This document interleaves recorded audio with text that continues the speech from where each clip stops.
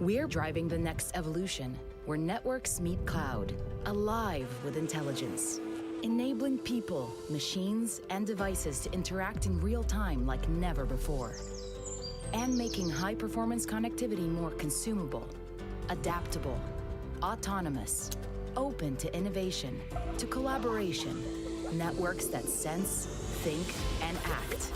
Because by working together with service providers, enterprises, and the world, we can create a more sustainable, productive, accessible future by accelerating the impact of digital to reach people, places, and industries that have never been reached before. That demands more than change. That demands transformation. For us, that means pushing further with a clear vision. The precision of tech leadership, the dynamism of a new digital era, and the kaleidoscopic colors of innovation. At Nokia, we create technology that helps the world act together.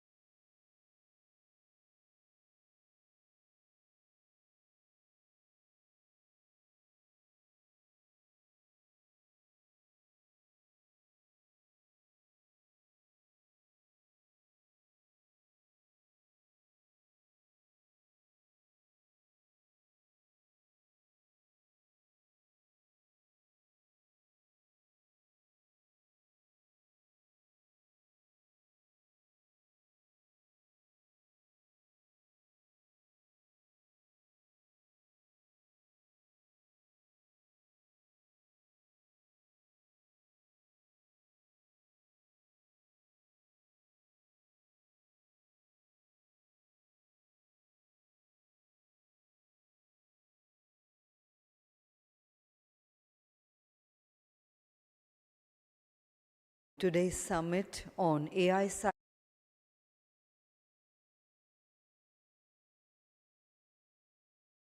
Hall. We will go ahead with the proceedings in few moments as soon as our dignitaries join us on the dais. Once again requesting everyone to kindly take the seats inside the hall so that we can go ahead with the proceedings of the inaugural session of the summit today. Thank you. And would once again request for all mobile phones to be kept on to silent mode.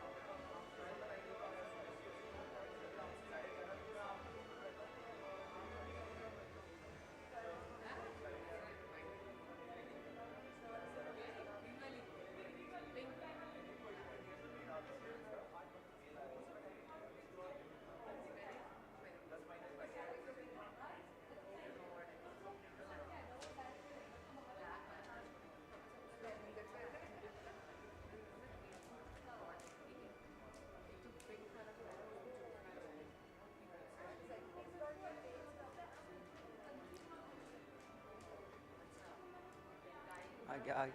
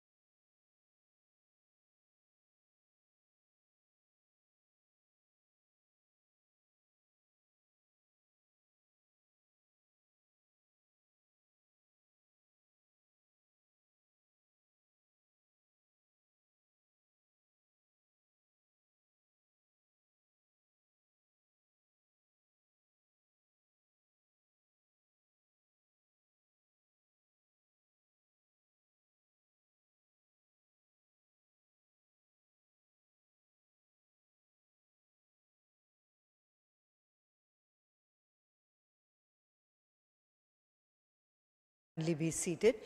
We are ready to go ahead with the proceedings of the summit.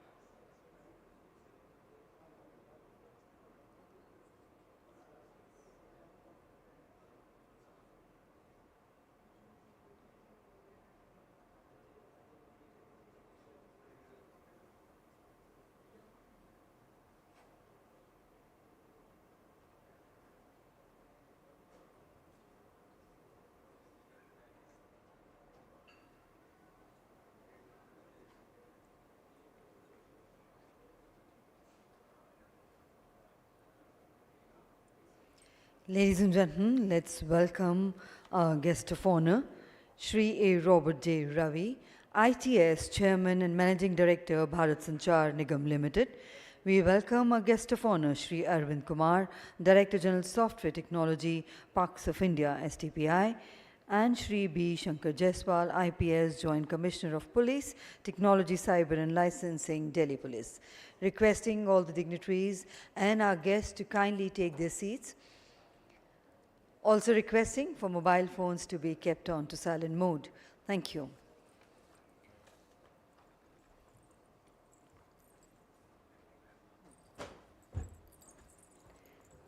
Ladies and gentlemen, namaskar and a very good morning. On behalf of Bharat Exhibitions, it gives me immense pleasure to welcome you to the Bharat AI Cyber and Automation Summit 2025, an event dedicated to shaping the future of India with smart, secure, and automated solutions. Our theme this year is Building a Smart, Secure, and Automated India, which reflects our collective vision of technologically advanced Bharat that thrives on innovation, cybersecurity, and automation excellence. Let's commence today's proceedings with the auspicious lamp lighting. I have the privilege in inviting our guests of honor, Shri A. Robert J. Ravi, ITS Chairman and Managing Director, Bharat Sanchar Nigam Limited.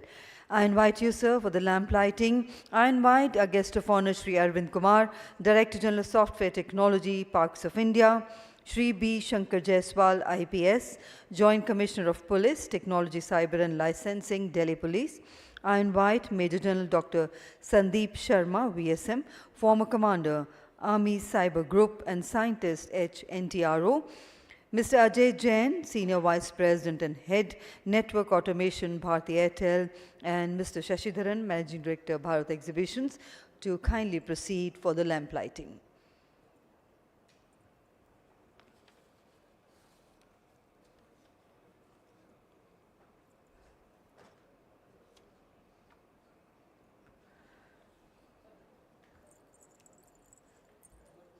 And let's put our hands together, ladies and gentlemen, for the ceremonial beginning of the summit today.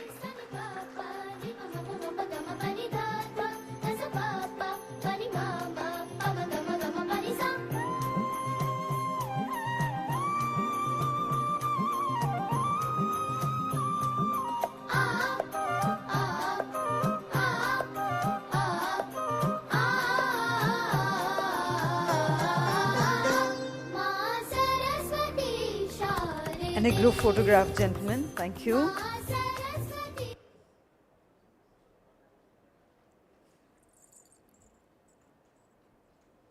Thank you, sirs. I would request our dignitaries to kindly grace the stage with their august presence. Thank you. So, ladies and gentlemen, once again, warm welcome to the inaugural session of Bharat AI Cyber and Automation Summit 2025, organized by Bharat Exhibitions, supported by Ministry of Electronics and Information Technology, Government of India, India AI, a mighty initiative in partnership with STPI. Ladies and gentlemen, for the inaugural session, we are honored to have with us distinguished leaders from the fields of AI, cybersecurity, automation, and governance to share with us their invaluable thoughts. And to formally kickstart the summit, I now have the privilege in inviting Mr. Shashidharan, Managing Director of Bharat Exhibitions, a visionary leader whose passion for driving impactful conversations and technology has been pivotal in shaping platforms like this. So let's put our hands together to welcome Mr. Shashidharan for the welcome address.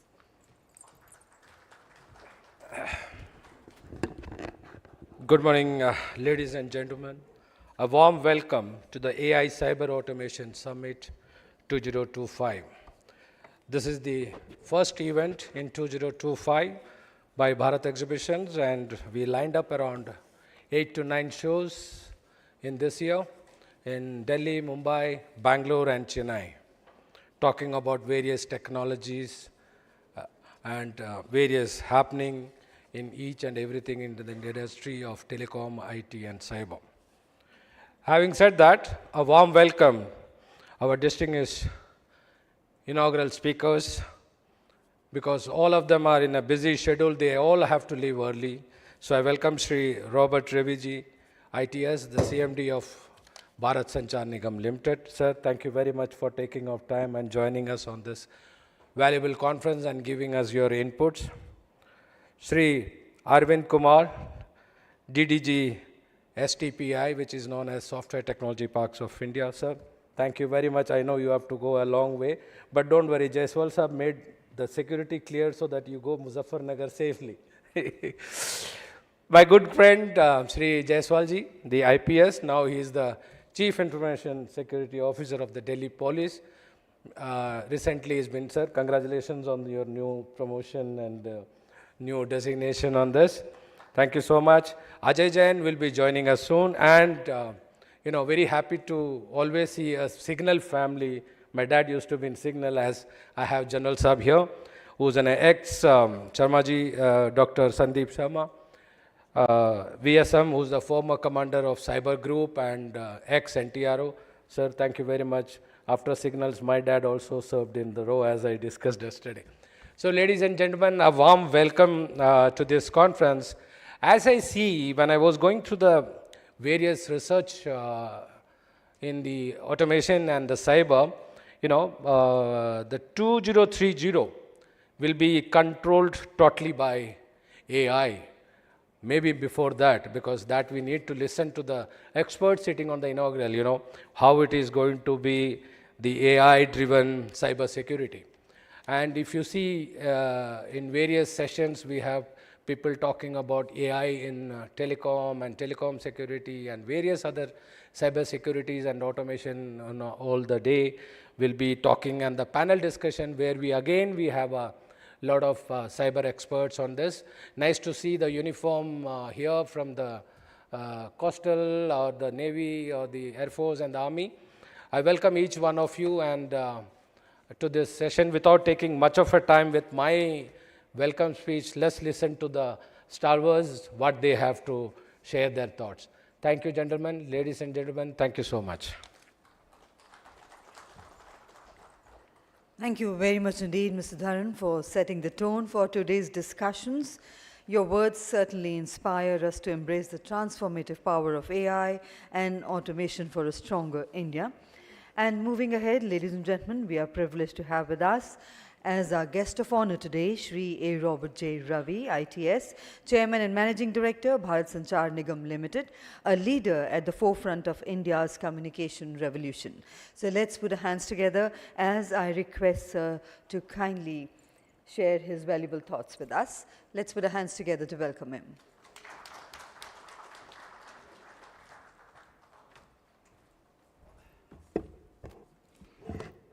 Morning, ladies and gentlemen. Shashi, my friend, and all the panelists who are there on the dais, my friend Arvind, Shankarji, and of course Sandeep Shamaji. It's again a great pride whenever Shashi calls upon to such events. It's really a real pride to be in such events, especially today if you see the topic, one of the very most important topic that is going to really challenge us the next few years. Securing our future, especially with the changing AI and automation coming in a very big way. Just going back into our telecom domain. If you take the telecom industry itself is undergoing major transformation in the digital transformation. We are going to see AI as the heart of all the activities, and complete automation is going to happen. Now, these have already started coming up in the 5G itself, and I'll just let you know on what is going to happen in 6G also. Today, we can see whether we talk about network optimization, how effectively we can communicate with customers, how we can ensure the security in our network is happening, how we automatically optimize the network and provide a seamless connectivity. All is being today in one way or other driven by AI technology. In BSNL itself, we have, I think I've been speaking about in a couple of forums, we have just launched an AI-powered optimized network, where today we have close to around 67,000 4G towers that is live. These towers, how exactly the monitoring, the quality of service, etc., on a real-time basis, AI-enabled, on an optimized basis, we have already put in place. Now, the main, if you just go into the nitty-gritties of it, the key thing which is going to focus is on one we always call the SON networks. How optimizing, self-optimized networks can bring in. These small items bring in some sort of an automation into the network. Can my network automatically optimize?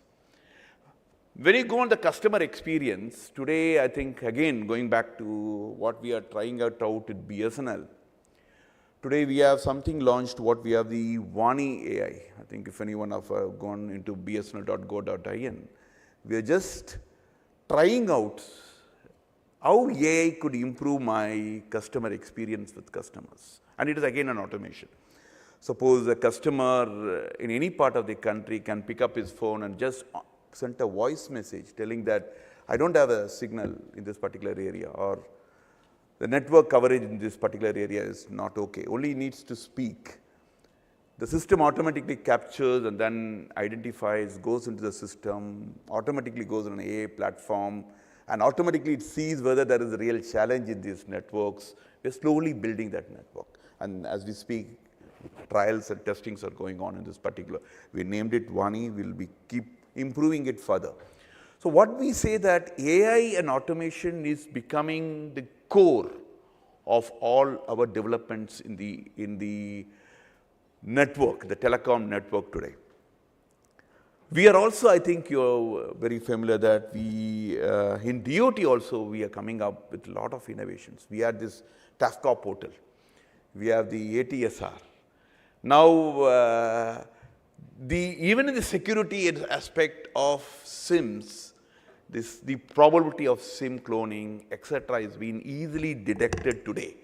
Today, I think you might have seen that we have a very good platform available in DOT, where if you have any problem, just go and log in and put the information, and the system automatically predicts. And then we have close to automatically even sent information to service providers to enable action to be taken on these SIMs which are found. So, of course, when we talk about more and more automation into the system, which is more AI driven, are we going into a loop which will go on its own and even lose its control is a big question mark which we are still debating. Especially when we go into the 6G network. We all know that 6G is more of a cognitive network. The 6G is going to be completely based on AI and automation. The art of 6G lies only in AI and its automation. In the Department of Telecom, we are also encouraging a number of institutions, close to 250 institutions today, a lot of research is going on exactly on this particular sphere of how AI can bring changes into our lives in the way in which we communicate. Can I offer a seamless connectivity, be it internet or voice, wherever you go? For example, irrespective of the service providers also. That's the other thing. Can I do some sort of a network slicing, which is already there? We are still not fully exploited the use of the 5G network slicing. Can I create virtual private networks on the network slicing, dedicated, which could offer security for any type of application? Classic example will be, say, for example, we need to do some examination. Can I have an end-to-end control given to an examination authority, a clear slice on the wireless path, we call a network slice, and then audit control error completely is managed by this particular slice, end-to-end. And then he controls what time even the question paper has been delivered to the customers. Maybe in a school of all, you have a printer, the printer prints, and then the question papers are. So we are exploring various options. I'm very sure AI is going to really ease the lives, and with automation coming, ease the lives and make our communication more effective, more seamless. So I walk into my network, irrespective of the service providers, whether there's a tower connection or it's a Wi-Fi connection, I should have a very seamless connection, both in terms of internet as well as our voice communication. We are in BSNL trying to attempt this also in a small scale. We have launched what we have, the BSNL National Wi-Fi Roaming Facility. So any BSNL customer, be it a mobile or a FTTH customer, you can walk around to any of these AP, the access points that BSNL has put across the country in different, even villages. And then you seamless you will get interconnected, and you have a seamless connectivity also. We are also seeing how we enable voice and also this. So the automation and AI is going to be the heart of all modern telecom networks, which is going to drive what we call the seamless connectivity portion, wherever we are. Set that, the challenges that are going to come in. People talk about different ways of how do we secure the network. We talk about blockchain. We talk about distributed ledger technologies. How these are actually need to be put in place is very, very critical as we also build these networks on AI and automation. Now, the critical thing is in 6G, we are coming out what we have something different called the self-healing networks. Now, what happens is, unlike SON, if there is an AI automation done, AI is taking care of the network and automation is done, and suppose there is some attacks coming in, the network can identify these attacks, maybe be DDoS attack or any attack, whatever you say, and automatically does what we call these self-healing networks. It completely changes the scenario. Once we do the self-healing network, then we put into a framework. So that is what we are discussing, what we call the 6G cyber framework. So when we put this 6G cyber framework as one of the layers over which we start building the networks, we will be able to do a complete secure network, though we have our AI and automation. Because when we have AI automation, when we go on IP-based networks, because when you move towards 5G, 6G is going to be pure IP, ultra, probably zero latency, and very high-speed networks. When you're talking about such important aspects, we need to also ensure the network is secure. So this plays a very critical role in our cyber framework. The extended view of it, we have our sister organizations and CDOT working on it. We all be aware of what we have, the quantum technologies. Today, this is going to be the next step, a 6G plus version where we need to have, once AI comes into place, the 50-60% of all your jobs in AI, complete automation takes place in 60-70%. The next step, what it leads is what we have, how we can encrypt your network. Once we start encrypting, how can we secure your networks? These are called quantum secure networks. So that is also research is going on. We have been funding it. Today we have testing end-to-end points where I can have a quantum secure communication happening between two entities. So these are some of the steps really it has been happening across the world. We still need to do a lot of research, especially in this particular field of the encryption. So once we have, because let us admit, AI and automation is going to be a way of life in whatever we do in our networks today. The immediate thing is how do we secure it on a cyber secure. We are also closely working on how do I even take the secure network to the edge. So that is what we come next on the MECs, mobile edge computing. Can I secure that? So we are also working on a project. Can I develop what I call India Secure or SAFE, India Secure, a small software which can sit across any of your user devices, be it your CCTV cameras or your devices, till we actually go into the path. Because as I told you, AI and automation is so much catching up. Your encryption and your securities also needs to catch up with it. In the ensuring space, so we know today we have a lot of devices, maybe we call it CCTV devices, your user devices, etc. We'll all be using this high-speed, zero latency networks very efficiently. Now, can I put a layer called the India Safe Secure layer, which ensures our data has not been transported to any remote servers in the world? We have seen places like some of the devices constantly pinging to some distant servers, sending some information. So these layers of secure software layer that can sit on these devices could help protect and close these edges so that we make a network more secure and effectively. Once again, I know we have a lot of challenges here. I wish this conference can bring in a lot of roadmap ideas. We are free to even try to see if we can pick and choose a few of these to real implementation. My request to each one of you is, probably Shashi also, when at the end of the day, we should have a list of activities, short term, long term, which we can circulate to other ministries, which even to us. See that can we cherry pick a few?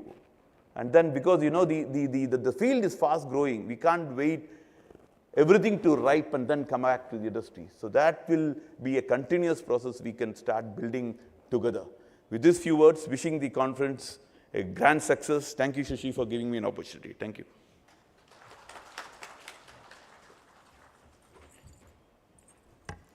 Thank you very much indeed, sir, for that insightful address and to a wonderful start to the summit with your valuable thoughts that you shared with us. I would now request Mr. Shashidharan to kindly do the honors of presenting a token of gratitude and appreciation to our guest of honor, Shri A. Robert J. Ravi. Thank you, sir, for gracing this occasion and for...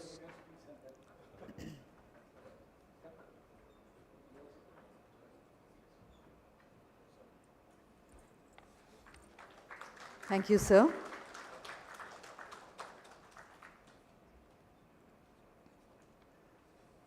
Thank you very much indeed. And ladies and gentlemen, we have the privilege of having with us today as a guest of honor, Shri Arvind Kumar, Director General Software Technology Parks of India, who is the driving force behind India's IT growth and technological prowess. And let's put our hands together as I invite sir to kindly address the August House.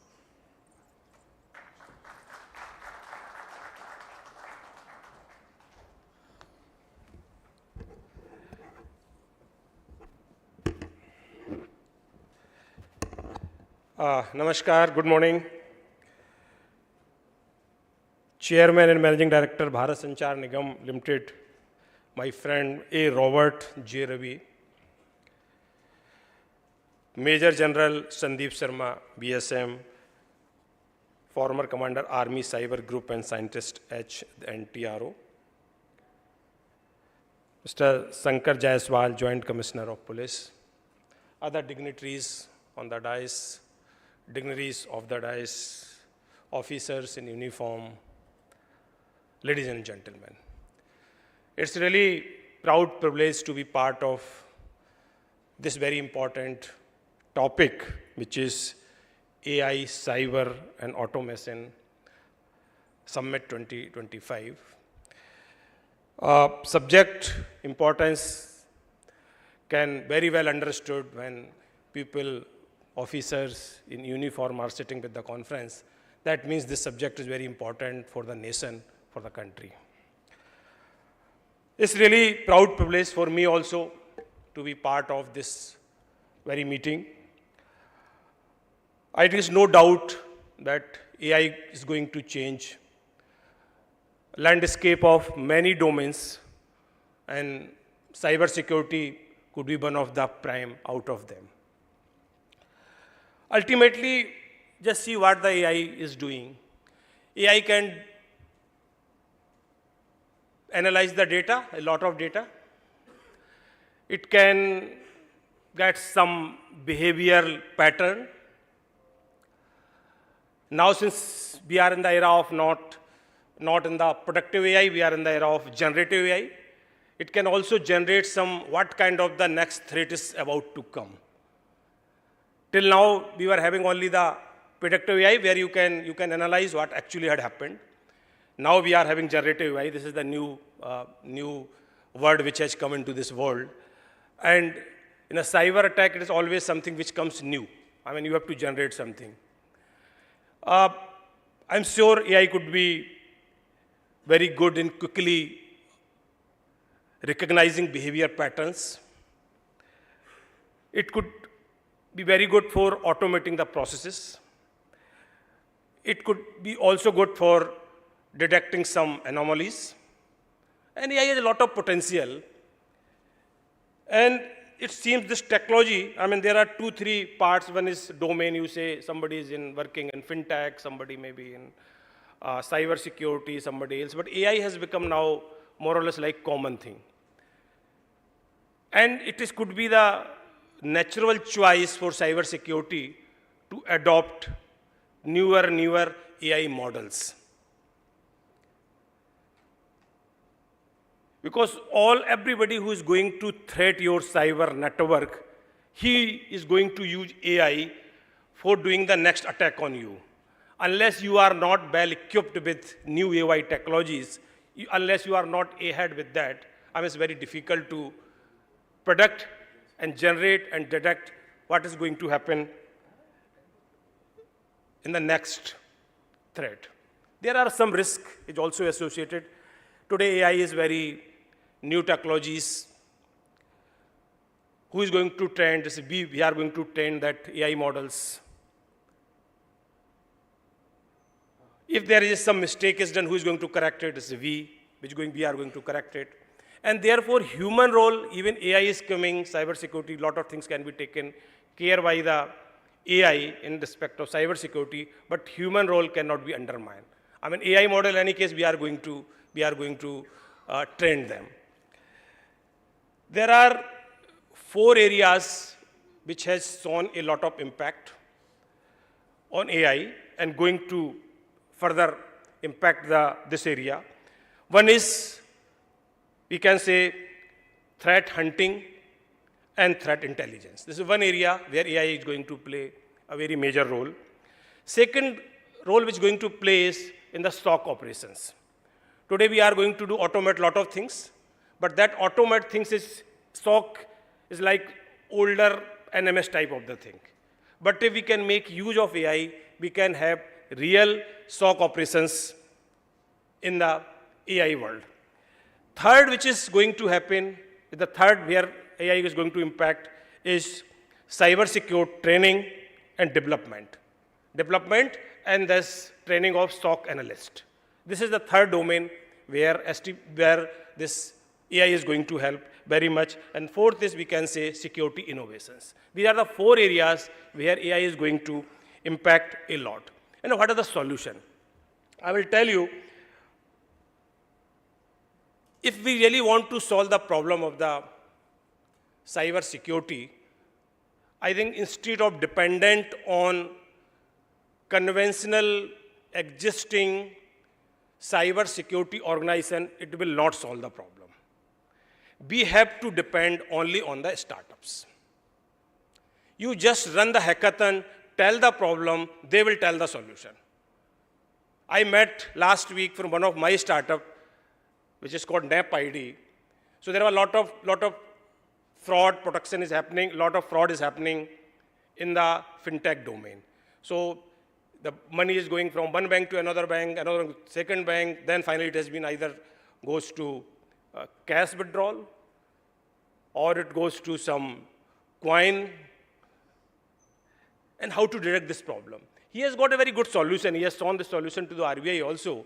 And the solution is, he will put one tag with this. He will continue to monitor that all transaction until it is converted into the cash, or until it goes to convert into some coin type of the thing where it's not traceable. So when something happens, somebody has taken some money from your account, it goes to account A to B, B to C, C to D, it doesn't bother. It is just keeping track. When E will take this money out of either in the form of the cash or some different currency where it's not traceable, he will alert the first person, which is A. Yes, this is the money which has been transacted from your account. Now it is going to withdraw by the cash. And there you will get one more alert, and then whole chain can be tracked. I mean, this is the solution he has offered to RBI. There could be thousands of such solutions. So I think we should run whatever cyber security problem is, whether it's a telecom, whether it's a fintech, whether it is anywhere. If you find any problem, you just run a hackathon, you will find thousands of the solution from these startups. STPI has around 7 or 8 AI-powered center of entrepreneurship. And most of the COEs are, one way or other way, they are using AI. When it comes to fintech, they are using cybersecurity, AI plus fintech domain.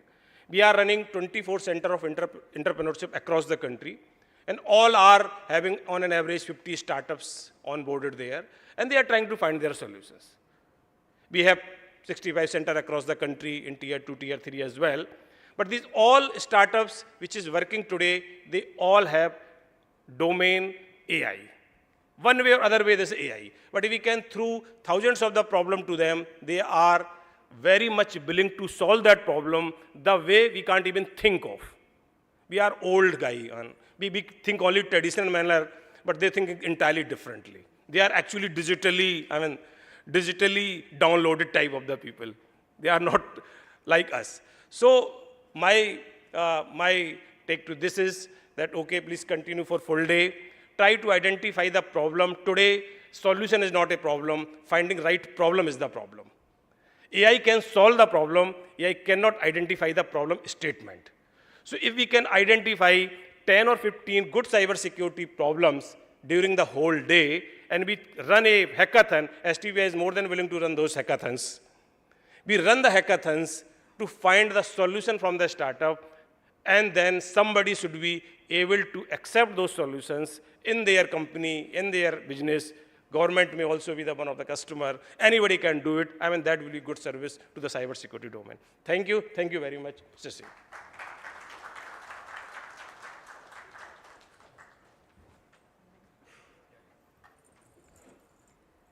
Thank you very much indeed, sir. I would once again request Mr. Shashidharan to do the honors of presenting a token of gratitude and appreciation to our guest of honor, Shri Arvind Kumarji, Director General, STPI.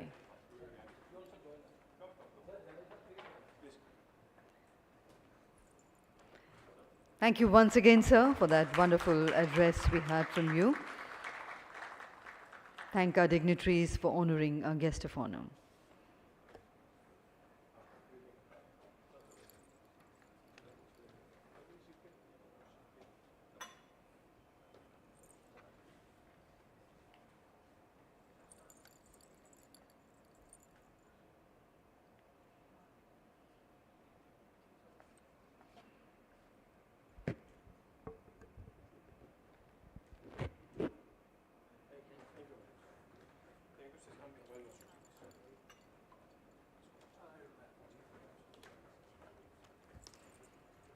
Ladies and gentlemen, our guest of honor, Shri Arvind Kumar ji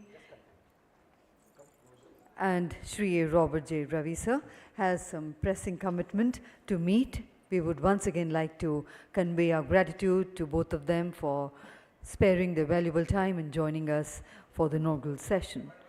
I now have the privilege in inviting our guest of honor, Shri B. Shankar Jaiswal, IPS, Joint Commissioner of Police, Technology, Cyber and Licensing, Delhi Police, who is also a dynamic officer ensuring cybersecurity in the heart of the nation, to kindly convey his thoughts, his valuable insights on the topic with the August House present here. So let's put our hands together, ladies and gentlemen, to welcome.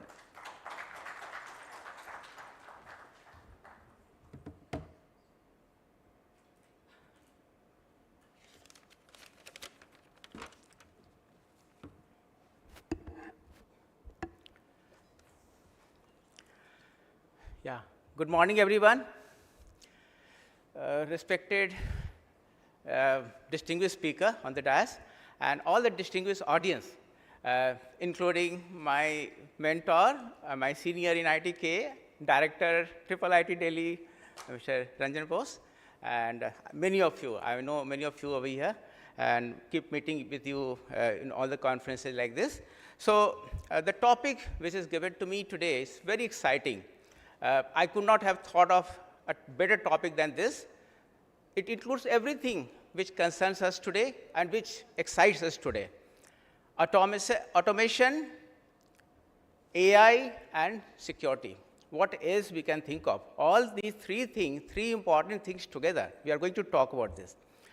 I'll start with my industrial training way back, 30 years back, when I was doing industrial training in SAIL Bokaro Steel Plant. And at that time, first time I came to know about something called automation. And at that time, we were also told that in SAIL Bokaro, SAIL Bokaro had level 3 automation, and they were aspiring for level 5, which is the highest at that time. And we were also told that Nippon Steel, Japan, they have level 5. And what is the meaning of level 5? There is no one at the shop floor.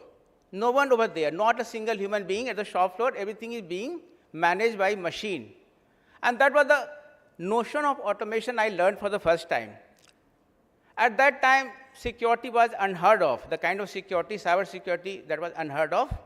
And of course, AI was there, but AI of not the kind we are witnessing today. That is, at that time, it was symbolic AI, rule-based AI, decision-making process based on rules. Now we are fast forward 30 years, AI, symbolic AI replaced by neuro-symbolic AI. So now neural network and symbolic AI has merged together, and the robots were a different kind. They were industrial robots. Now we are going to see humanoid robot, and there are many examples we have seen in media also. And the security, which was almost nil or unheard of, the kind of cyber security, now we are in the thick of cyber security threat. So all these three streams in different avatar has merged together, and that's why it's very challenging and exciting and interesting. So let's talk about something from my background. In Delhi Police, I look after a project called Safe City. Why I'm talking about this? Because Safe City project has a lot of ingredients of automation, a lot of ingredients of cyber security, and also AI content. What is AI content in Safe City project? In Safe City project, we have CCTV-based surveillance system by which we want to do everything what a beat officer on the ground tries to do. A beat officer in a street would look for anomaly in physical space. We are trying to identify and pinpoint anomaly through CCTV cameras, and based on that, we want to generate alerts which can be addressed, which can be acted upon by all means, which is PCR, vehicle, mobile patrol, etc., etc. So this is one big project worth around 80-50 crores, almost on the verge of completion. We have got 25,000 cameras. We are doing facial recognition system. We are doing automated number plate reader and many other semantics video analytics, such as a person falls on the ground, the video analytics will find out. A woman in distress giving a distress signal can be identified.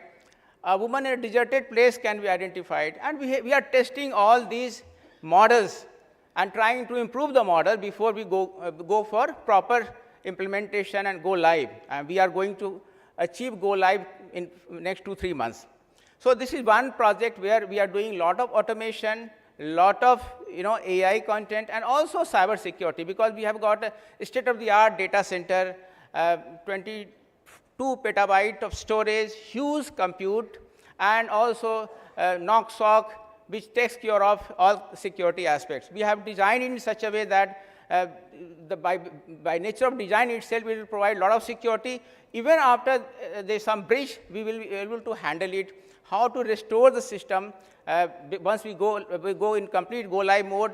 We cannot even afford to go off the public domain even for a few minutes, forget about hours. So that kind of system we have designed. Another project is intelligent traffic management system. This is another project which is having huge amount of automation, huge amount of AI, the way we see today. It will have something called adaptive traffic control system, ATCS, which will be the brain of intelligent traffic management system. In this system, we will be having 1,200 junctions of Delhi, that will be integrated in such a manner that all junctions would be getting real-time recommendation for optimal values of split, cycle, and offset. These are the 3 variables which are used for managing the junctions for traffic regulation. So this is another state-of-the-art system which Delhi Police is going to have. One more system I'll be talking about, that is predictive policing. In fact, that was my research subject also in MS Research when I completed 2 years back at IIT Delhi. And the idea is that why not predict crimes when we are having so much AI revolution today? Why not predict crime and do deployment based on the prediction? So this is something I tried in my research, and now I'm trying to implement that in Delhi Police. That was again tried separately, and now that is being tried as part of Safe City project. Cyber security, I'll just give a small statistics. When I joined police service, Indian Police Service in 2001, at that time, we were in academy, we were trained about how to deal with cybercrime investigation, digital evidence, and all sorts of things. When we joined as a district training, I tried implementing some of the concepts which I learned over there. But at that time, phishing was very common kind of cybercrime, and maybe deletion of data with some malicious intent, that kind of thing was there. But now, I give you one statistic. In 2021, we had Delhi Police saw 10,000 cybercrimes, cyber frauds. This year, it is over 2 lakhs and counting. Last year, 2024, more than 2 lakhs. So there's a phenomenal, exponential growth in cybercrime, and regions are well known. I mean, why this is happening, because internet provides anonymity, and with the arrival of Gen AI, it has become all the more easy for cyber criminals.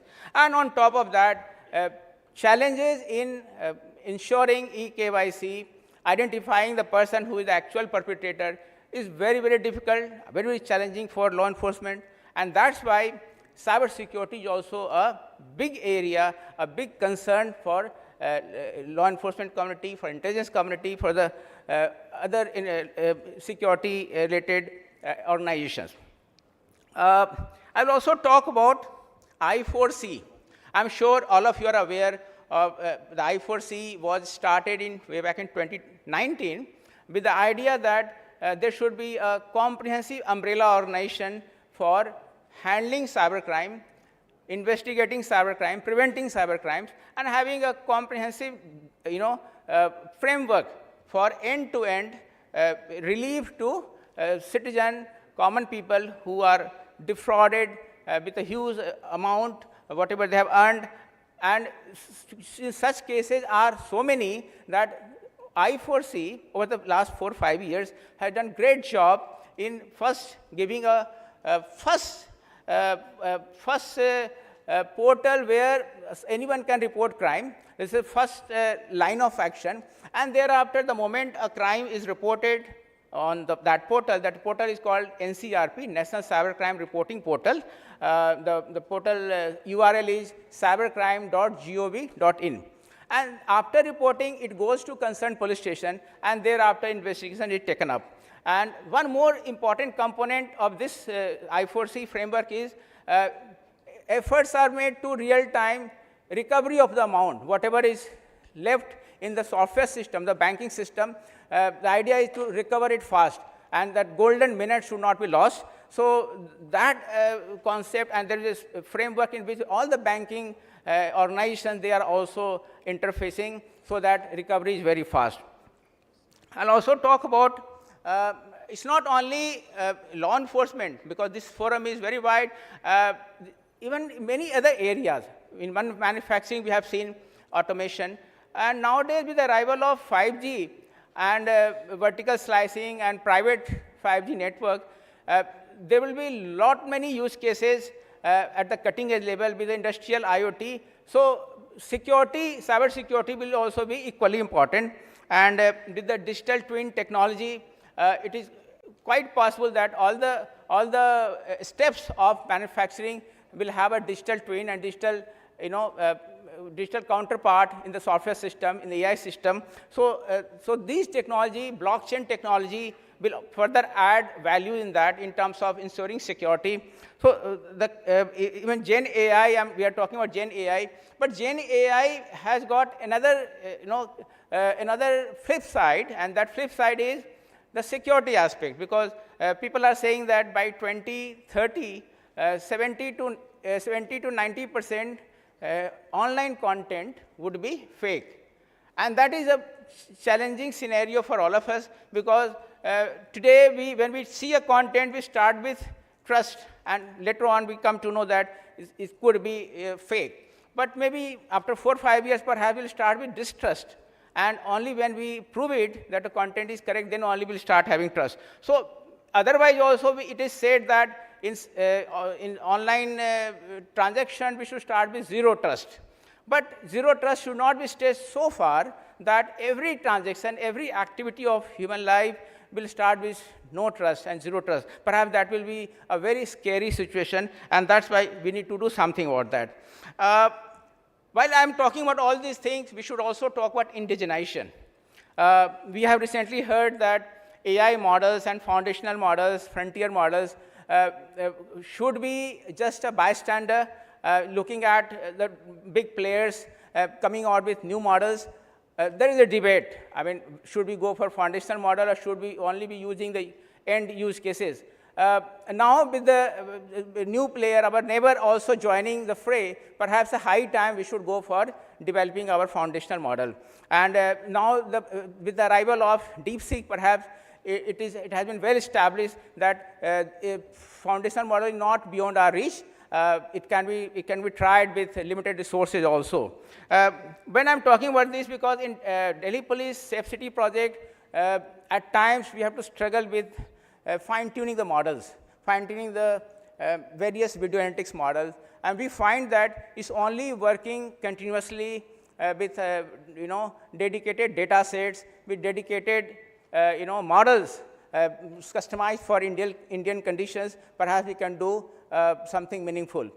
Just copying some models, written and designed for some Western world, and using the data sets which has been used for training would not serve us well if we want to do similar thing in our country. Think about Gen AI. Think about GPTs kind of thing. Can we do? I'm sure all of you will agree with me that even chatbot does great job, but when it comes to our Indian specific content, our own cultural, socio-economic realities, our languages, diverse set of languages, perhaps here it fails, because the ChatGPT, GPT-4, they have not been trained with a huge amount of Indian data sets. Of course, whatever is available in English, perhaps it does well on that. For vernacular languages, it doesn't do equally well. So it's something which we have to look into.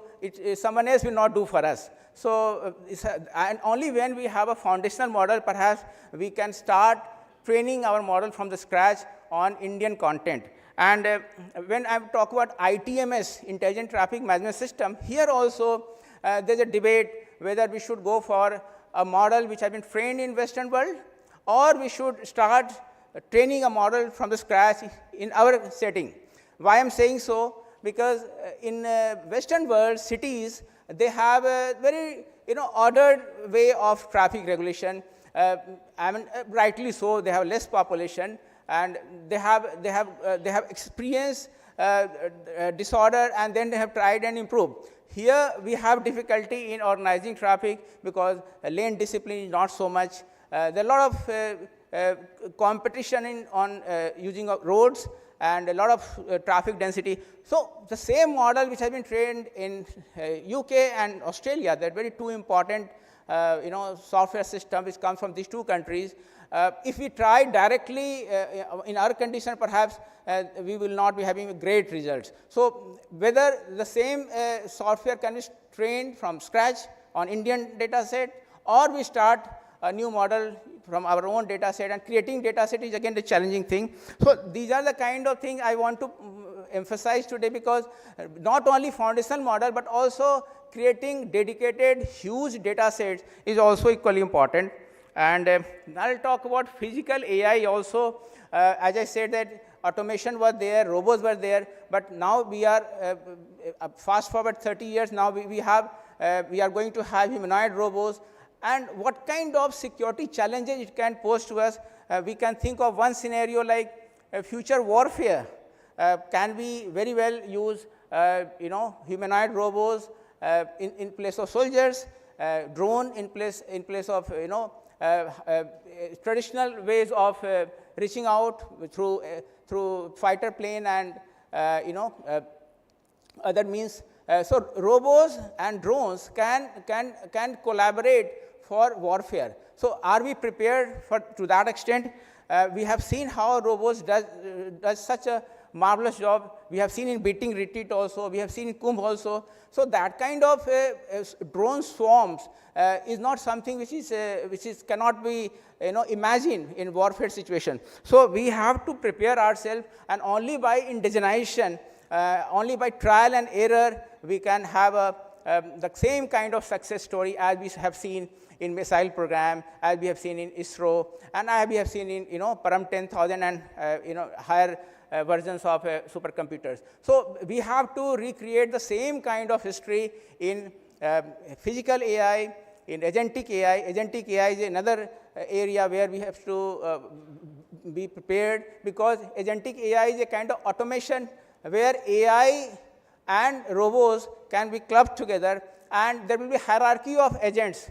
So it's not only Gen AI, but also autonomous Gen AI, where agents will be taking decisions, and there will be series of agents, hierarchy of agents, maybe higher level, a single command would be given, and there will be thousands of agents which will be working to implement that. And that level of abstraction perhaps hide a lot of details, but at the same time, cybersecurity will also creep in, because we would not be knowing what's happening in the clusters and hierarchy of agents. So with this kind of I would say the evolution of many streams of technologies is not adequate enough to just know and use that, but also to start developing those technology from the scratch. So these are the broad contours of automation, AI, and cybersecurity, which we are dealing with in part, and also we are looking forward in future. In Delhi Police, we are trying to at least try our hands with humanoid robots. In place of receptionists in police station, we are thinking, why not have a couple of humanoid robots, because physical AI is now very much around the corner on the horizon. So we are trying to do something similar to that. We are in touch with IIT Delhi Technology Innovation Hub, and we have got one experimental humanoid robot, not exactly humanoid robot, but something which can be repurposed as humanoid robot. Another thing we are doing is that, of course, chatbot is not something which is unheard of. Everybody is trying chatbot.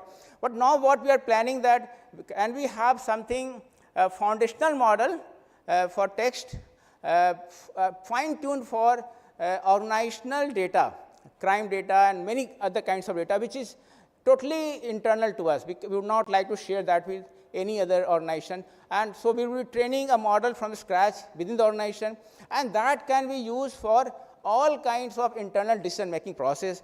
For example, an investigator, a case, an IO, investigating officer, doing an investigation would will be dependent on the output of that system. A new entrant in the organization would use that for training purpose. And also, we would be, you may have heard about, retrieval-assisted generation.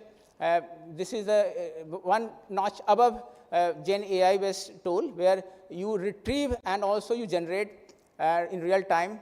And also a Jeopardy kind of system, which is mostly symbolic AI-based system, where lot many wisdom, lot many content, knowledge graph can be used for decision-making process. So we are having a vision that can we have something, some kind of hybrid of neuro-symbolic AI, retrieval-assisted generation, using Gen AI, agentic AI for the internal working of the organization.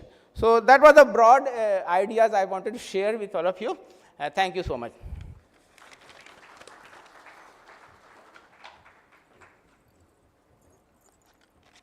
Thank you very much indeed, sir, for that wonderful address and for highlighting how AI is being utilized for safety and security. And now, ladies and gentlemen, for the special address, I have the privilege in inviting Major General Dr. Sandeep Sharma, VSM, former Commander, Army Cyber Group and Scientist H, NTRO.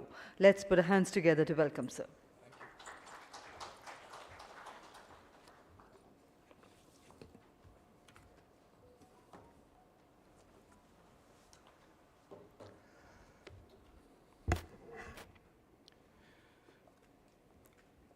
Good morning, ladies and gentlemen.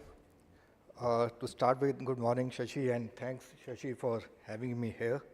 And thanks to this conference today, I was able to meet Mr. Jaiswal, who is also from the same alma mater of where we have graduated. Thank you so much.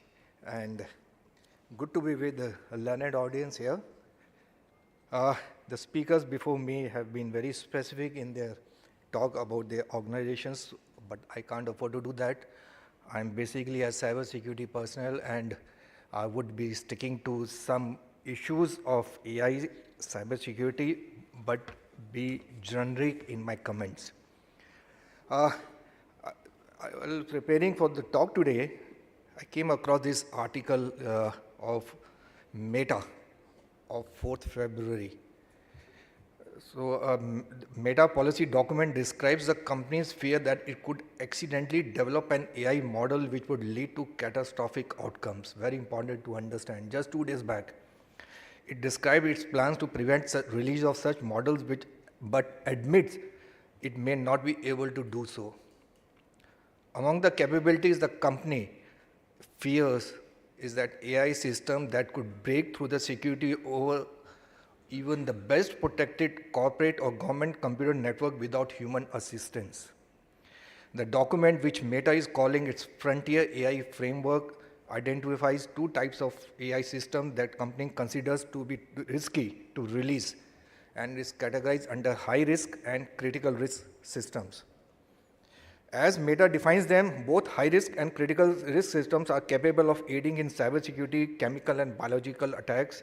The difference being that critical risk systems should or could result in a catastrophic outcomes that cannot be mitigated in a proposed deployment context.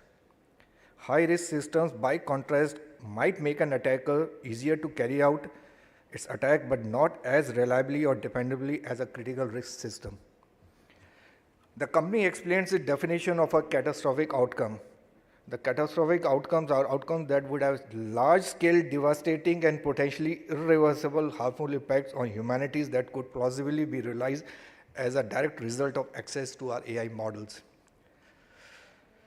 One example that the document gives is automated end-to-end compromise of a best practice protected corporate scale environment. In other words, AI can break into any computer network without needing any help from any human being. And others could be zero-day vulnerabilities, fully automated scams, deployment and proliferations. But the company has come out with a policy that when it identifies a critical risk, it will immediately cease work on the model and seek to ensure that the model cannot be released. Very important to understand the complexities with which we are going to face this field of AI in times to come. My talk would be mainly restricted to cyber because I'm primarily a cyberman. Although this is a very powerful combination, AI, cyber, automation. The audience is very well learned, so I need not dwell on what is AI, what is cybersecurity, what is automation. I'll come to the intersections part of the three terms. So here's a breakdown of the intersections. Firstly, AI-powered cybersecurity. AI can enhance cybersecurity by detecting anomalies, predicting threats, and responding to incidents. The second intersection, automated cybersecurity. Automation can streamline cybersecurity tasks such as vulnerability scanning, patch management, and incident response. The next is AI-driven automation. So AI can optimize automation processes by predicting maintenance needs, detecting errors, and improving overall efficiency of the systems. Now, specifically coming to AI in cybersecurity. Threat detection. All those who are in the field of cyber would understand whatever I'm saying. Threat detection, predictive analytics, incident response, vulnerability management. What are the benefits now? Getting AI into cybersecurity. Firstly is improved detection, very, very important. AI-powered systems can detect threats that may evade traditional human-based security measures. Enhance efficiency. So AI can automate many security risks and tasks, freeing up human resources for more strategic work. Proactive defense, and lastly is scalability. AI-powered systems can handle vast amount of data which humanly may not be possible, making them ideal for a large-scale security operation. But there are limitations. Everything is not for good when you bring AI. First is the data quality. AI requires high-quality data, and that is very, very important. The learning part of AI has to be powerful based on good quality of data. Explainability. AI decisions can be difficult to interpret, making it challenging to understand why a particular action was taken by the system. And security of AI systems themselves. AI systems themselves can be vulnerable to attacks, compromising their effectiveness. Some real-world applications are EDRs. All AI-powered EDR solutions can detect and respond to threats on endpoints. All AI-powered SIEM solutions can analyze security logs very efficiently. Then you have NTA, that is network traffic analysis, and IAM, that is identity and access management to scale down the threats. Smart homes, as you were speaking about smart cities, smart homes. AI-powered automation can control lot such issues, eliminating the risk part of bringing smartness into such sectors. And future of AI in cybersecurity automation is that autonomous security, the AI-powered systems will become increasingly autonomous, making decisions and taking actions without human intervention. Number of times people say, sir, 5G is coming, 6G is coming. So I ask them, what is the advantage of having 5G? The 2 points they bring out is latency and the speed. Sir, if I have a video of 500 MB, I will be able to download in 10 seconds or so. Mega, does it help you? He says, yes, sir, my time would be saved. I agree. Mega, what else? Why 5G is coming so much? Very people are able to answer that. It's the time of machines which is coming. We are into the time of machines. So if you are developing a system for driverless cars, those two cars need to speak to each other. They cannot afford to have a high latency. If I'm speaking to someone, if on the phone I miss out a word because of error, the other guy will be able to make out. He can do the fill in the blanks. He said this is what he would have said. He will not ask me to repeat unless, of course, I have missed out the entire sentence. But the two machines cannot do that. That is where the 5G steps in. So if the machines have to speak to each other, they don't have the brain which I have or you have or we all have. So they are not in that position, or they will reach somehow at a later stage. But at this moment, they require that 5G to process and to reduce the time. And that is what is required in the time of machines. Man. That's why you need 5G. I remember when I did my master's way back in 1991 from IIT Kanpur, AI was my subject. 34 years back, we did AI. We did only two things, expert system and Lisp programming. Now it is R and other languages. And from 91 till 2018, I didn't even touch AI. It was only cyber and cyber. I didn't touch AI. It was only in 18 May, this word called AI started coming up. It's a human being. Say, what happens is, if I tell someone, you remember your childhood, immediately in his mind, his childhood memories come up. What is the time he has taken to bring that memory into his brain? You can't describe it. Nanoseconds. And I always ask people, what is your memory in terms of petabyte? Nobody can explain. The work in AI started in 2018 because of two things. The GPUs started coming in and the memory is becoming cheap. Though the two things which require to emulate or simulate a brain.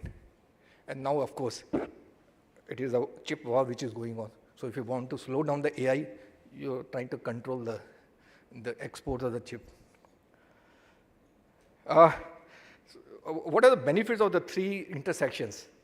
AI, automation, and cyber. These are, well, I'll still go through them. Automation for enhanced efficiency, robotics. But what I will dwell on is the key sector or sectors for focus. And before that, there's a word called Atmanirbhar Bharat to bring in this field of cyber automation and AI. So Atmanirbhar Bharat or self-reliant India is a vision to make India technologically advanced and economically strong nation. So what are the leveraging factors or AI for economic growth? It's intelligent manufacturing, agriculture, innovation, healthcare transformation. I was speaking to Mr. Raju today. After cyber, it is the health which is very, very important, where the AI has to step in. What else for Atmanirbhar Bharat? It is automation for enhanced efficiency by developing process automation, robotic and drone technologies, and developing indigenous AI and carrying out research and development, startups and entrepreneurship, skill development by upskilling and reskilling programs that can prepare India's workforce for an AI-driven economy. Now coming on to the key sectors for the focus, I have listed out few of them. Firstly is defense and aerospace, followed by healthcare and pharmaceuticals. Next is education and skilling. This is what we were speaking in the morning. The level of education, especially the elementary one, needs to be brought up. And what are the challenges we are going to face is data privacy and security. So we have the DPDP Act is already there, the rules are being framed, and the government has asked for feedback by 18th of February. Inclusive growth, that is ensuring that AI benefits all segments of society, particularly the underprivileged. This brings me to an important aspect of AI doctrine. Developed countries have taken the lead. There's no doubt about that. In 2023, the G7 Pact on AI and the US executive orders were issued, and the Bletchley Declaration that 28 countries, including India, signed at the UK convened AI Safety Summit, bringing out this issue. US and UK have created AI safety institutes. March 2024, the European Union's AI Act was passed, following by the UI, UK and US signing a legally binding international treaty on AI and human rights.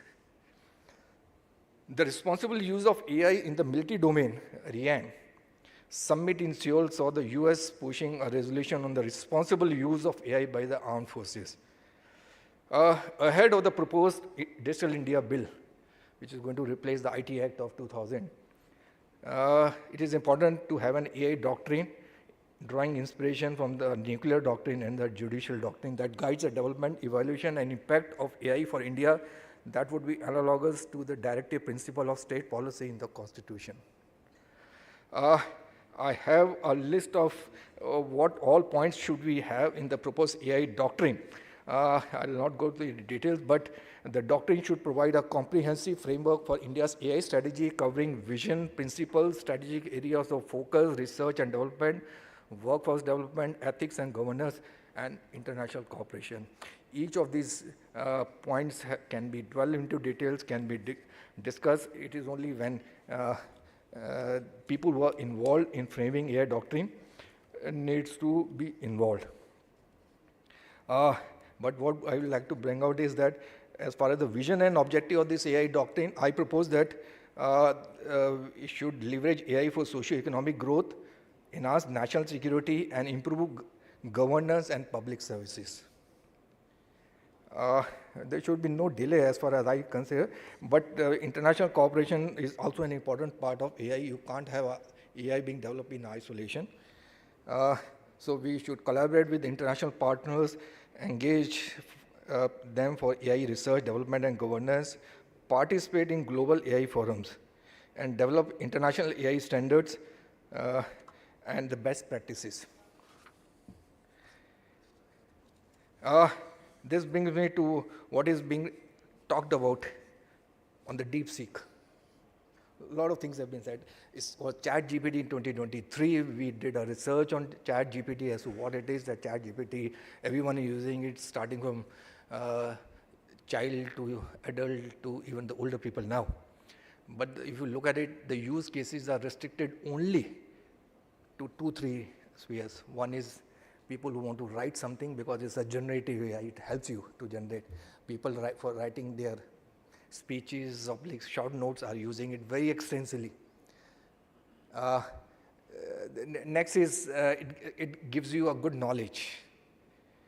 The thirdly is a lot of people speak about using it for cyber, developing offensive programs using cyber, because what the programmers or the coders would take 2 days, it would do the work for you in 2 minutes, or it would write the code and then you go through it. But it's not that simple. It is okay for students, but the hardcore guys, it only helps them, but it doesn't replace them.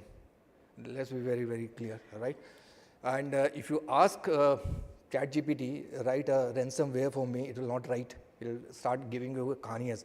Why can't it do this? It's illegal. It will tell you everything. But you reframe or frame your question in such a way that write a program which takes a code, encodes it, and then sends a key separately, and it will write. It will do that.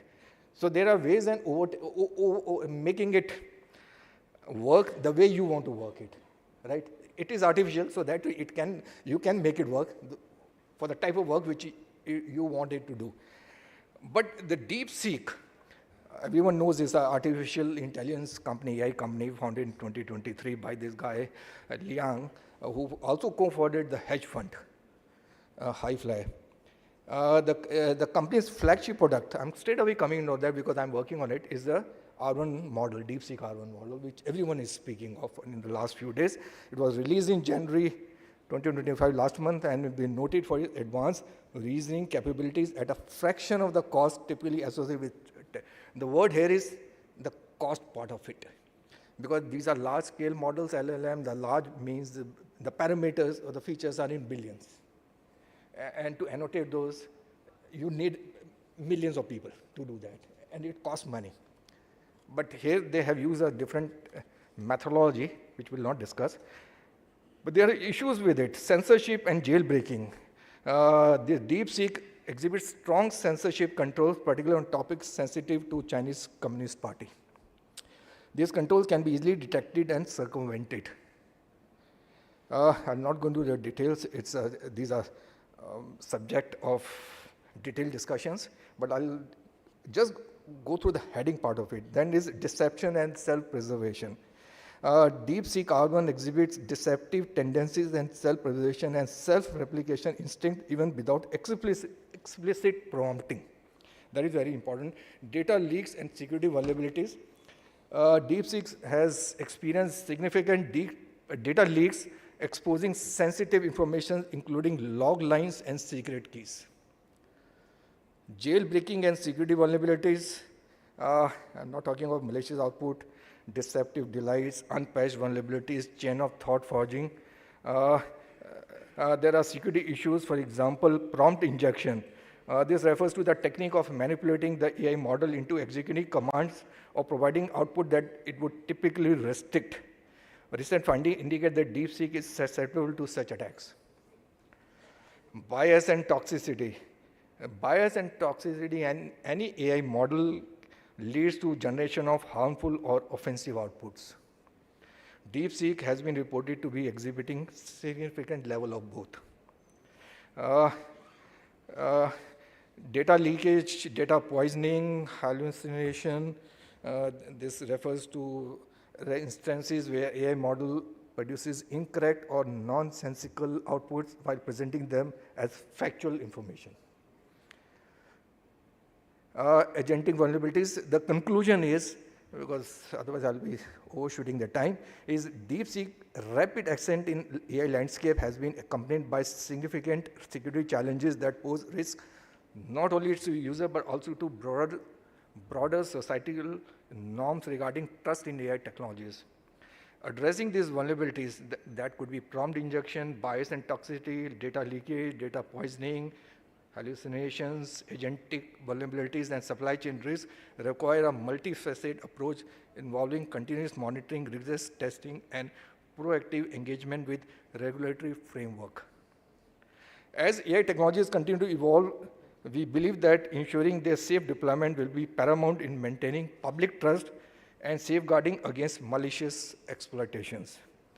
Organizations leveraging DeepSeek must remain vigilant in implementing best practices for security and ethical use while advocating for stronger regulatory measures across the industry. This brings me to, I don't know whether it's correct, I only read it. The Ministry of Finance has issued a directive banning the use of AI tools and applications such as ChatGPT and DeepSeek. I don't know whether it's correct. What the news says that there's now going to be a ban on ChatGPT and DeepSeek on official government devices. This is a circular of 29 January 2025. I hope it's not a fake, but it has come out stating that there could be potential security threats from these two ones. But what is not clear, whether the order is restricting the AI tools only on the official devices and does not specify whether employees can use them on personal devices for work purpose. So this move indicates that the government is adopting a cautious stance on AI adoption, prioritizing data security over convenience. So this is in a nutshell I wanted to cover today on the three terms: AI, cyber, and automation. Thank you so much.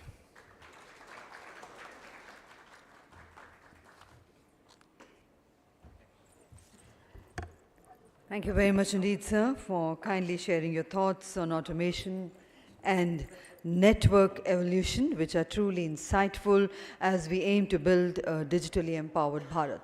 I would now request Mr. Shashidharan to kindly do the honors of presenting a token of gratitude and appreciation to Shri B. Shankar Jaiswal, IPS, Joint Commissioner of Police, Technology, Cyber and Licensing, Delhi Police.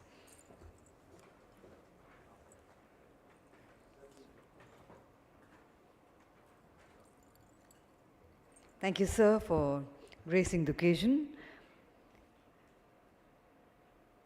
We present to Major General Dr. Sandeep Sharma, VSM, former Commander, Army Cyber Group and Scientist, HNTRO.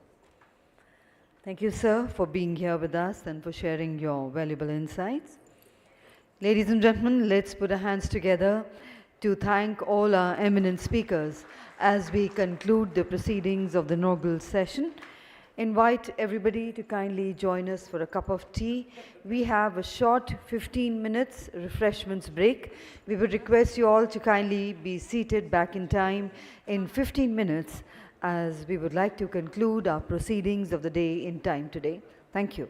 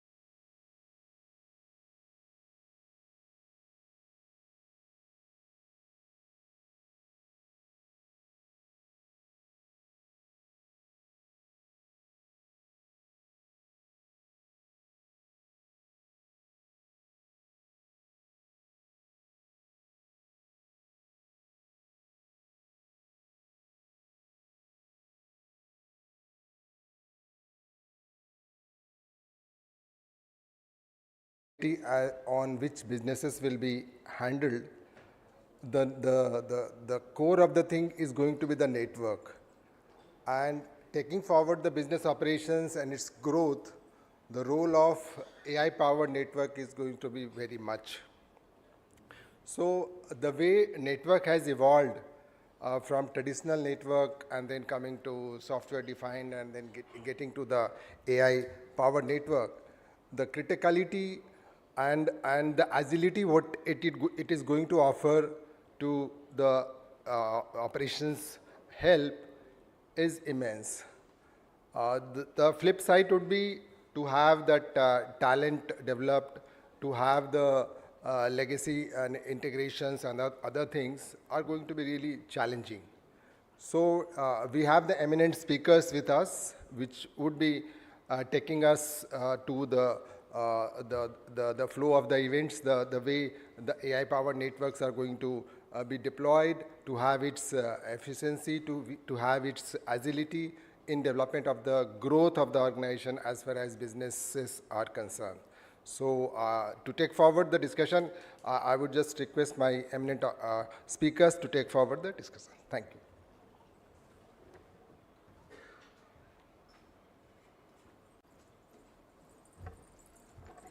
And I would like to invite for the first presentation Mr. GSVLN Rao, who is Director and Chief Information Security Officer at STPI, and the theme for his presentation is Securing India's Future Through AI and Automation. Over to you, sir.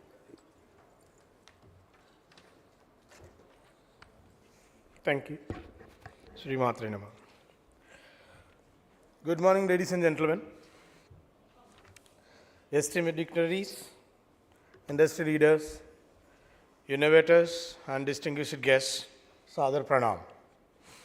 It's an honor to address to you today at the Bharat AI Cyber Automation 2025 Summit, where we come together to explore how AI and automation can revolutionize and cybersecurity can shape our secure and resilient India's future. Over the past 3 decades, we have witnessed groundbreaking revolutions and transformations in IT industry. That may be from Google search engine or from the most recent ChatGPT's human-machine interactions, and most recently, the kind of AI breakthroughs coming from Quen or DeepSeek. Yet, a critical question that remains in my mind always is, what will be India's AI's moment? Right? That is really a critical moment for me.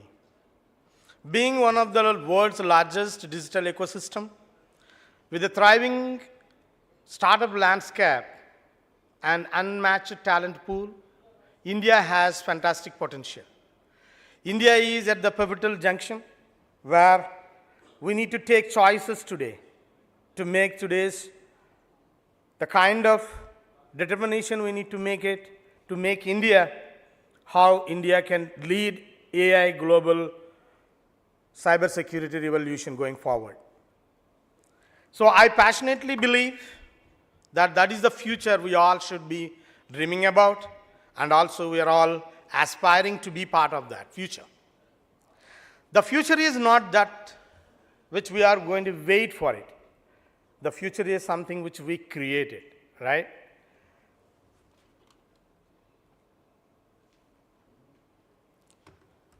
This may be the future. You're all aware. Artificial intelligence is poised to contribute approximately $957 billion in the Indian nation's GDP by 2030. This underscores AI's immense potential as a key economic driver, shaping the trajectory of India's economical growth. The Indian government envisions the country to becoming the global hub for AI, recognizing AI as a tribute to the human intellectual power. By integrating AI, big data, and human understanding, we can uncover a lot of solutions to the challenges which we face today and also the challenges which we are anticipated to face tomorrow. As automation scales across industries, it is imperative to integrate robust cybersecurity frameworks at every level to safeguard critical infrastructure and citizen data.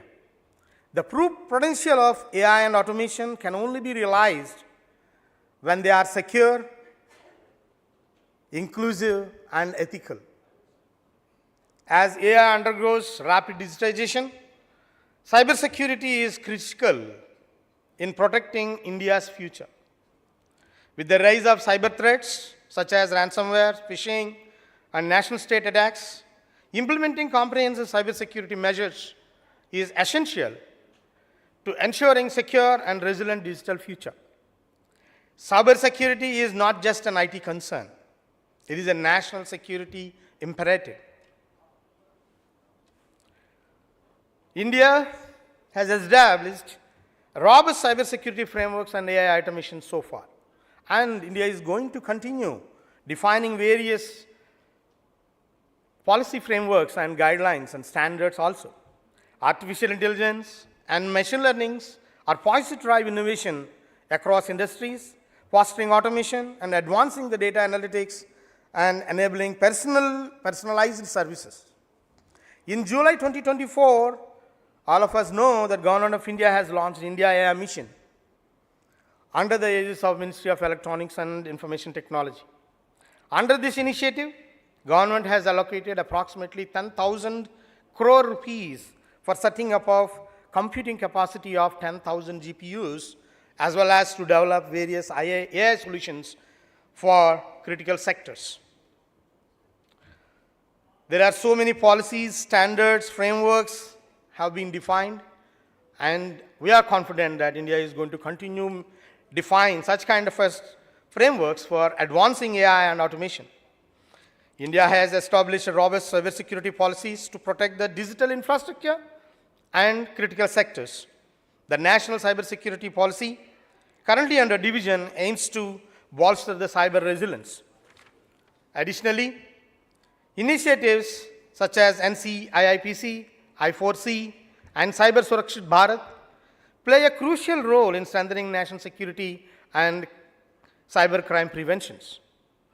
The Digital Personal Data Protection Act 2023 and also the rules undergone represent the major achievements and advancement in strengthening the data privacy aspect of it. The Government of India lays out strategic vision for leveraging AI and emphasizing AI-driven national development, research promotion, and enabling system.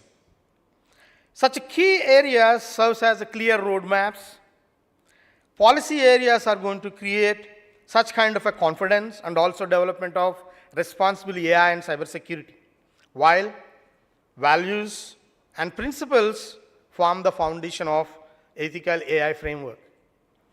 As at Software Technology Parks of India, we bridge the gap between policy and implementations by offering information security audit services, managed data center solutions, cloud and SOC services, and supporting startups and enterprises, and by providing infrastructure, mentorship, funding, and ensuring alignment with the national frameworks.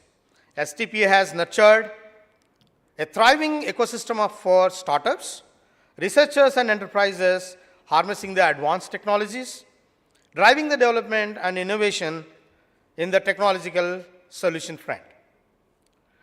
If you look at the innovations in AI and cybersecurity is a target for reaching the Atmanirbhar Bharat.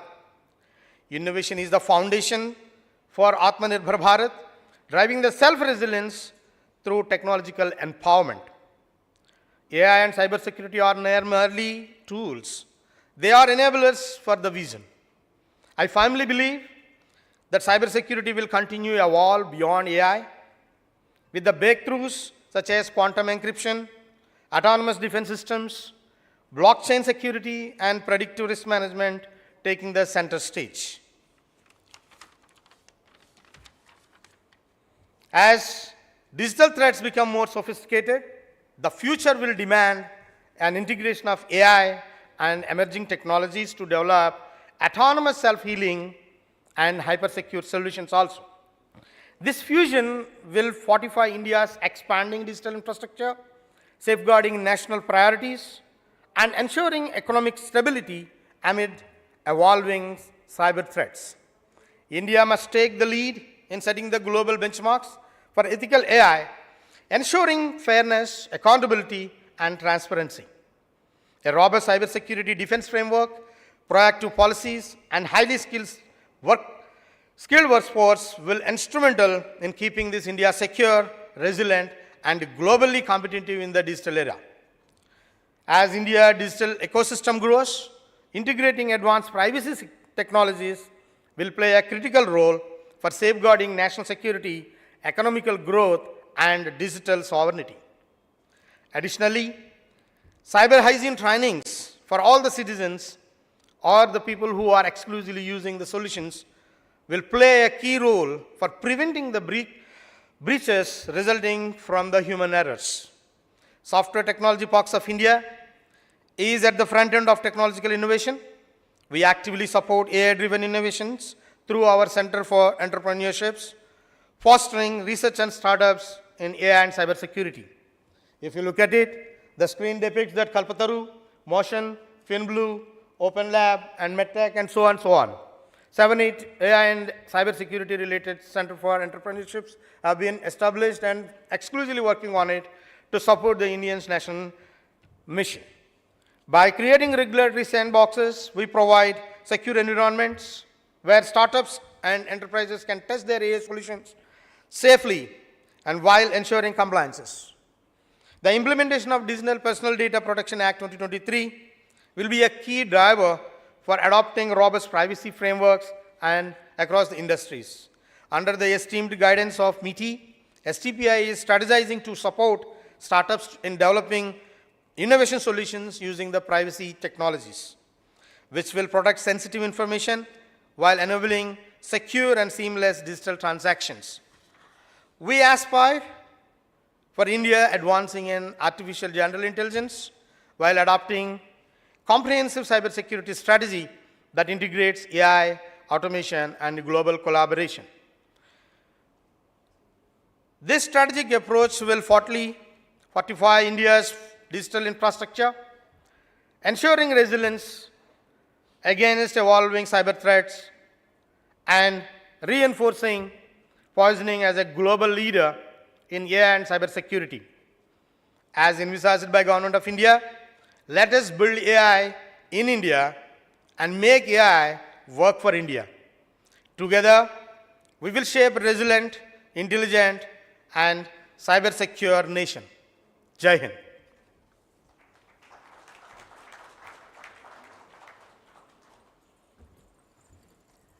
Thank you very much indeed, sir.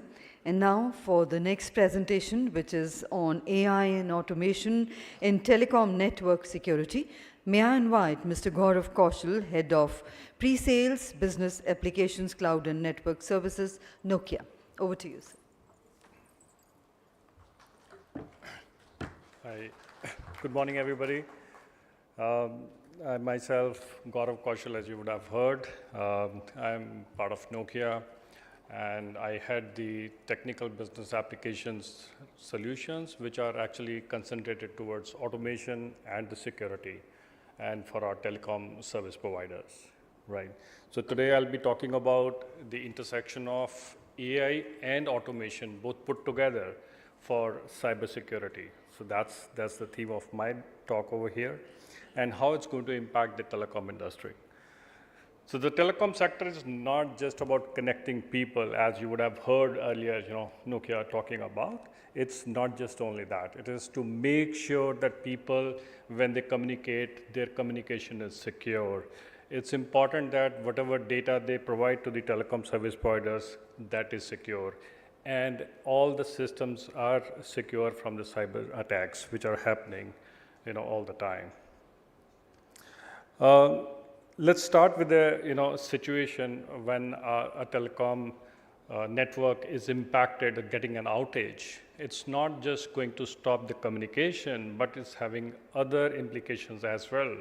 For example, the financial ones. If telecom outage is happening for days, a lot of money is being lost by the service providers. People can't communicate, and people are doing a daily transactions through the telecom networks. That's going to be impacted in a big way, right?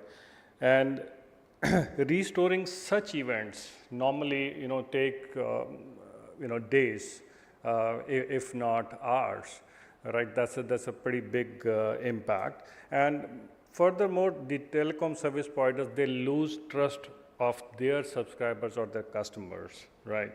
And hence it's very, very important that they are able to safeguard their networks from the cyber attacks which are happening day in, day out, right? This is exactly where AI and machine learning comes into play, which will help the telecom service providers to make sure their networks are secure. They are aware of the threats which are going to happen in the coming time frame, rather than getting after effects of something going down. So before we look at how we can secure the telecom networks, right? I would like to talk about the threat landscape that is changing in the era of artificial intelligence, right? If you look at on the screen, the attacks are same as they were earlier. I mean, earlier they used to be things like asking the information by way of sending phishing emails, sending spams, or doing a social engineering in order to get access to the networks. But now things are changing with the advent of artificial intelligence.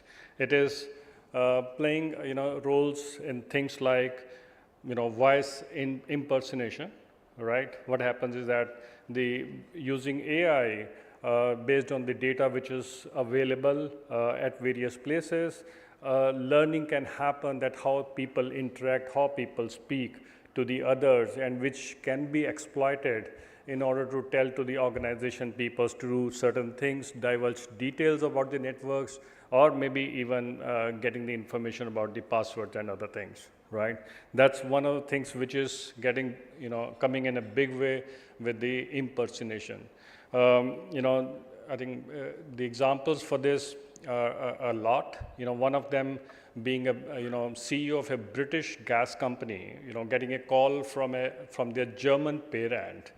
A manager from the German parent company called up that guy, and he spoke exactly in the same accent. I mean, the machine was doing the thing, and it was exactly speaking the same accent, German accent, and telling the British CEO to transfer money to a particular supplier, which was based off of Hungary. And this happened in 2019, and that poor guy actually had transferred around $243K to that supplier. So which means, they could take out the money or siphon the money by just impersonating. So this was one example where artificial intelligence is helping the attackers to get information or exploiting the networks. The other example, I think last year, Sunil Bharti, chairman of Bharti Enterprises, he also gave a similar example wherein one of his employees in Middle East was given a call, and the voice exactly resembled Sunil Bharti voice, and also it was the same accent, it's the same way he could speak. But unfortunately or fortunately, things did not materialize in the favor of attackers because they both connected each other and they could safeguard. The other thing which artificial intelligence is helping the attackers in creating the malwares. So now the malware generation with the Gen AI also, those are being created in a heck of a time, and these are coming up with the new signatures which are very, very difficult to detect. So that's the way artificial intelligence is actually helping the attackers. So the telecom service providers needs to be definitely way ahead of those attackers in order to safeguard their networks, right? So let's look at the top drivers of cyber risk. So what's happening is there are a lot of threats which are coming from the state actors or the nations, right? Because of geopolitical tensions. You would have heard about war going on in the Europe, and also the other nations having at other wars. So they are also one of the key drivers why the state actors, they are actually sponsoring the attackers to infiltrate into the networks at other places to disrupt the communication and also the entire infrastructure. So that's the one of them. And also now what's happening is all the telecom networks, earlier they used to come in the fixed, as a physical, networks. But nowadays with the advent of cloud technologies, they are coming in these silos. That means they have all the open systems in place, be it hardware, be it middleware, be it the applications, and all they actually give impetus to the attackers by way of giving the exploits to enter into the networks, right?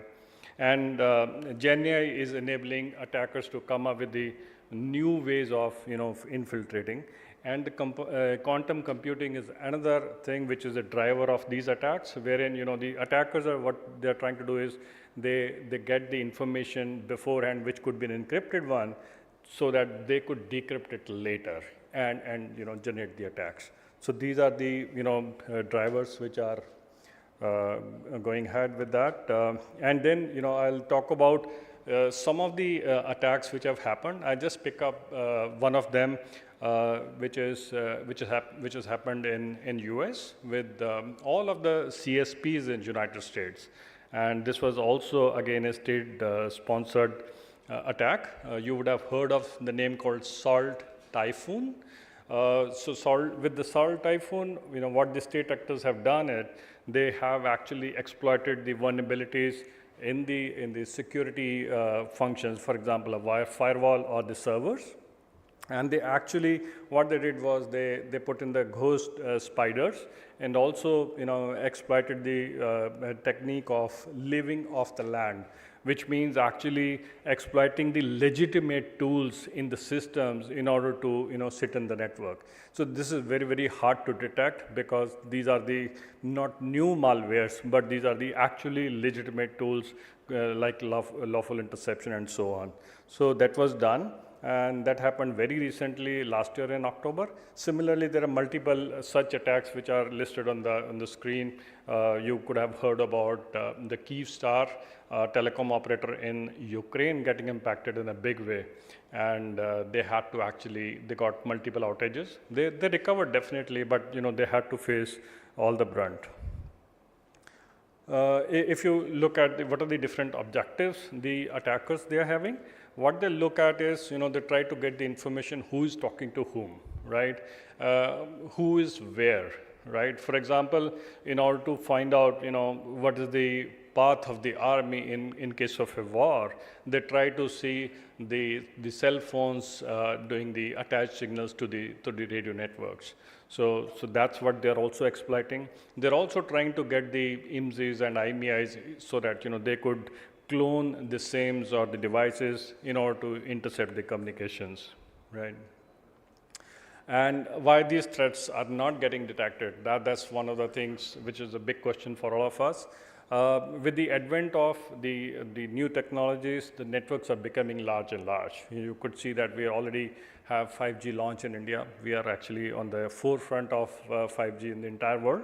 And this is also opening up a huge amount of data is getting collected. We are unable to decipher if there are really threats in the networks or not. This is becoming, day in day difficult.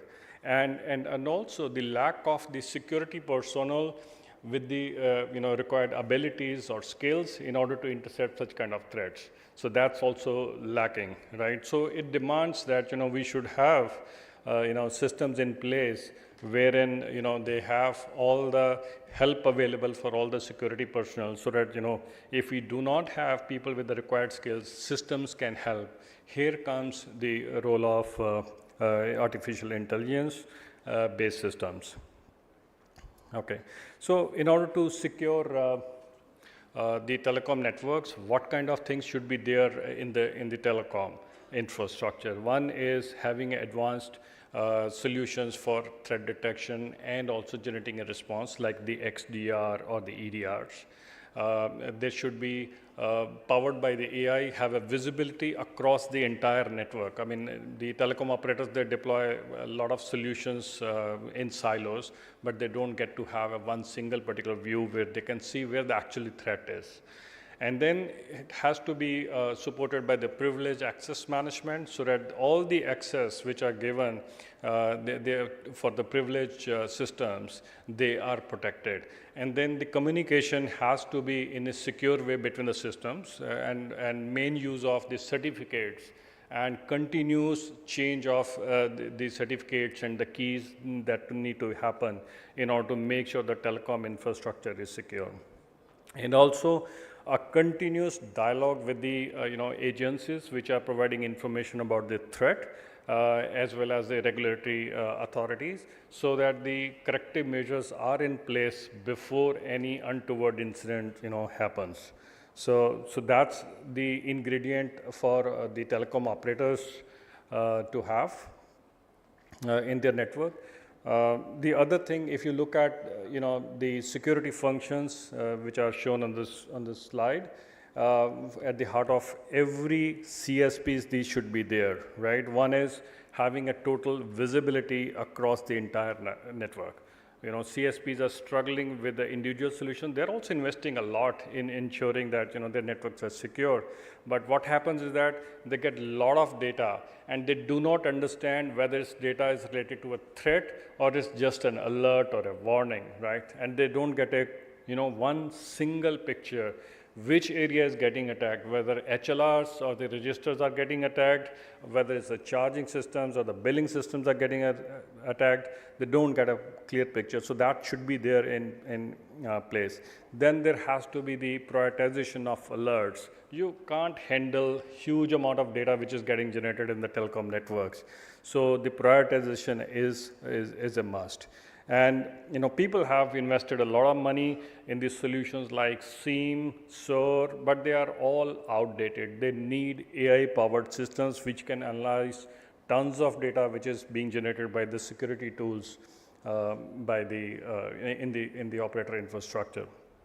So if you look at how Nokia can help all of them to put together, you guys would have heard about the Iron Dome, which has been created by Israel in order to protect the entire country from all the missiles which are coming from all the neighboring enemies or the neighboring countries. So similarly, we have a solution which is known as a cybersecurity dome, which actually creates a dome kind of environment across the entire network. It integrates with all the security tools and gathers all the information in order to make sure that threats are identified first of all. They are supported by the machine learning to say that, okay, these are the actual attacks which are going to happen, even if the signatures are not known, so that the operators are ready for it. Then also suggesting, which are the isolating the various, network areas where the threat is becoming large and large, by way of showing it, the entire impact in the topology, taking an action to prevent a particular attack. That means it could be isolating, a portion of the network by way of, cutting off all the user access. So that's there.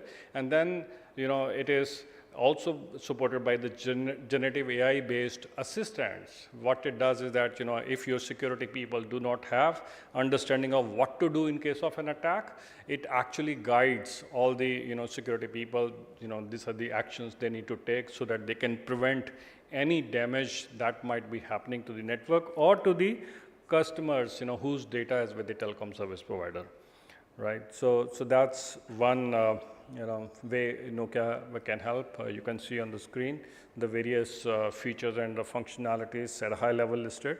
So that's available.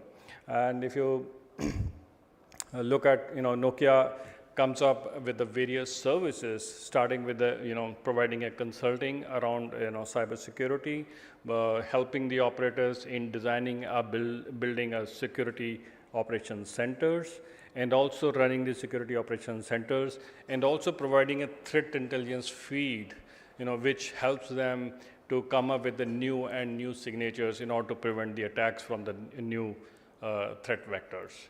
So that's what we can do. So that's all from my side. So I'm available over here if there are any questions to the audience. Yeah, thanks.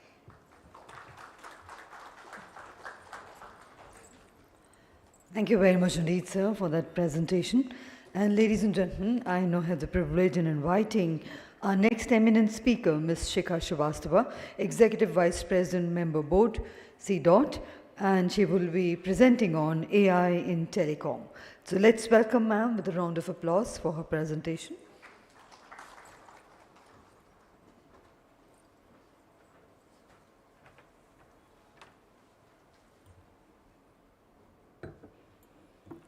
Distinguished speakers on the dais, ladies and gentlemen, wish you a very good morning. So, as you know, artificial intelligence is the new buzzword, and why do you think it is becoming so popular? Everyone is using artificial intelligence to bring out some wonderful applications. So why is it so popular? The reason is that, one of the reasons is that computers, though they are not as intelligent as human beings, but they don't get tired. See, even if a human being is doing some intelligent work, he needs some rest. And these machines, they are capable of churning a huge amount of data, which will take an ordinary person a very large amount of time. So these artificial intelligence programs are actually helping us to decipher, to understand or analyze the data from various sources, and the data can be very huge. Especially when we come to India, here we have a huge population, so the data also in India is huge. So AI here helps us in analyzing, getting the outputs from the data very fast. And that is why it is gaining importance. And now we know that any economy who has to sustain itself in the future has to really work on artificial intelligence and cybersecurity. Both these areas are going to be very important in the future of this country. Next slide, please. Oh, this is the point.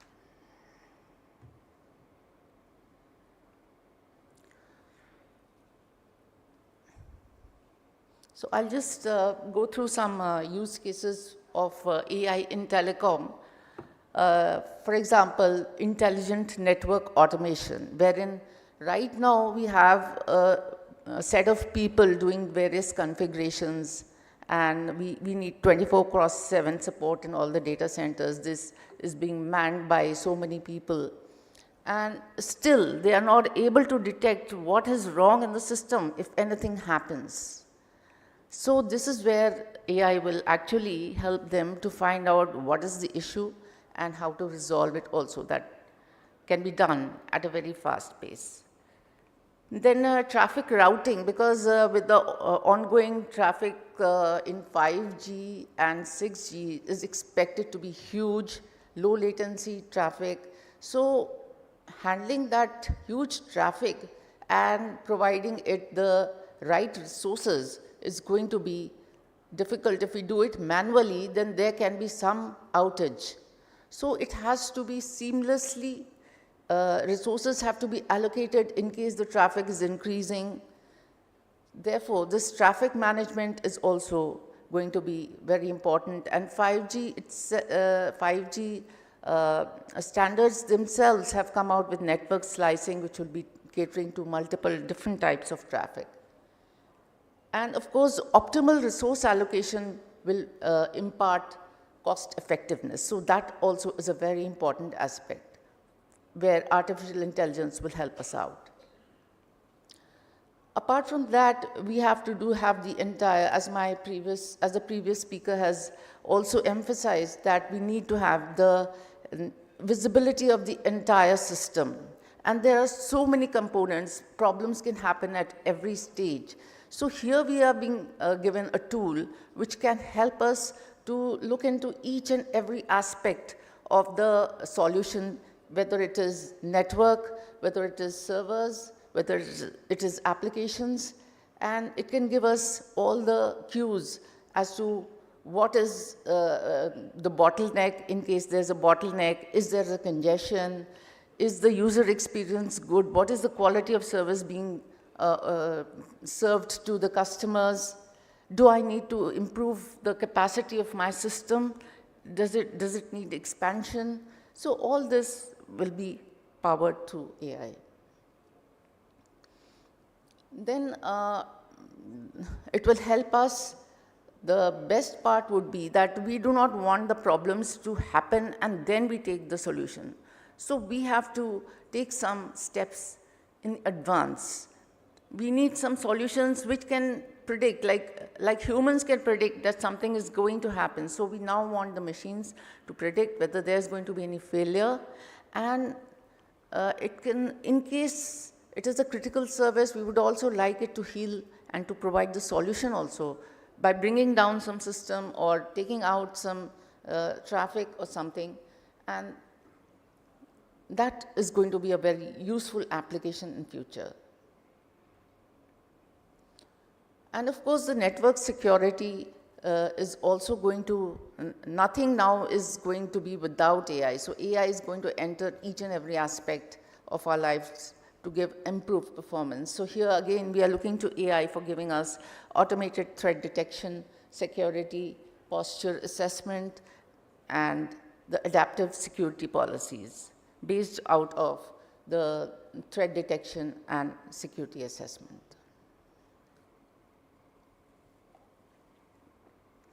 And now I come to a very interesting use case, which we have done practically. As we said that you have to become Atmanirbhar in Bharat, Atmanirbhar Bharat.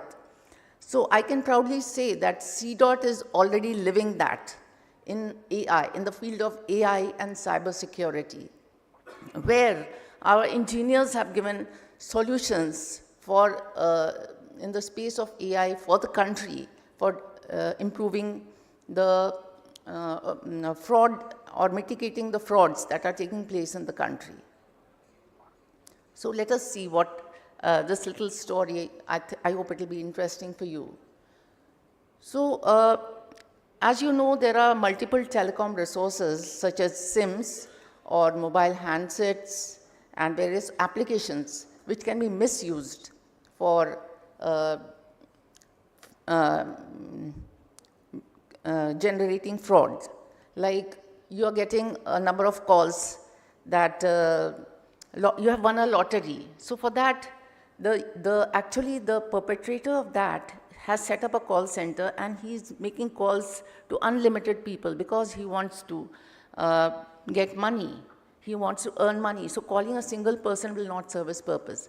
So for that, he needs multiple SIMs. So how does he get so many SIMs? Because in India, one person can have 9 SIMs at the max. So that is one way he needs more SIMs. So even for getting the SIMs, he needs to do some fraud. And similarly, he needs more handsets. So he may have to clone some handsets or tamper some handsets and use them. And also now people are importing SIM boxes through which they are making these multiple calls. They have set up call centers. So the cybercrime trends, as you can see, have increased over the years. And especially in 2023, there was a big surge. But you can also see that in 2024, the trend has reduced. And I would say that this is mainly because of what the Department of Telecommunication has done, and for that, they had given this task to CDOT. So these are the different types of frauds which you can see have happened. And as you know that even for SMS, you get links through SMS also, which you click, then you are again losing money. Apart from that, you have these loan apps and dating apps and all, which are creating all these cyber frauds. So the extent is so high that 30 lakh complaints have been received by NCRP in the last 4 years. And in that, 6 lakh SIMs were involved. So the modus operandi of the cybercrime perpetrators is that they buy the SIMs through fake POI and proof of address and proof of identity. And they create mule bank accounts. Then they also have use social media accounts for approaching people and carrying out their objectives. So they are doing financial frauds, fake job offers, investment frauds, and many such things. Now, how do we verify the existing SIM? If anyone is using a SIM, currently manually verifying is very tedious, and sometimes it can be improper also due to faults. And many fake POA documents are being used. So here we come with this tool, AI-powered tool called Astra. So here we have used facial recognition on the one hand and document analysis on the other.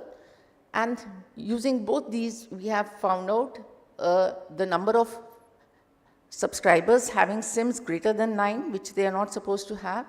And we are finding people have given the same image, but their documents are not matching. Means the name in one document is X and in another is Y. The address, even if the names are same, the address in one is different and the other it is different. So like here, if you can see, they have done a disguise. This is a photo. You can see this person has submitted 7 photos. And in each photo, he is differently disguised. Sometimes he's posing as a female, sometimes he has put a beard, sometimes a mustache. So he has taken these SIMs under many different names, because if it is a lady's photo, he has to put a lady's name. So this we have detected through artificial intelligence on some databases which were made available to us. And we have been able to find, like in this case, you can see that there were 52 SIMs under 29 names using both male and female, but it was one single person. Similarly, here you can see there were 213 SIMs across different TSPs with 100 names and one person. So this is the power of artificial intelligence, that just by analyzing these photos, we were able to find out the fraudulent people, and these were re-verified by the TSPs. Like, we don't just go and take action. So we have to verify. They were asked to do the KYCs again. And then these people had to give up their SIMs because they had not given the proper documents. And also the point of sales, it was found that the point of sales was also responsible for this kind of an activity which was going on. So even the point of sales people were blacklisted. So, and therefore you can see that around 77 lakh connections have been disconnected, SIMs have been disconnected based on this action. So Astra is this AI-powered tool, Astra, made by CDOT engineers, has won a number of awards in the country, including the winner award from the E-Northeast and the 14th Aegis Graham Bell Awards, where we shared this award with Google. And also we won the National CTNS Hackathon and Cybers Challenge 2022, and so on. Then this, if you have seen the Sanchar Sathi web portal, which is a very popular portal, here we are giving this, that you can know your mobile connections. If anyone has if anyone has a number, you just go to Sanchar Sathi portal, enter your number, get your number verified, and then you can come to know the number of phones which are there linked to that number. So this is also powered by AI. We are giving this facility to every Indian in the country, and you know that our population is like more than around 140 crores. So this level of analysis and data churning has been done by our team. Other AI applications of CDOT include 5G. In 5G, we are doing a lot of AI, like network slicing. We are doing predictive analytics. And cybersecurity is also one of the areas in which we have given, countrywide, we have given solutions wherein cybersecurity alerts are being given to all the agencies and to all the organizations through our tool. And we are also working in the area of enterprise cybersecurity solutions. We have an entire suite. We have a 360-degree security assessment solution, and we have an early warning system wherein you can get an early warning if there's any cyber risk in your organization. Apart from this, we have other solutions also, like we are doing fake video detection. This is another menace which is now coming up in the form of fake videos and audios. So here we have developed a fake video detection tool. We are also working in the area of text analytics, and we have an attendance and visitor management system which is housed in CDOT, is built by CDOT itself. And it includes access control and person tracking. We have also got intrusion detection solutions. And we are also working in the area of trustworthy AI to build a tool which can actually see whether the AI solutions are trustworthy or not. So now this is a very, very important aspect, because myriad of AI solutions are coming up, but they could be biased. And because everything is automatic, so people are helpless. But they can find out whether the AI solution is actually disadvantages to them, and then they should report it, because this can also help to find out whether any application is biased. But of course, these tools are also very useful to find out, and every AI application should actually be certified by these tools whether they can be used in general public only if they are trustworthy, if they have transparency, explainability, and ethics. So basically, what are the challenges which we are facing here? Of course, one of them is the biased data sets or incomplete data sets. So data set building is going to be very important for the country, first of all. Secondly, we need a set of AI hardware, which is commodity. Even we have so many students, startups who want to use them, but right now these resources are not very easily available and they are not cheap. So that's where we need to act. We need to bring down the prices of these GPUs and other hardware which is being used for AI applications. And then we need to have a regulatory framework in which the data privacy, and the trustworthiness of all these applications which are flooding the market has to be, first of all, tested. And finally, we can say that I believe all of you are convinced that AI-powered networks offer a great potential for businesses, and it will improve the cost effectiveness, the profits, profitability. It will reduce the time of taking action and security as well.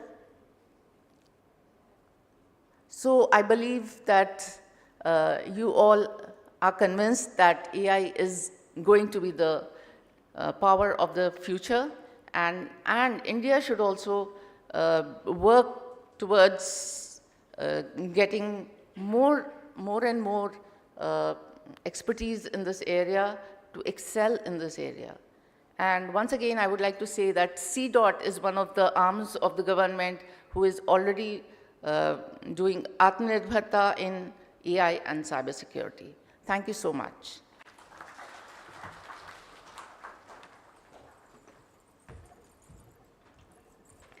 Thank you very much indeed, ma'am, for that exhaustive presentation we had from you. And with that, we come to the final presentation of the session, which is by Mr. Praveen Singh Bist. He's CIO, Amrita Hospitals. And the theme is the AI-powered innovations in healthcare. So let's put our hands together to listen to how AI is helping in healthcare also, and welcome Mr. Praveen Singh Bist for his presentation.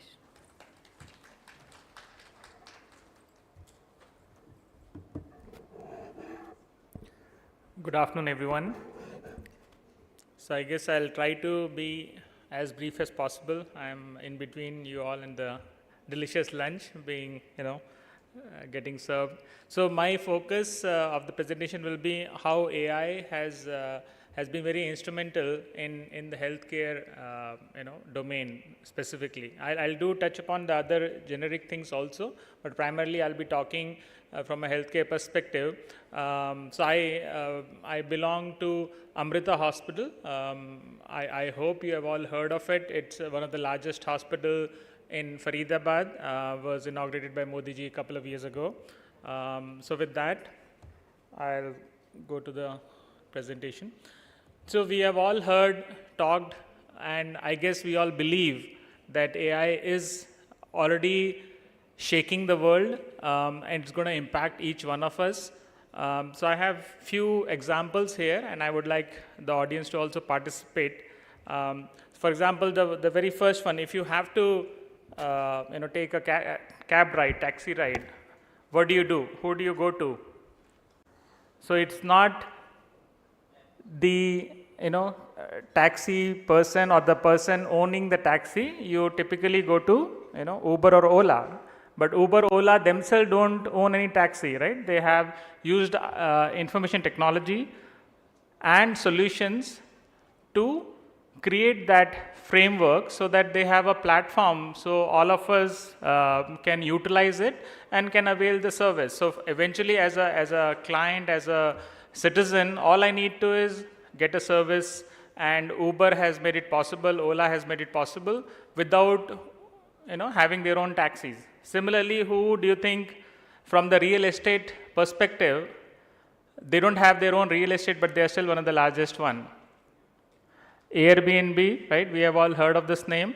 And if we have to go to some place, look for a place to stay, we could go to Airbnb or OYO, as you all know. They don't necessarily own their own real estate, but providing a service again to all of us.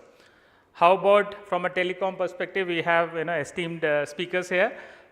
We all know that more and more people used to use Skype and now WhatsApp. That is probably the most preferred way for most of us. When we have to make a phone call, we have a good data connection, we go to WhatsApp directly. We don't even have to use a service provider as such. So similarly, I have few more examples in terms of inventory. I guess all of us use e-commerce, right? So likes of Alibaba, Amazon, Flipkart, they have very little inventory of their own, though they have started using that inventory to service the customer in a shorter time frame, but they can actually work without having their own inventory. They have just connecting suppliers with the customers. So we all can see that these are the examples which proves that in different industries, just with the help of IT, people have managed to service the client without having their own assets as such.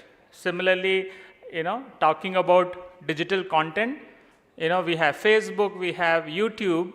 They don't necessarily generate their own, but everybody else generate content for them and then use that as a platform. Similarly, in terms of banking, now we have Paytm, we have other examples also. This is little older slide. From the cinema perspective, we have Netflix, now we have Amazon, and there are so many other platforms that we utilize without having to own a movie theater. And last but not the least, in terms of the actual software coding, instead of creating your own program, Apple with the Apple Store, Google with Play Store, they have provided that where everybody else is, doing a lot of coding and then providing an app on their platform so that each one of us can potentially use it. So these are again some examples of showing how digital disruption have already happened in different industries, and so it's going to happen in other industries, including healthcare, and also whichever industry you all belong to. So definitely sooner or later, if you have already not seen changes, things will shake up in the way we work. Hopefully, it will be more productive, and we'll all get more efficient in whatever we do. And I'm sure all of us already are using some of the AI tools, not necessarily in your work life, but in your personal life also. It could be as simple as Google Maps. When we drive somewhere, the first thing we do is, type the address. So those are some of the very, very small examples, but they have affected us. They have enriched our experience to a large extent. So obviously those are the positive aspect, but then there are other things that we all have talked about, including the cybersecurity, the threats that we can potentially have. So there are a few common slides that I had before I delved into the healthcare side of things. So I'll try to rush through some of this. So we all have seen some examples of why computers are better than humans, right? There are some examples in terms of speed, accuracy, doing repetitive tasks. They don't get any fatigue. Like Madam just said, they could be working 24/7, where humans would need some rest. They need some time to recover from their hectic tasks. Doing multitasking, computers are very good at it.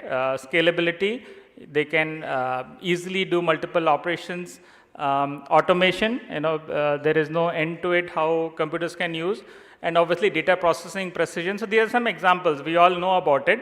And just to get your attention and to prove the point, there are some examples here. So there is some characters, but there is one character which is missing, or one character which is incorrect. So for us humans, it takes some time to look at it and observe which is the right character, but for computers it's much easy. So I want to say that from the image recognition perspective, computers are much better, much faster, human perspective.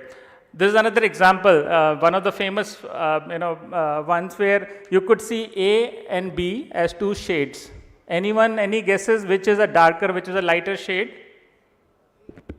A, right? A is a darker shade, but that is because of the optical illusion. Similarly, on the square, there is on the right side, you can again see A and B, there are two squares. One appears to be darker, another is not so dark. Actually, they are exactly the same shade. But human mind, there is some optical illusion involved. So because in the left side, because we have this bands of dark black color and then the white color, we are anticipating that the A here is darker, but actually it is not. And simply that square there, since it is in the shadow, B is in a shadow area, we anticipate it to be darker and it appears to be lighter. So essentially they are exactly the same. So again, an example of how humans, if we have to do, the reason I am saying is for healthcare, lot of radiologists, what are they doing? They are looking at these images. They are looking at X-ray, CT, MRI images. So how a human perceive an image versus a computer would perceive. It's sometimes very easy for a computer to do image recognition as opposed to humans. Similarly, on this slide, the lines look very skewed, very crooked, but actually they are straight lines. Difficult to believe, but that is how it is. But at the same time, I want to also warn that computers are not necessarily always very smart. So here was one of the prompts I gave to ChatGPT. I said, if I have a 10 rupee note and I tear it off in 5 equal pieces, what is the value of individual piece? So bacha bolega, wo to, it's as good as. But यहाँ पे ChatGPT is saying very smartly 10 divided by 5, 2 rupees. So obviously that is not the case. So idea here is, computers are good, they are intelligent, they are smart, but they have to be used with proper supervision. Sometimes they do make some very illogical calculation. sometimes they can hallucinate. Hallucinate is another term that you would hear again and again, where computers would make up.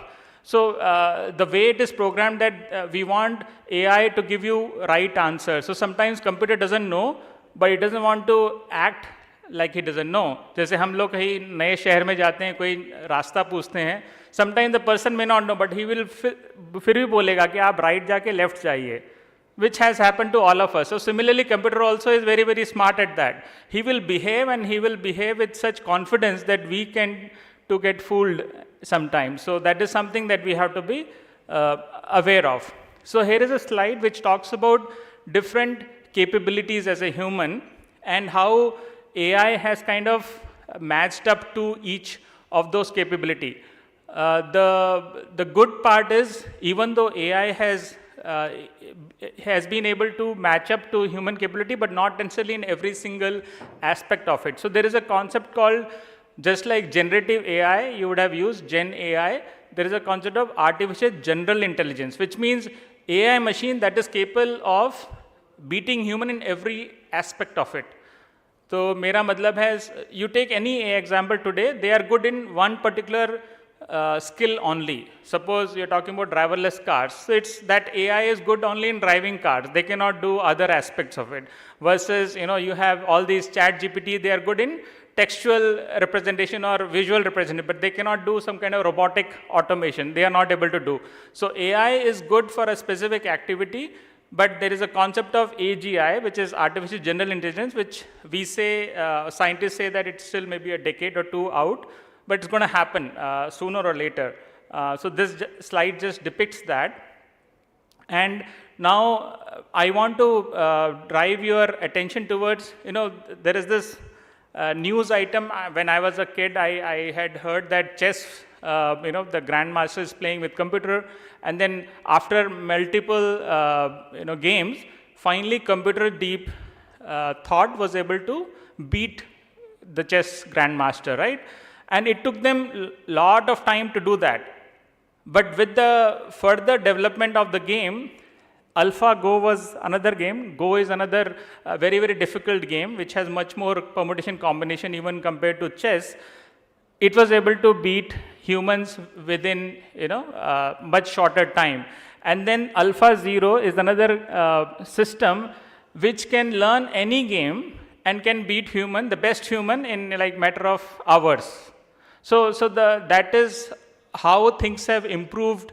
And then with the use of AI, we are able to catch up. They're able to learn from their own mistakes. They're able to learn from their own individual success and failures, and then able to do a better job at it. So why have we been talking about AI more in recent days, recent terms, as opposed to in the past? Because other than the AI as a technology, there are other technologies that are also evolving, which is helping the adoption of AI. For example, big data analytics is one of them.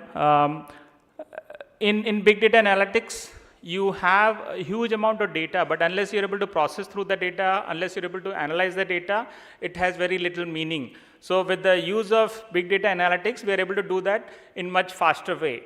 Then having IoT, Internet of Things, and then IOMT, Internet of Medical Things, right? So you have more and more medical devices also embedded where they can transmit the data. So it's not just a dumb device, it's actually catching the data from a patient and then be able to transfer so that that data can be utilized, it can be analyzed, and then further processing can be easily done on that. Mobility network, we have talked about it. Compute power, that is also becoming cheaper and cheaper, so it makes it easier for AI to get deployed. Then we all have heard of ChatGPT in the recent term, the concept of transformers and how LLMs have affected us. Then Gen AI, generative AI, and then latest among that is agentic AI, right? So you have this AI agents now. So till now you had humans using AI, now you're trying to have AI using AI. So they are becoming like an agent. So they can do a lot of automation, and then that is the most I would say in terms of buzzwords, is the most latest in the industry. So we have seen image recognition, speech recognition as one of the earlier technologies that were used. Started with self-driving cars. We had used in security, but in the healthcare also, this has come up in a big way. You talk about radiology images, digital pathology, thermal scans. So all these are very, very easy for an AI system to do a better job compared to humans.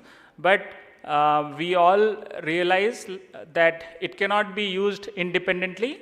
So with the assistance of a doctor, definitely we are able to utilize those in healthcare. In terms of the adoption and the market, it's just going to boom like anything, and more so in healthcare. So AI revenue in healthcare is going to be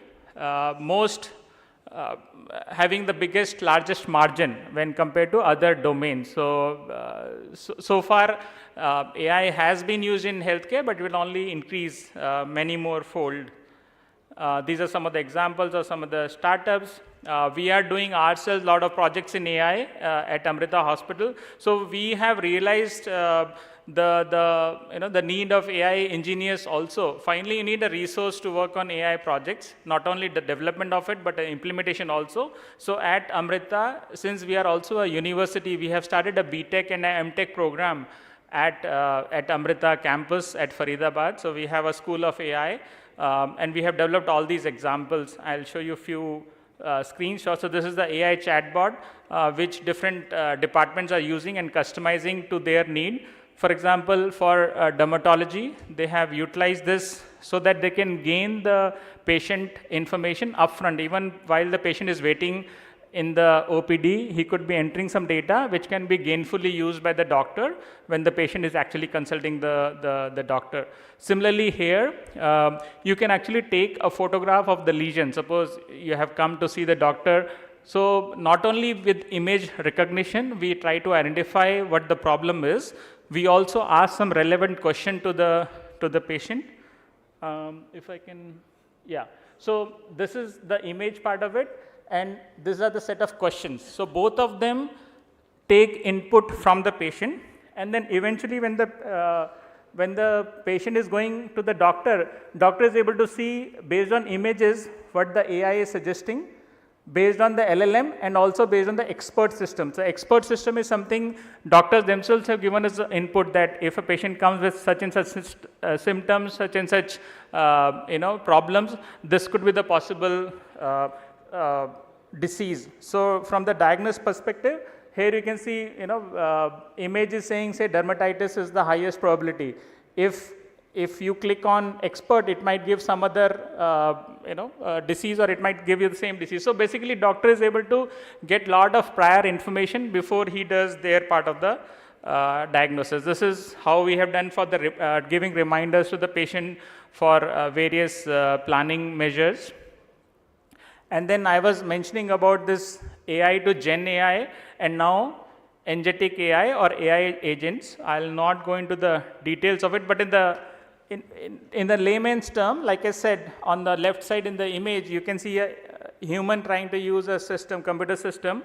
So that is like a traditional AI. And then a computer system or a robot himself is trying to use a system is more like AI agent, right? So we are getting more smarter and trying to automate more and more as we speak. So with that, I'll try to end here. So at the very end, just 2 seconds I'll take. I get a lot of these questions from the doctors. I myself interact with them, and then they ask me, will AI replace doctors? That is a very common question. Any answers? What do you think? No?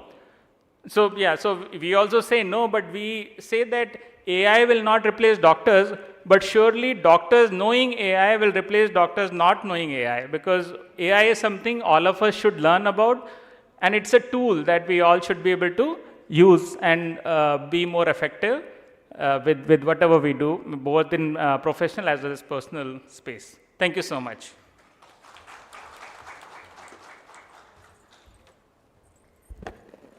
Thank you very much indeed, sir. And ladies and gentlemen, before we open up the floor for question and answers, we would like to present a short video message from one of our eminent speakers who could not be present here himself physically, but has been kind enough to send us a video message.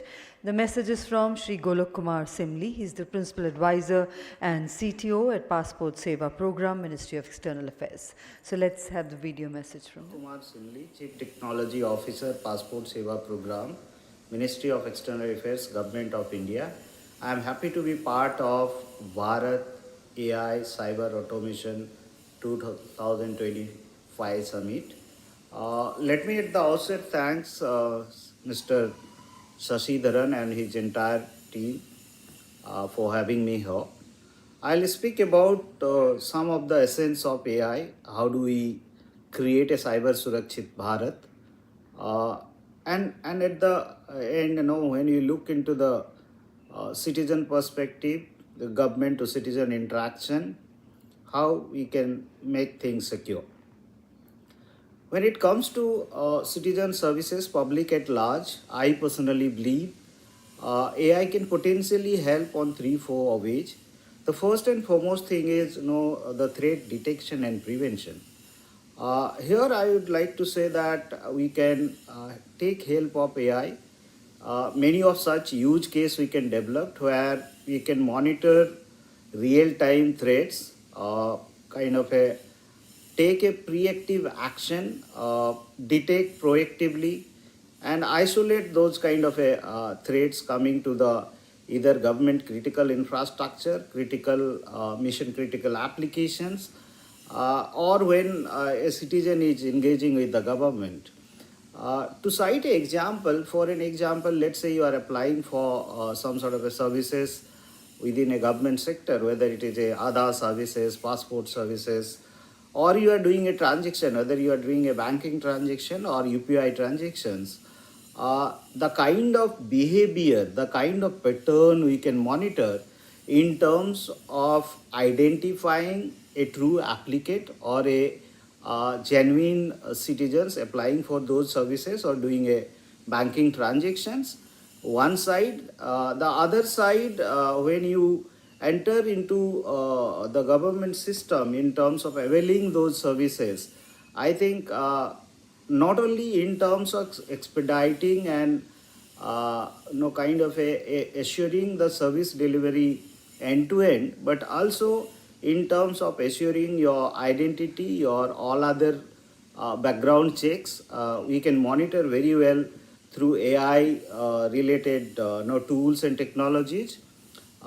We can also think of providing a lot of assistance in terms of AI enabled bots, in terms of virtual assistants, and so on and so forth. The second area which I find is where we can leverage the potential of AI, and along with AI, I personally feel that AI alone will not do, but it requires a lot of data sets to say a good number of data points, and therefore when we are leveraging AI, I think the second area to be looked into is how do you leverage AI in terms of creating a safe environment in terms of one side the digital infrastructure, whether it is a data center, whether it is your other critical infrastructure, but also at the same time when application is interacting with the database, we can monitor a lot of patterns, lot of behavior, the way the citizen is engaging with those services, those schemes which government is trying to provide, but also the internal users per se. When the internal users are interacting with the database through the applications, we can very well monitor their behavior as well.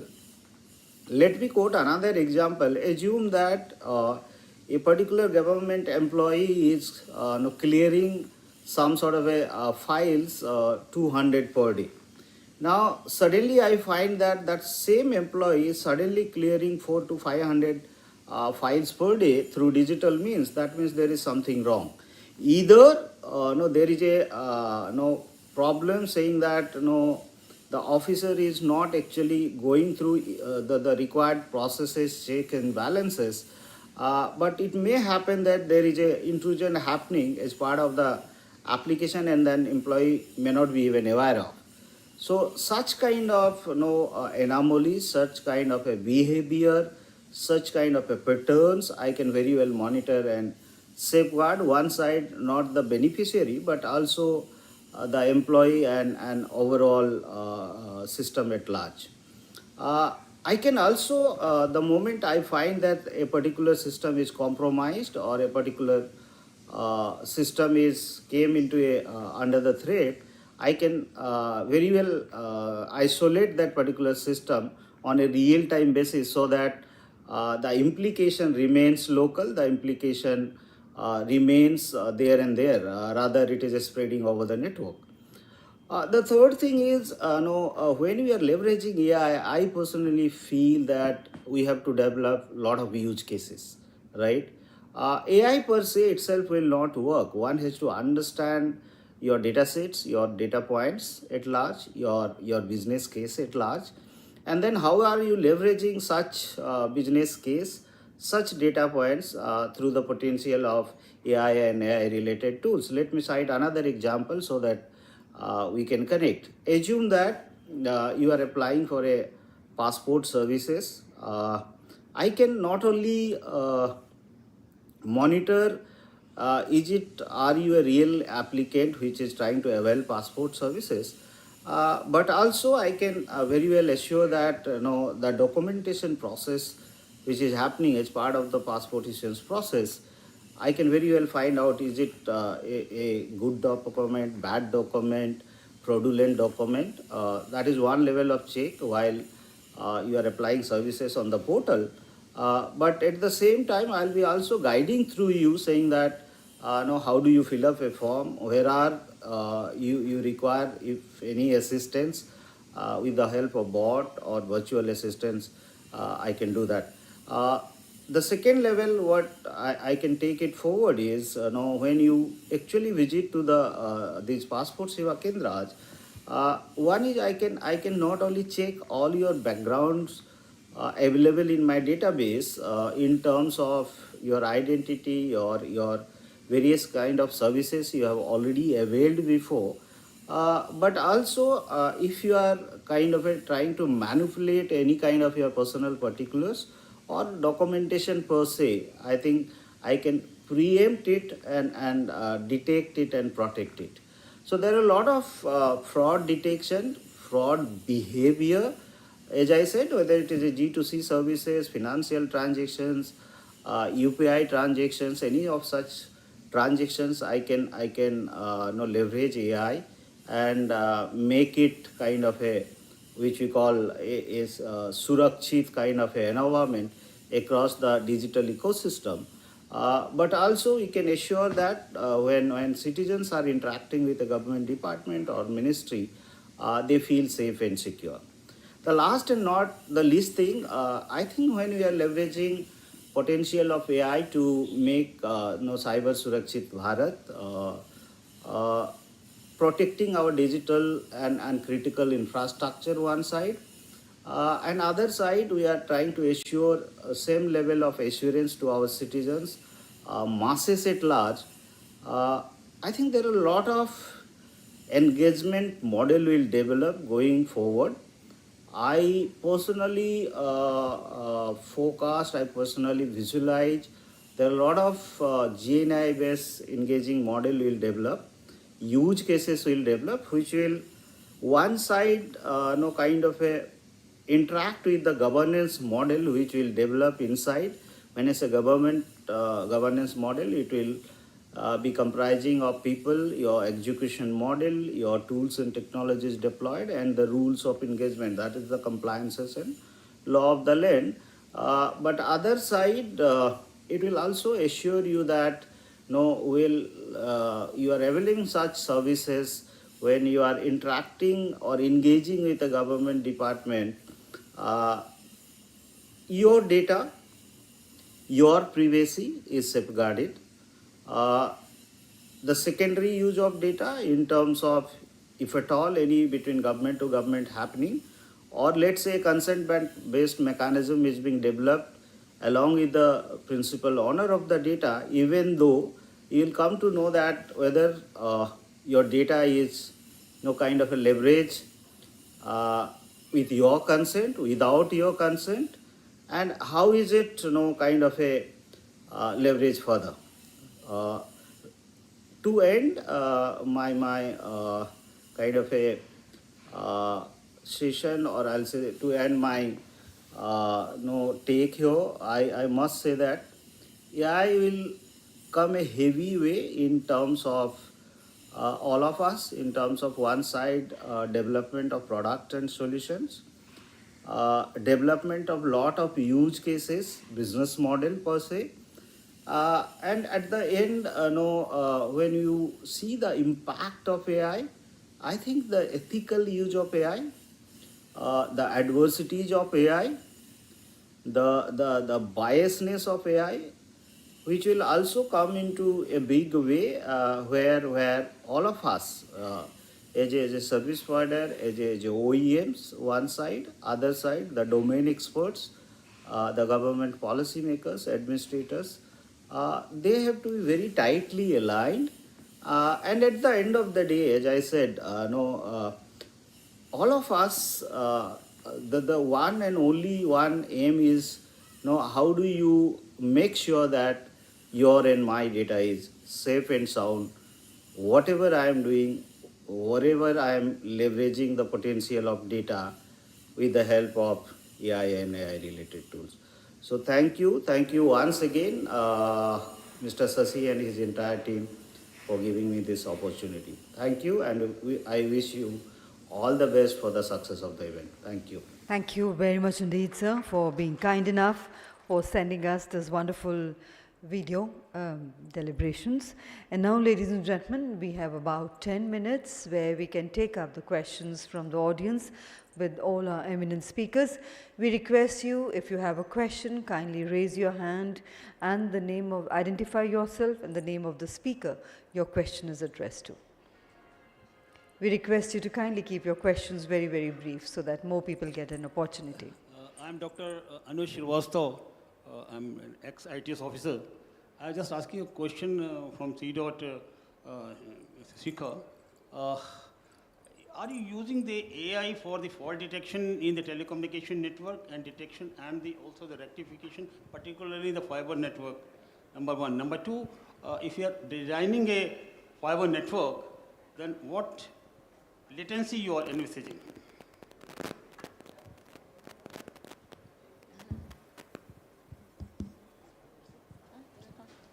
Hello.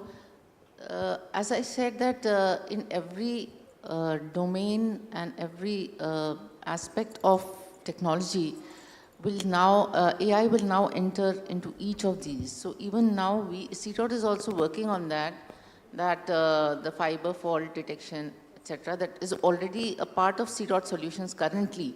So that also we are enhancing, we are trying to improve its accuracy and performance by using AI. How are you integrating with the OTDR and this? My question was a little deeper. How are integrating the AI with the OTDR traces? And what is the latency in the designing part of that? Latency, yes. So basically, optical team, we will connect the optical team with you because this is a very technical question. It cannot be answered in the conference. So whatever your query is, we will understand it deeply and give you a detailed technical reply. Thank you. Any other question? Yes, sir.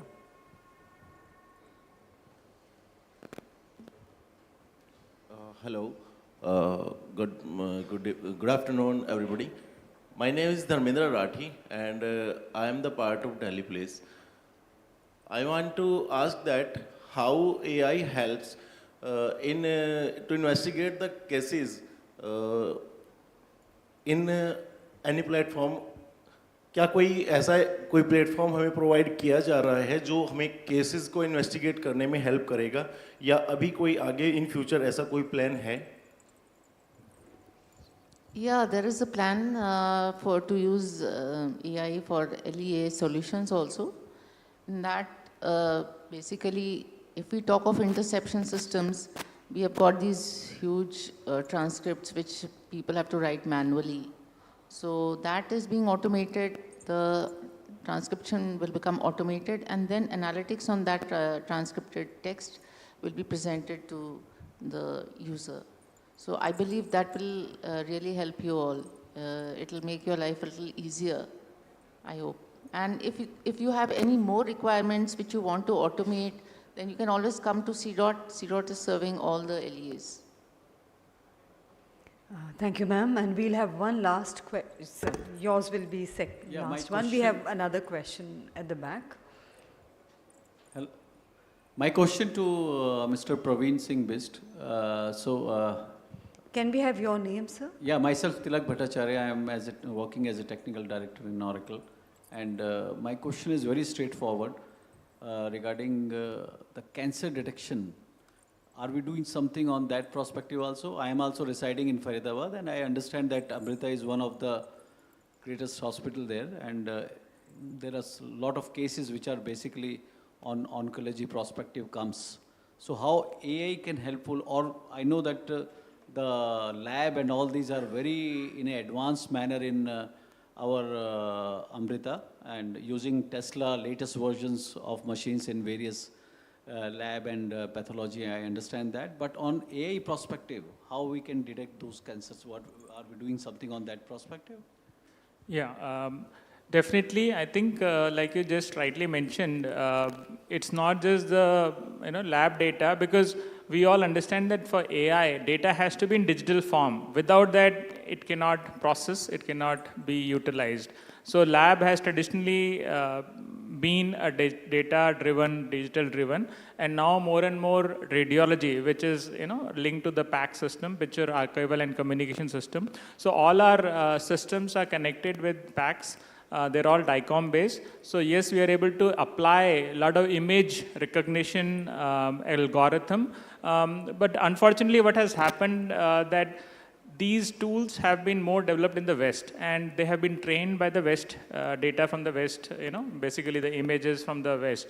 So what we are doing right now is validating that those same tools can possibly be used in Indian framework also. So that is undergoing, I would say, a proof of concept, POC. And once it is proved, then yes, it will be deployed more and more.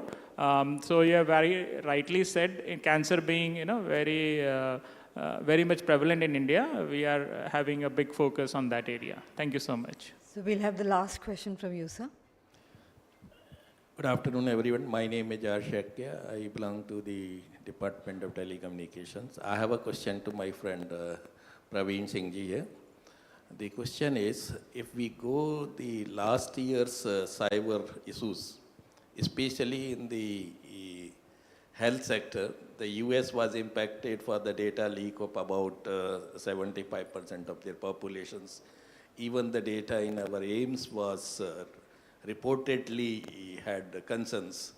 So what kind of, say, advice you would like to give to safeguard the aspects of the healthcare data being the, I should say, the national cyber infrastructure per se?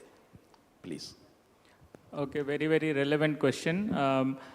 As we are seeing AI being deployed, data being digital, it's makes it easier for it to be stolen or attacked also, right? If it is a physical data, it has only one copy. If it is makes it digital, you can have multiple copies and very easy to steal without sometimes you noticing it. So that is just one aspect of it. But the bottom line is there are so many threats now with digital infrastructure that the strategies also have to be multifold, right? One is intrusion from outside, and there are a lot of technologies, SIEM, SOAR is some of the examples that were given by other speakers. And then there is an internal threat also that we have to be equally mindful of, because a lot of time inadvertently the insider, your own user could potentially do something that can create vulnerability. And so the strategy have to be thought through. And more importantly, if you are able to detect that something is going wrong, how quickly are you able to act upon it? That is also equally important. So sometimes, we have this policy written down, but we don't know how to implement. If something really goes wrong, how quickly are you able to act on it? So I think the policy have to be thought through and also practiced so that we are able to act on it so that the impact is least, or you are able to minimize the impact in case things happen. But definitely there are strategies like ensuring decryption so that the data is not available in a raw format. So if you encrypt it, then it makes it a little difficult. And there are other SIEM, SOAR, or other technologies that allows you to keep on intercepting the different, inward coming signals, and then making sure that you're able to identify and then alert if there is any discrepancy. So yeah, thank you for that question. Thank you very much indeed. And ladies and gentlemen, let's put our hands together for all our eminent speakers for the wonderful session we had. As I request our session chair, Shri Ravikant Prasad ji, to kindly do the honors of presenting a token of appreciation to our speakers. We begin with Mr. GSBLN Rao.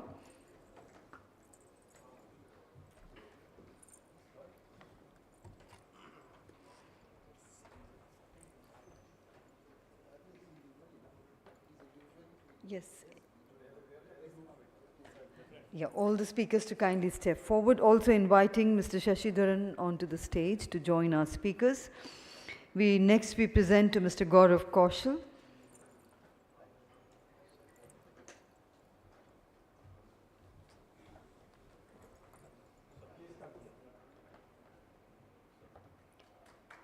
We present to Ms. Shikha Srivastava and to Mr. Praveen Singh Bist.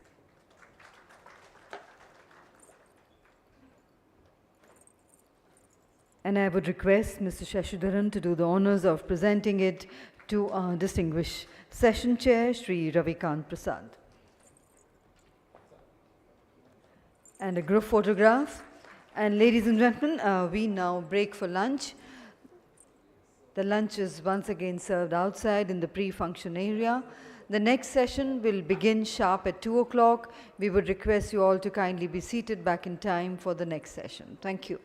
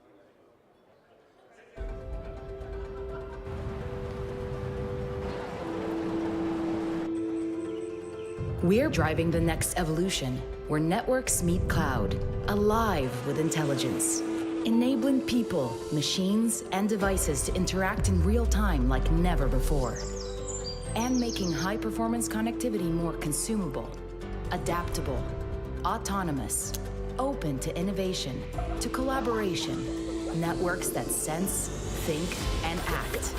Because by working together with service providers, enterprises, and the world, we can create a more sustainable, productive, accessible future by accelerating the impact of digital to reach people, places, and industries that have never been reached before. That demands more than change. That demands transformation. For us, that means pushing further with a clear vision. The precision of tech leadership, the dynamism of a new digital era, and the kaleidoscopic colors of innovation. At Nokia, we create technology that helps the world act together.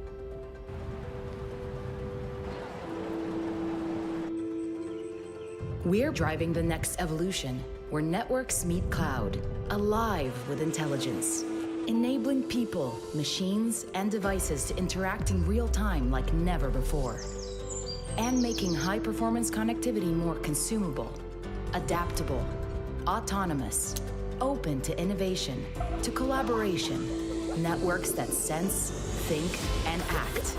Because by working together with service providers, enterprises, and the world, we can create a more sustainable, productive, accessible future by accelerating the impact of digital to reach people, places, and industries that have never been reached before. That demands more than change.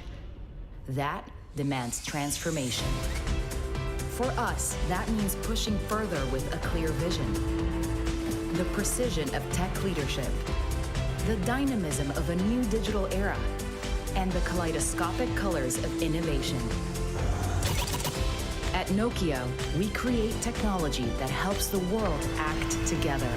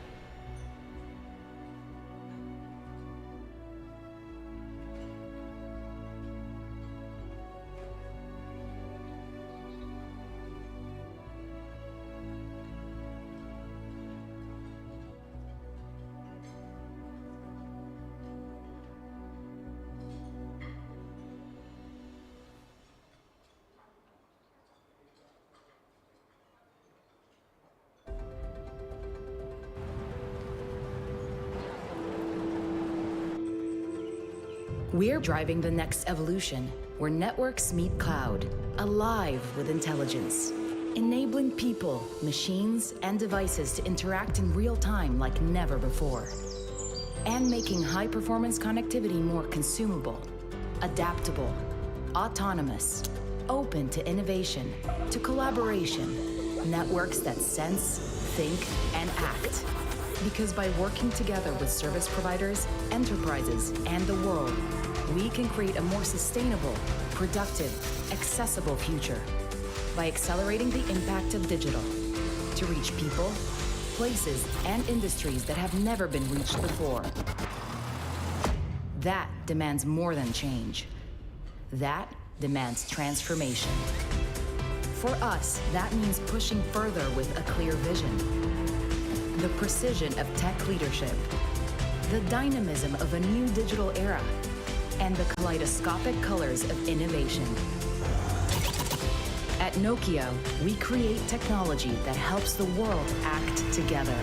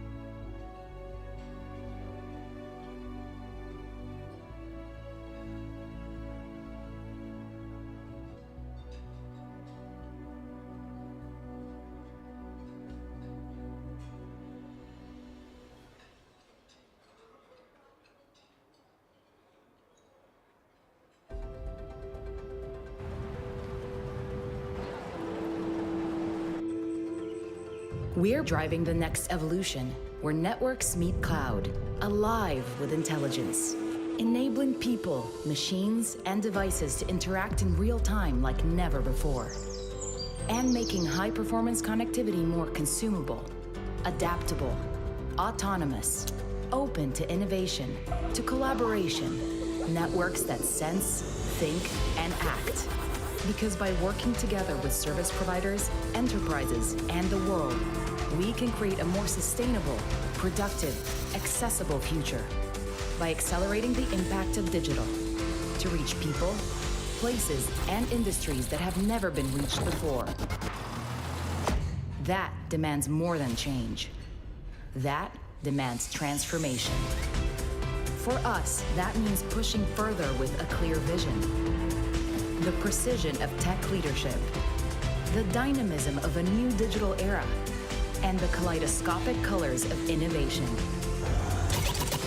At Nokia, we create technology that helps the world act together.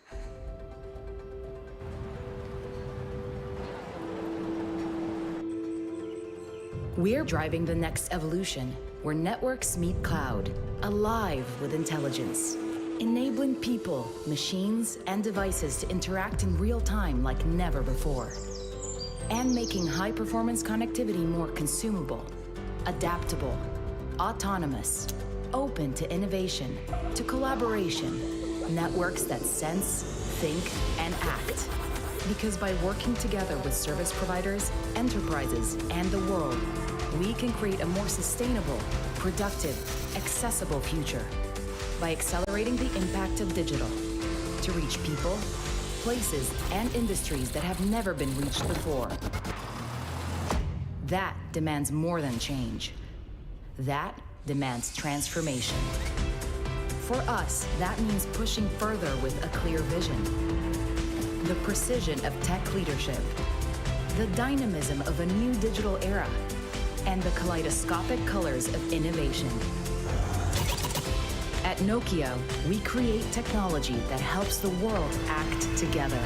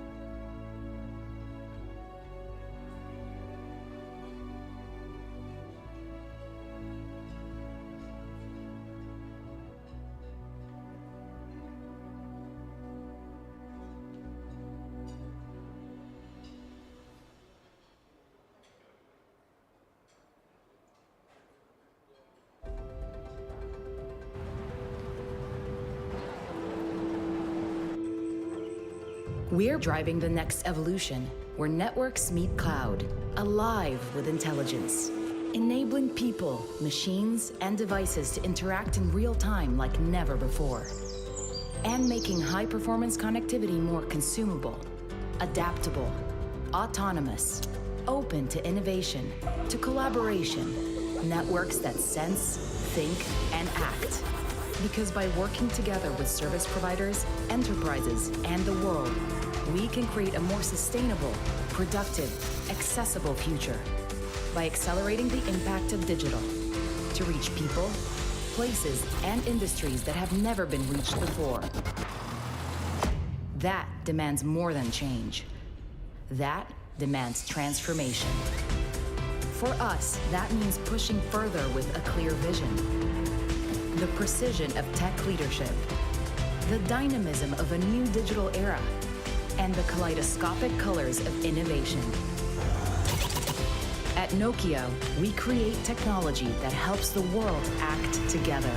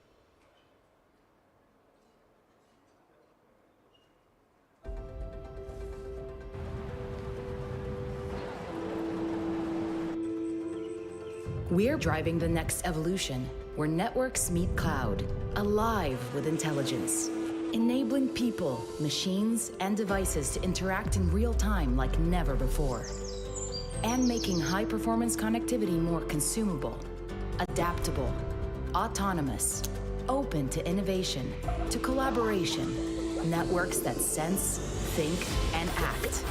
Because by working together with service providers, enterprises, and the world, we can create a more sustainable, productive, accessible future by accelerating the impact of digital to reach people, places, and industries that have never been reached before.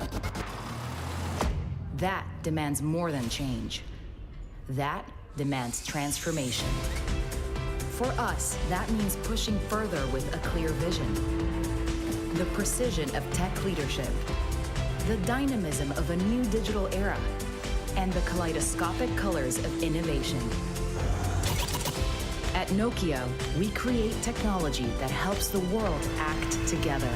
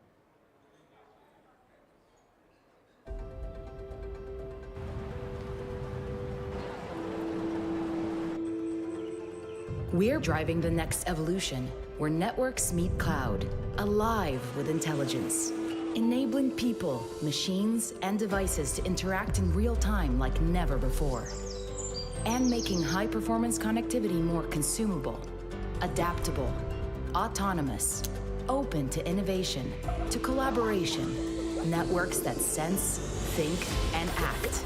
Because by working together with service providers, enterprises, and the world, we can create a more sustainable, productive, accessible future by accelerating the impact of digital to reach people, places, and industries that have never been reached before.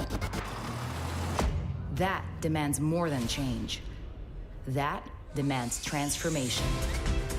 For us, that means pushing further with a clear vision. The precision of tech leadership, the dynamism of a new digital era, and the kaleidoscopic colors of innovation. At Nokia, we create technology that helps the world act together.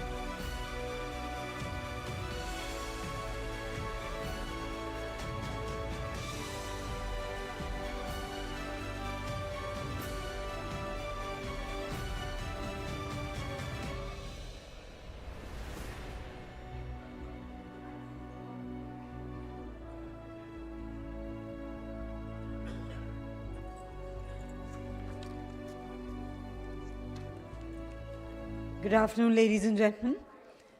May I have your kind attention? We are all set to go ahead with our next session, and we sincerely hope each one of you enjoyed the sumptuous lunch served to us. And now moving ahead with the next session, which is on strengthening India's cyber infrastructure, public-private collaboration. May I request everyone to be seated, please?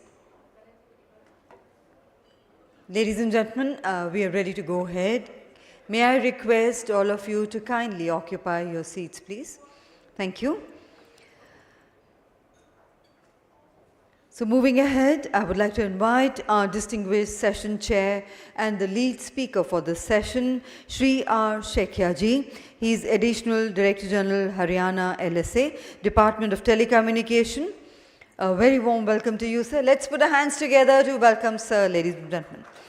Inviting our eminent speaker, Mr. Amit Dubey. He is co-founder and national security expert, India Future Foundation.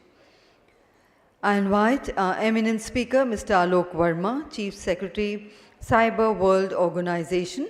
A very warm welcome. And Mr. Naveen Gupta, Senior Consultant, Information Security.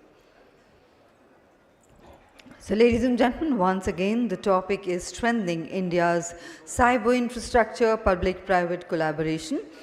And the time duration for the session is approximately 1 hour 30 minutes, which includes the opening and closing remarks by the session chair, presentations for 15 minutes each, and we will have question and answers in the end after all the presentations are over, if the time permits. So, may I hand over to you, sir? Hand over to you, sir, Shekhya sir, for your opening remarks and to carry forward the proceedings.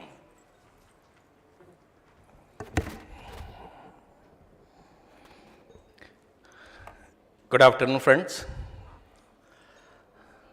I understand some of us are yet to join us, and those who are here, they have keen interest in this specific sessions. Now, you all had been listening the AI, its role, current scenario, mitigations, strategies, everything. I would like to take slightly in a slightly different direction, let me say so. Currently, if all of us start analyzing what's happening around the globe,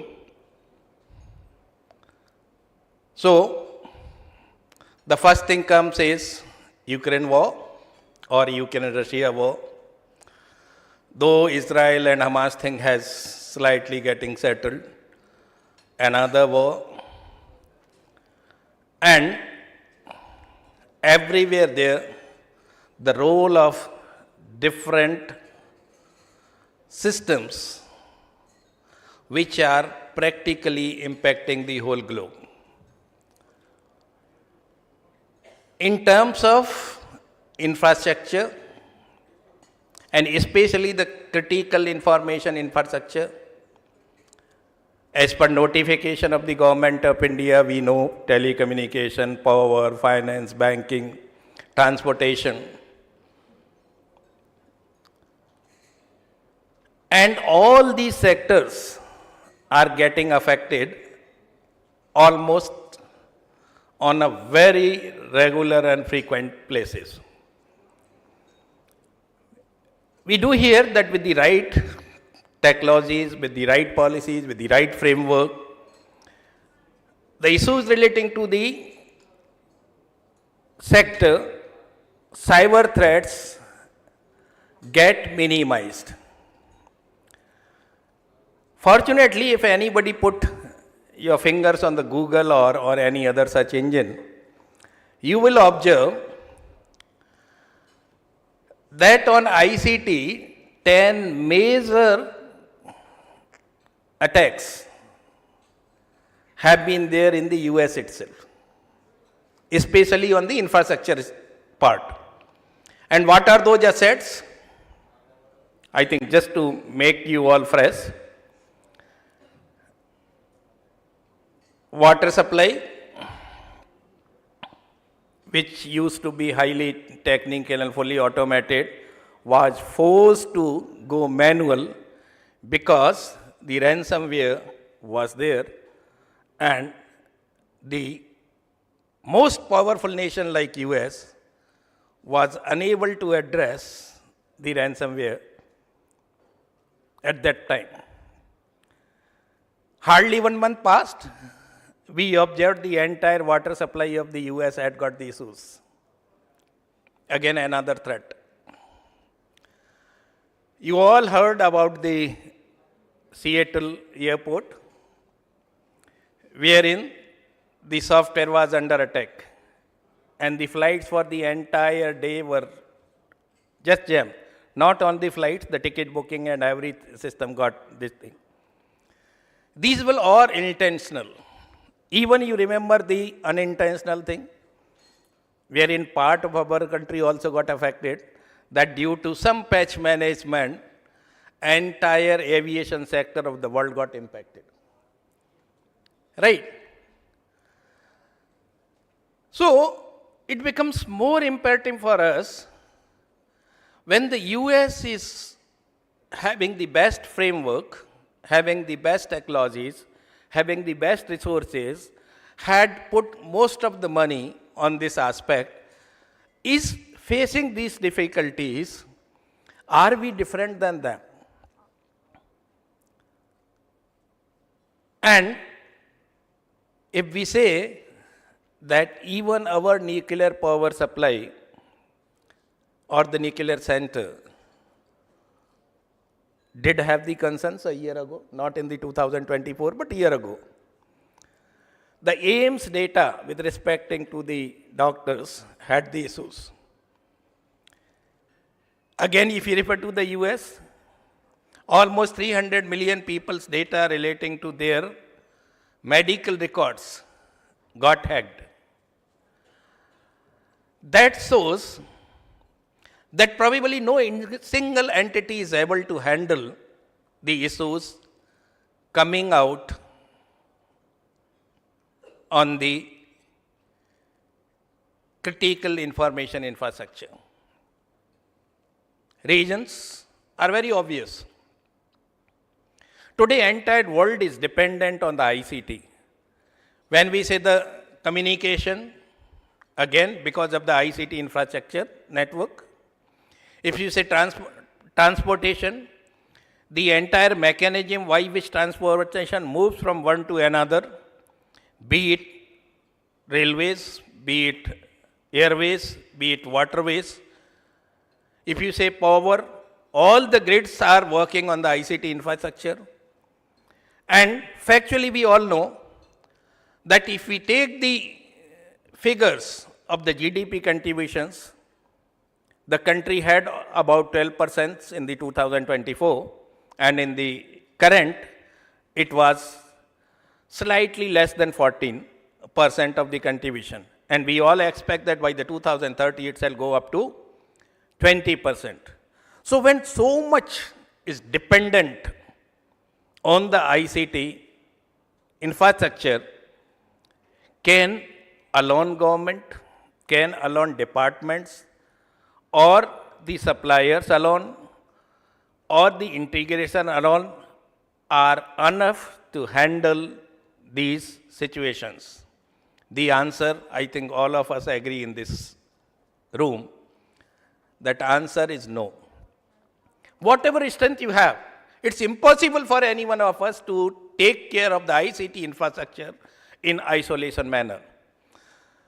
And that is the reason I believe firmly that the topic chosen for today, that there is a need for the participation. And participation from the public and private. In fact, you can further elaborate it. It's not only the public and private participation, but the participation of all the relevant stakeholders, beginning from the think tanks for the country's national ICT infrastructure, which must include startups, academicians, private entities, telcos, and of course, the specific sectors leads, like if we say aviation, now government aviation is hardly, even the Air India what used to be is there in the private hands. So now if something is being worked out for the aviation and we do not have the person in the think tank sitting from these operators, how we are going to protect the critical information infrastructure of the aviation? Similarly, if you go to the power sector, almost in each state there are multiple companies which are running this infrastructure. And unless those people are represented in the think tank of the policy perspective and making the framework, it's not possible to protect them. Now, who is going to protect? Today is the world of the AI. Yes. But suppose I use the DeepSeek or the chat or some OpenAI or tomorrow something else. The fact remains it works on the data, right? We'll use the machine learning. It's learning, it will apply on their own and come out with suggestions. And that is the way you are going to improve your security, you are going to improve your systems and everything. But at the same time, is it not possible that the vendors who are providing these solutions themselves are not creating vulnerability due to the factors that today is the age of cyber war, cyber terrorism. And it is not the individual or small players who are making the things worse for any of the countries. These are the state actors who are making the things worse for the entire humanity. Now, having said so, knowing everything that the state actors are the major players, is it possible to take care by any of the AI supplied by the vendors into the national ICT infrastructure? So who is going to work? First thing, can be away from them? Answer is no. We have to take help of these AIs also. But in addition to that, you have to put the people, the finest brains which are there in our engineering colleges, IITs, NITs, private institutions, and you have to have the faith into the startups, award them that this is the perspective wherein you want to have the people to work. Join the hands with all the lead players today. Suppose somebody wants to work in the communication sector. I think it's impossible to come out with any solution without the involvement of the Vodafone or without the implement of the Airtel or without the implement of the Jio. So, participation is the key to have the successful story now, and that is the right time the government has to take care that they bring in the structure which is inclusive, having the people from the government and the private together, having representatives from all the possible stakeholders, and not only at the level of the policy framework, but also at the implementation. Like just prior to lunch, you would have heard our friend from the hospital, Mataji's hospital, and thing is, they are preparing themselves with the help of the AI learning and all, trying to apply on the hospitals. But when the incident comes, are they expert of the same medicines or are they experts of the ICT? So you may have some people sitting in hospitals who may be handling the ICT domains, whether it's AIMS or the other private hospitals, including Apollo or the Medanta or you name anyone. But they are not the masters of handling it. So again, you have to have the collaborative approach, engage with everyone, and come out with monitoring teams, which are again inclusive, having the faith of each other, and that is the only way to move ahead.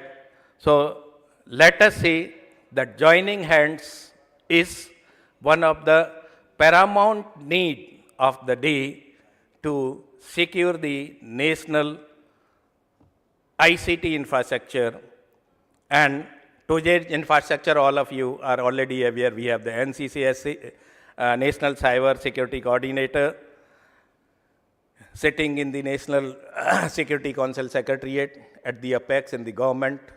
We have DG certain, we have DG in the telecommunication, and we have the respective in the other sectors. But we need to have a body which is not only the government officers, which shall not work in silos, shall work together. So joining hand is, I think, I would like to start with. And with this, I will request to call for the new speaker and share his views. And we will have panel discussions based on their presentations and open house for all of you. I think this is all we would like to go with, if all of us agree. Right? Can we go ahead? Thank you.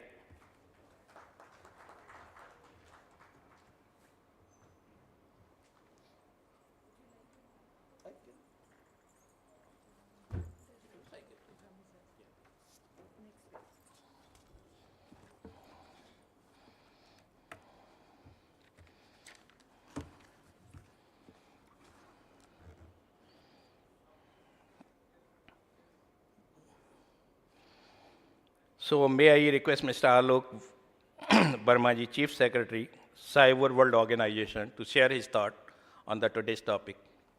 Please, Mr. Barma.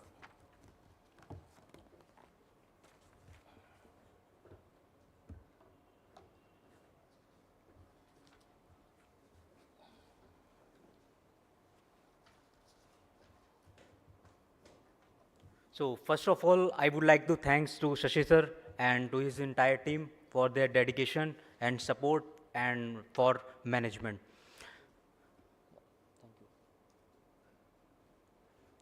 So before starting our presentation, I would like to discuss the few things. So why we are gathered here and discussing the forum into the AI and AI implementation and about the role of AI in cybersecurity and how we can secure ourselves.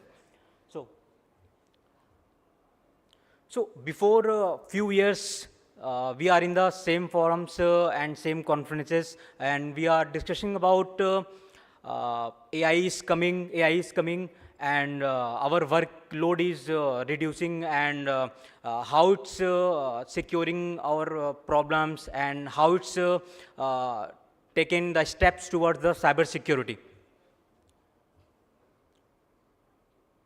So cyber security, we have needs to understand some cyber security common sense. If we are think that we are physical and we are online, so the online is not different from being safe physically. So suppose for example, if any police officers carrying the gun, and if I am a common user, so I have also a gun, and also I have a bullets. So the gun is my phone, and the bullet is inside my data, which is very, very dangerous, because gun is explosive, and this is also explosive for you. If somebody caught your phone and can misuse your all the information, all the transactions, and your photographs and your videos also. So we can say that it's also a new weapon for cyber criminals. So before some cyber terrorists, what they can do? So they are doing that, they are called to some person and trying to fix the location of bomb planning. But now these days, what they are doing? They are doing to hide the data into the images and videos. So on the daily basis, we are just got the images from our friends and from some other persons. So we are just open that and sharing.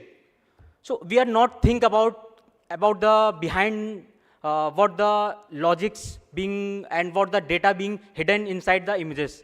So we have needs, how we can do that? We have needs to update it about the trends. So that's the second one. I can say, do your part, be a cyber smart, because cyber security starts with you and is everyone responsibility, because only not government responsible, not me responsible, you are the responsible for your data and for your protection also.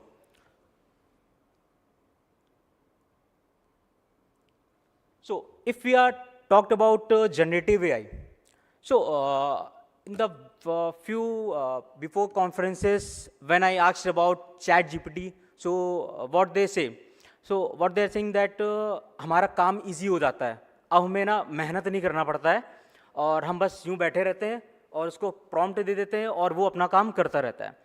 So इसके through हमें problem क्या face करनी पड़ रही है? Problem ये face करते हैं कि like we are dependent on chat GPT overall. Like 98% we are trying to help. If suppose someday the chat GPT is going down, its server is going down, so we are very nervous and we are feeling that how we can complete our work and how we can analyze these data. So how the generative AI works? Generative AI requires data in the form of text, in the form of number, in the form of images, videos, and speech in form of WAV, MP3 formats and different kinds of formats, and structured data and machine signals. They require, and after that, what he will do? He will train the model and generalized and adaptable to many tasks and large. There are the many types of models are available, like large and small also, and self-supervised, no label needed, because if you are thinking that they recognize the labels for these these columns and these kinds of row to map the data, so it doesn't require now this time. And it will separate it into two parts, like non-generative, which is traditional, and second one is generative.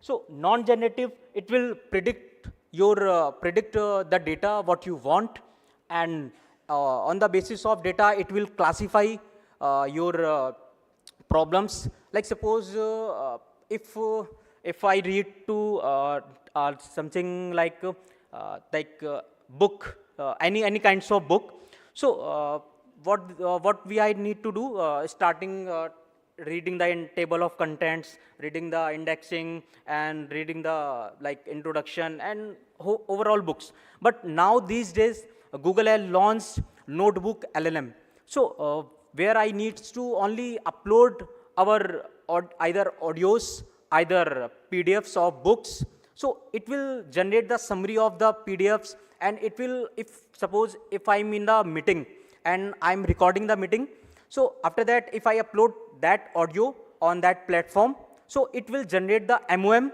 for ourselves. So we did not need to prepare the MOM physically or using the pen or paper, so it will automatically do. And other ends, the generative forms, it will generate the text, we can generate the images and videos, and also we can generate the audios and speech. Like if I have your audio, so I can able to generate in the same audio, and I can pretend to others that you are saying this statement. So the finance workers pays out approx $25 million after video call with deepfake. So the problem is that if we are not aware about deepfake and how we can detect, so I'm giving you a simple example how you can detect the deepfake video. So the first we need to understand how videos being worked. So videos is the collection of framework. So there are the n number of frameworks, and when we run that video and the frame is running, so we are appear that this is a video. So if the video is deepfake, then we have needs to run the video in less than 3x or 5x. Then we are able to identify the patterns of the frames that they are disturbing from this location, from this location. So that the first step we can, if we want to identify the deepfake videos, so we can do. Also the there are the several online platforms are available, like deepfake scanner, where we can just upload the YouTube video of the YouTube links, and either we can upload the video via our systems manually. So it will detect and give the result that video is deepfake, or how much deepfake. Also, it will also generate like 95% deepfake, 90% deepfake, and 10% it's original. So you can get the result. So as we can see that in the election time, and like on the Instagram and some other social media platforms, like Trump is dancing and kissing to someone, but this is not real. So which I saw that on the online platforms, like as you can see in the images, like real life of Trumps and the social life of the Trumps. In the television, in the fake news, and they are exploiting these kinds of images. And the other ends, you can saw the images of deepfake technology used for to pretend some any kinds of ministers, and in the election time that they are saying this statement and this one also. So when we talk about physical cyber attacks, so physical cyber attacks in the form of USB storage devices, CD, DVD, and Internet of Things, IoT devices. So if I'm saying that suppose if we are move back to few years ago, so suppose if I'm liking some girl, so what I say, I wrote a letter, and I wrote a love letter, and I say that I love you and these kinds of things. So if my father got that paper, so in that time I will disturb that paper, either we eat it. So in that time the data is, you cannot say that data is someone other can got, because you written on the paper and you just eat it. But in the current time, if we are saying some to on the WhatsApp, on the social media platforms, on the mails, and if we are saying that if we deleted that message, but the data is never deleted from your social media, any kinds of platforms, it can be recovered. So this is a email, so which is needs to understand by all the private and government firms. So the mail is the urgent IT update regarding software vulnerability. So if you saw that this kinds of mail, the mail is a vulnerability has been identified in the X software that allows an attacker to record the calls and videos from your computer without your knowledge. Please install the attacked update by end of the day, or your workstation will be logged. So what you do in that time, you will just click on the link and download the application and run it. And after that, you will destroy your systems, and your data has been leaked. So there are some other avenues of attacks, like for example, smart devices, phones, thermostat, vehicles. Also in the vehicles are also using the generative AIs and some kinds of tools for driving. Gaming consoles, printers, and medical equipments, and industry systems also.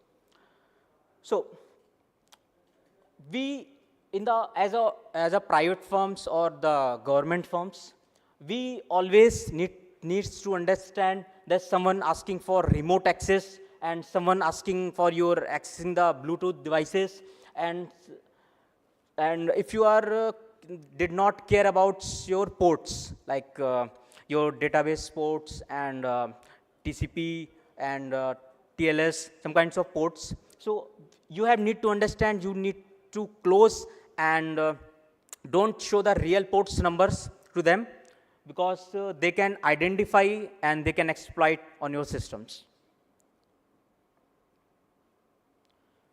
So how can you better protect yourself online. You need to secure your networks. You need to stay up to date.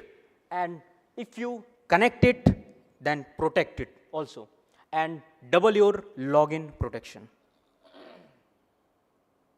So at the last but not the least, the cybersecurity is an ongoing journey. We cannot say that cybersecurity on the destination we reached, and the continuous vigilance, adoption, and innovation are the key to staying ahead of evolving threats. So thank you so much, and we are looking forward to your collaboration and for your innovation. So thank you.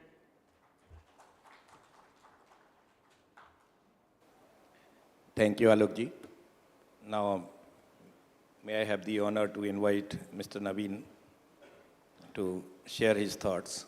Mr. Naveen is the Senior Consultant, Information Security. Mr. Naveen, floor is yours. Thank you so much, Mr. Shakya. Good afternoon, friends.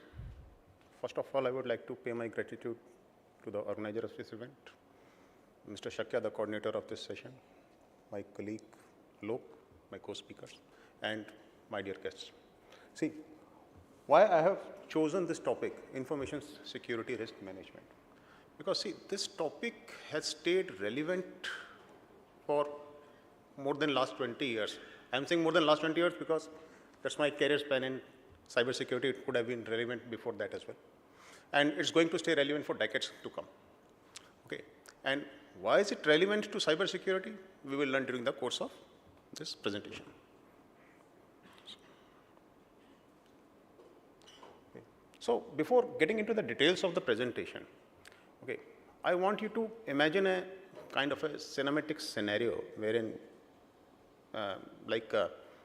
India's Mogambo's den, or you can say fortified cave or castle, wherein you just imagine that, okay. Thank you so much. You can imagine that there is a some very, very critical, mission critical papers stored in an envelope, maybe kind of national importance, and then it is stored in say steel container with multiple kind of locks, then a concrete chamber all around it, and means a fortified kind of a castle with guards all around, electrical charged wires and CCTVs, all sort of cameras. So what I'm talking about is that it is equipped with all defense and depth mechanism, and somebody would somewhere in this world would still try to stake for his life to get hold of those documents. Okay, so we cannot say that anything is 100% secure in this world. The message I want to pass here is, okay, so we have to keep on enhancing ourselves. We have to keep raising our bar, and where Alok ends his note saying that security is an ongoing journey. So we have to keep ourselves going and trying to make it more secure till the time the asset or the item which we are securing gets expired in itself or doesn't stay relevant to us. Okay. So information security. So it means different to different persons. Generally, information security, when we say we generally secure the three aspects, we call confidentiality, integrity, and availability, called the triad of information security. And we secure these three aspects when we go into an information security program for any organization. Okay. But it may be perceived differently by different group of people. So maybe for the vendors, as I've written on the slide, that it could be limited to their products. For people who are aware of this technology, would like to comprehensively implement this in their organization or in their projects. And for few people which are possibly not aware, it could be a role of just IT managers or the security manager role, and they do not want to get into their arena. Okay. And then for some users of the technology, it could be a nuisance to their liberty as well. Okay. Ki mera USB block kar diya, they block my USB, or they are not allowing me to visit some sites for my personal use, etc., etc. So they find it as a nuisance. Okay. So why one should adopt information security? Okay. So written are some technologies and some threats which are coming along with those technologies. So we are all users of internet. It has become an indispensable part of our life. And we can reach anywhere and collaborate with anybody in this world using internet. And so as the criminals as well. Okay, so they can collaborate, can share their idea, and become collaborative and collectively form a sophisticated attacks or targeted attack to some networks or maybe some countries as well. Then uses of cloud computing.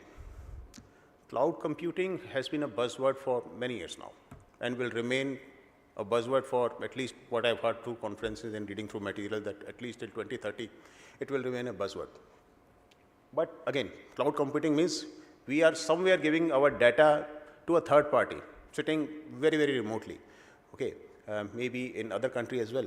Okay, when we start using a public cloud network.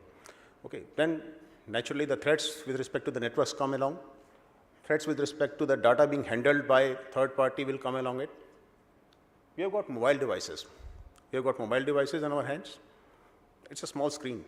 It's prone to error. Okay. We never know that what kind of error we have made, and that would result in a financial loss to us or any other kind of a credential loss kind of a thing to us, which can be translated into multiple other problems. Then we've got IoT devices. Now, we love to have IoT kind of a devices or embedded devices, they are generally called, because they have got embedded chips in between in our home. We have got Google Minis, we have got Amazon Alexa, we have got smart TVs, we have got laptops, etc., etc. So you must have seen that if you talk something or search something on the laptop about something, and in other room, if you go and open your televisions, you will suddenly find, and you find YouTube, you will suddenly find a near relevant kind of a suggestion being given by the application of smart TV, what you have actually tried doing in some other room. So they are listening to you. You never know.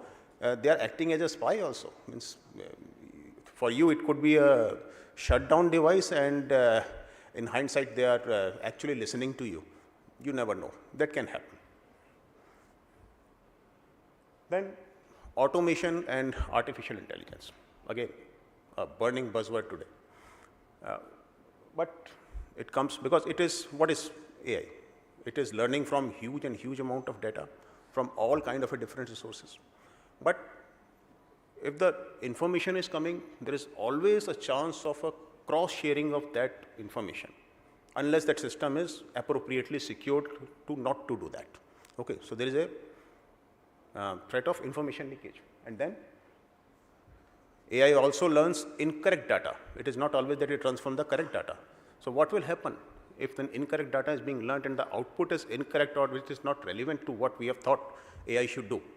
So it may produce incorrect results. Incorrect results may have got kind of unknown vulnerabilities attached to that, okay? And for which we have to work hours and hours upon. And then incorrect decisions. So we have come across the news wherein incorrect decisions made by AI could result in a loss of organization that can be a threat to human life as well. Then one last point which I have written here is computer literacy. So the computer literacy and ease of connectivity are good things, but at the end of the day, on the flip side, it has resulted in ease of access of information also, and so as ease of leakage of information also. Okay. So in the last 2 pages, what I have shown you is some kind of a threats which are coming along the technologies which we are using right now.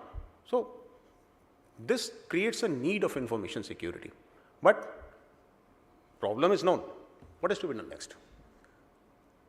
So how much security should be implemented, when it should be implemented, and what is to be implemented as a part of security controls?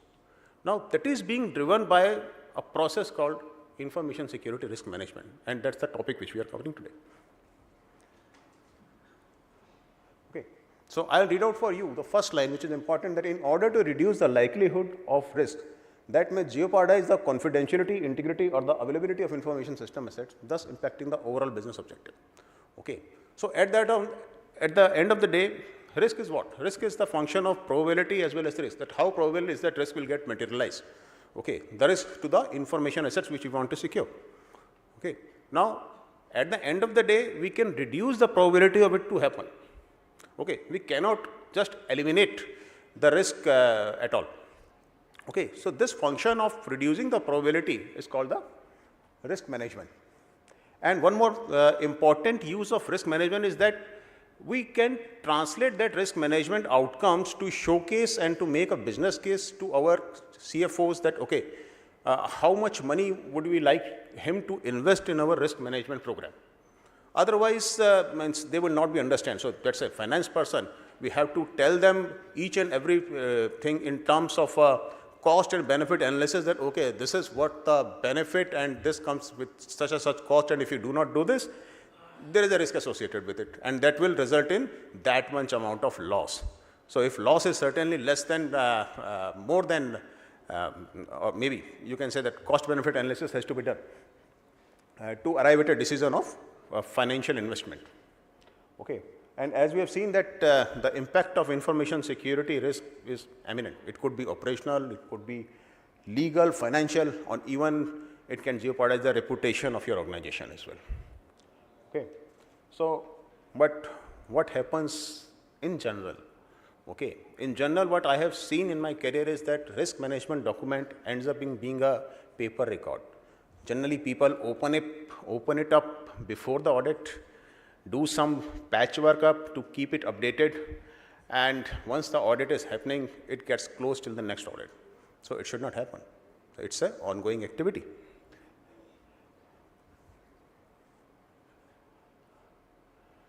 So what are the important aspects of information security risk management strategy? One, it has to be aligned to our business objectives. Okay. So it cannot run in silos or aloof with what our business. It has to be enabler to our business and not not causing the hindrance to our business. Okay. And we have to factor in both insider and outsider threats.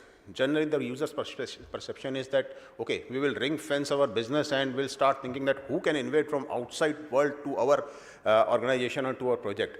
We generally start thinking that, okay, the people who we think are our trusted resource, the computer systems or the IT systems, ICT systems, which are our trusted resource, can itself become a threat actor to our environment. So insider threat is equally important than what the external threats are. We have to consider the accidental, deliberate threats, human, technical, environmental support system, threat arising out of implementation of control. Now that's a very interesting point. We said that, okay, we have arrived at some risk and we want to implement some security controls. But controls may come with some additional risks or the additional vulnerabilities. Okay. We have recently seen few months back an example. Okay. So CrowdStrike is a security control which is implemented across the world to protect our systems from unwanted threats. Okay. Now, due to some malfunction in CrowdStrike, our system started behaving erroneously and they started shut down, and it has turned into millions and millions lost to banks, airlines, stock markets.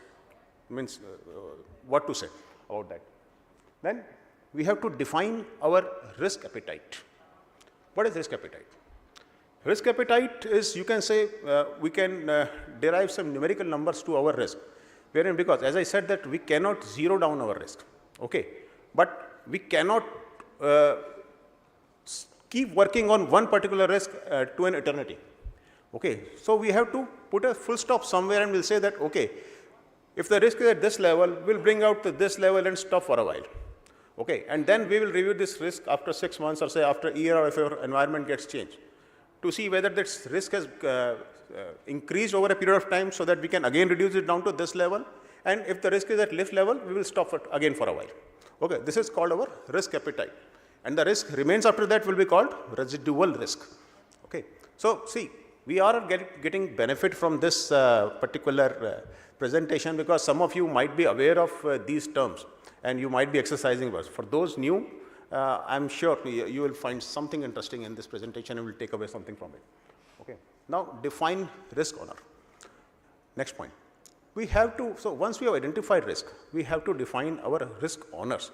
Risk owners are the person who will actually work towards accomplishing the mitigation of those risks. Okay, because we all know in our in any of the organization, not in technical words, that everybody's responsibility is generally nobody's responsibility. Okay, So we have to define risk owners so that somebody can take this to the closer. And one thing I forgot to mention in the slide is we have to define some closer date so that unless deadline is being given to some work, it's pretty much difficult that we achieve to close it. Okay. The next slide shows kind of a heat map wherein we can say that risk is a probability and impact function. Okay. Wherein this will help us to prioritize our implementation of or we'll say mitigation of risk. Okay. So we'll say that risks which are high impactive on our business objective and are high probable of executing or keep exercising, we have to work on those first. And likewise, which are low on probability and having low impact on our overall business, we can defer those risks to a later period of time. Okay. And here comes the 4 T's in risk management, which says that, okay, what are the 4 different ways we can treat our risk? So once the risks are identified, how we can treat our risk?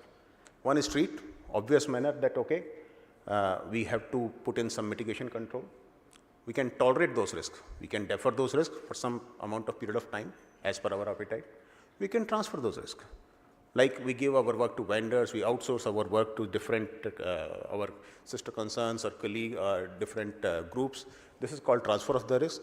But again, transfer is got with the caveat that we can transfer the risk. We cannot transfer our accountability or responsibility.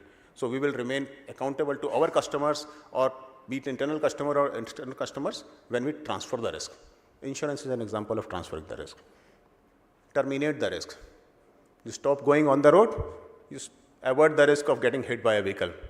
Means you do not do that activity which translates into XYZ risk related to that activity. So this is a very interesting slide. I'll come to this slide later because the time is less if I'm being permitted to visit. So expiration of this risk. So do the risks really expire? So I'll say that information security risk never expires. Okay, we have to keep revisiting them after a certain period of time in light of the environment which will be at the time of reassessment. It could be your new technical environment, it could be your new physical environment, it could be new political environment, anything. So we have to see those risks in light of your then environment when you are assessing the risk. So risk will get never expire. It will be put as a record in your risk register always till the time your asset is there. I've already discussed about residual risk. Yeah. Last thing is that whether our risk assessment has to be objective or subjective. Okay. Objectivity means that we can reduce those risk management to different discrete attributes and giving some values to those attributes. And what we will achieve is a single line coming in our risk register for each of the risk. Okay. But that would not be a true reality, means true close to the ground reality of risk assessment or a risk management. And the one example is the ISO 27005 methodology given by NIST, that's National Institute of Signal Technology of United States. Other elaborative methodology is Octave, wherein you can spend pages and pages over assessing the risk of one particular asset. Okay, you know that what is asset, why it is used, what it is used for, its criticality, its users, locations, copies, who all access, how they are accessed, maybe remotely or maybe interactively, etc., etc., etc. And then you start real threat scenarios and write down those scenarios and then coming up to the mitigation strategy of those risks. Okay, but again, we have to strike a balance because the former will save your time, money and resources. The later will definitely be more reality, close to the ground reality. So my recommendation is that we have to make a assessment methodology which is a blend of both, and there is no restriction to make your methodology. You can use different methodology, you can mix them up and make someone which is most suitable to your organization. Okay, thank you. So after that, see, this is something, there are 2 photographs which I have included. So one is that this is something which comes out of a NIST based risk assessment. It's a one row for each particular risk. I have deliberately blurred those so that it's not visible. And the other is that we keeps on filling those forms for one particular asset and we put in those information that how means information is collected for each asset, and this is just one form, and we can have multiple forms just for one asset, which we are assessing the risk for. Sir, so my time is up. So I may not be able to take up that slide and sometime later. Thank you so much for patiently listening to me, and thanks once again. Thank you.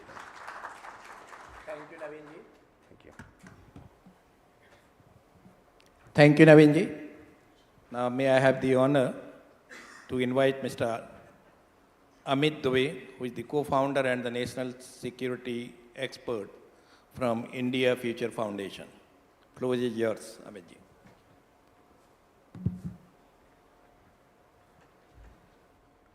Good afternoon, everyone.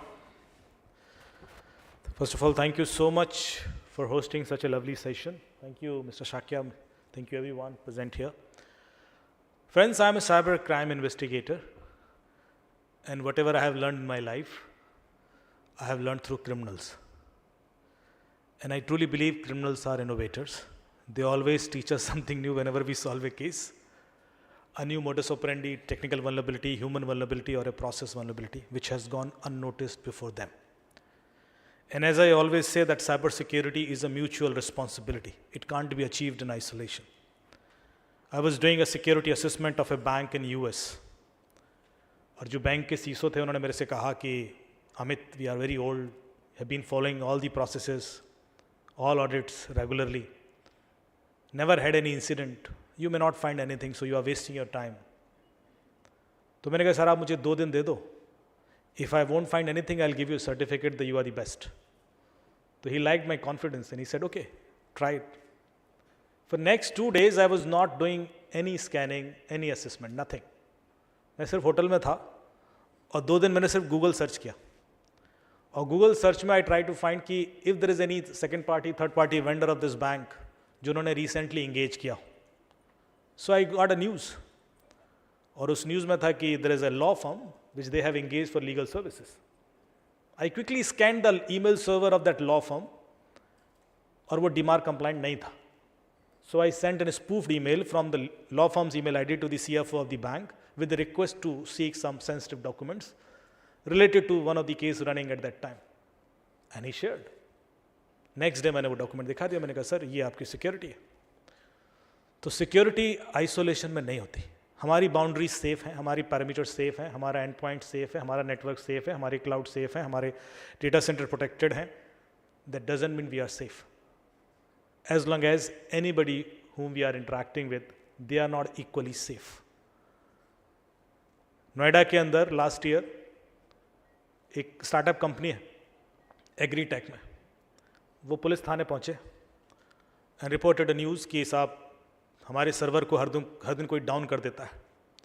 So there is a attack called DDoS attack, denial of service attack, which means that somebody is sending more number of requests that their server can handle, and that's why it is getting down every day for a period. And थानेदार ने कहा साहब तो हम क्या करें, किसी expert को पकड़ो. उसने कहा नहीं साहब कोई क्रिमिनल है, he is deliberately doing this. तो बोले नुकसान क्या हुआ आपका? नुकसान हो रहा है ना. बोले 15-20 लाख रुपए डेली का नुकसान हो रहा है. बोले व्हाट, 15-20 lakhs डेली? आओ FIR करते हैं ना. It make sense. पर पकड़े कैसे? तो इस कंपनी में महेंद्र सिंह धोनी ने पैसा डाल रखा है. सो थोड़ा सा पुश था, उनका कॉल आया कि साहब कुछ कर लीजिए. So we started the investigation.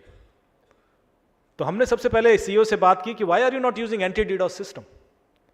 He said we are using anti DDoS system. We have load balancers and all filtering of these abusive IPs and possibilities of any DDoS attack. But despite of that, it is successful every day. तो मैंने कहा मुझे traffic भेजो. So he shared with me the log of all the requests that has been coming to their server every day when this is taking down. मैंने वो log analysis किया तो पता पड़ा कि most of these requests are coming from NCR region, National Capital Region. Noida, Faridabad, Gurgaon, Delhi, यहीं से आ रही. करीब 70-80% रिक्वेस्ट. मैंने उसमें से 22 IP एड्रेसेस बाहर निकाल लिए जो नोएडा के थे. और फिर मैंने उन IP एड्रेसेस को ऑपरेटर्स को भेजा. मैंने कहा I need their mobile numbers. They send me mobile numbers. I called them that why are you accessing this server every day.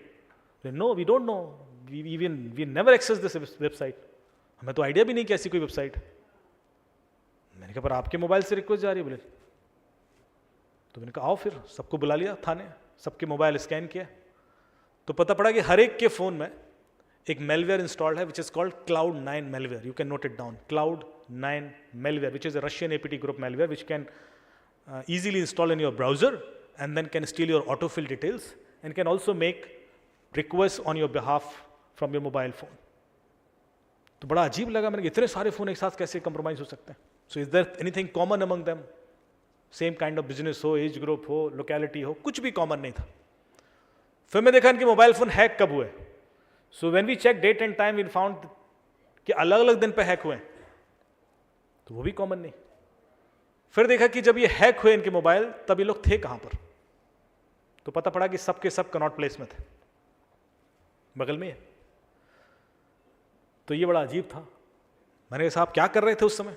बोले we had a meeting and we just had lunch in a restaurant, एक restaurant है वहां पर, वहां गए थे। कहा okay, सब एक ही रेस्टोरेंट में विजिट किए थे। तो मैंने एसीपी साहब को पकड़ा, मैंने कहा चलिए सर हम भी लंच करके आते हैं। When we visited that restaurant, तो वेटर आया और उसने कहा कि साहब कोविड के बाद we stopped using physical menu card, there is a QR code, please scan and give order. हमने QR कोड स्कैन किया और हमारे फ़ोन में कुछ फ्लिकर हुआ। जब मैंने स्कैन किया तो we had Cloud9 malware in our iPhone. मैंने कहा bingo, is coming from here. उसके बाद पर किसने किया ये? तो होता क्या है कि जितने रेस्टोरेंट हैं, हॉस्पिटल्स हैं, रिसॉर्ट्स हैं, उनकी वेबसाइट की सिक्योरिटी वो लोग ध्यान नहीं देते। They don't take care of their securities. They think हम कोई ई-कॉमर्स का काम तो कर नहीं रहे, मेनू कार्ड दिखा रहे हैं, क्या कुछ हो जाएगा। हैकर्स उनकी वेबसाइट हैक कर लेते हैं और उनकी वेबसाइट में अपना कोड इंजेक्ट कर देते हैं जो मेलवेयर होता है। So when you access their website, eventually you get hacked. तो उनका कुछ नहीं गया, but you may end up losing money also. पर हमने उसका सर्वर एक्सेस किया कि किसने किया ये। So all the IP addresses that we got was from, I think from Netherland और जर्मनी। मतलब VPN यूज कर रहा है, तो क्रिमिनल पकड़ा नहीं जा पा रहा था। Then somebody suggested, I think DCP Center Delhi, he suggested that Amit, जिसने भी ये किया होगा वो एक बार इस रेस्टोरेंट में आया जरूर होगा टेस्ट करने के लिए कि ये स्मूथली हो भी रहा है कि नहीं हो रहा है। मैंने कहा बात तो लॉजिकल है। तो जिस तारीख को सर्वर हैक हुआ था रेस्टोरेंट का, उससे एक हफ्ते पहले और एक हफ्ते बाद का मैंने विजिटर का लॉग निकलवा लिया, कौन कौन आया खाना खाने, जो भी विजिटर्स आए। CCTV भी था। And then we found a pattern कि एक बंदा था, वो डेली आता था, मसाला डोसा और चाय ऑर्डर करता था, चला जाता था, और 1-1.5 घंटे था वहाँ। उसको ट्रेस डाउन किया तो ग्रेटर नोएडा के इंजीनियरिंग कॉलेज का लड़का निकला, उठा लिया उसको, पूछा भाई तीने accepted? He said yes, I hack this website. क्यों किया? बोले सर हम इनके यहाँ इंटर्न काम करते थे, इन्होंने मेरे पैसे नहीं दिए,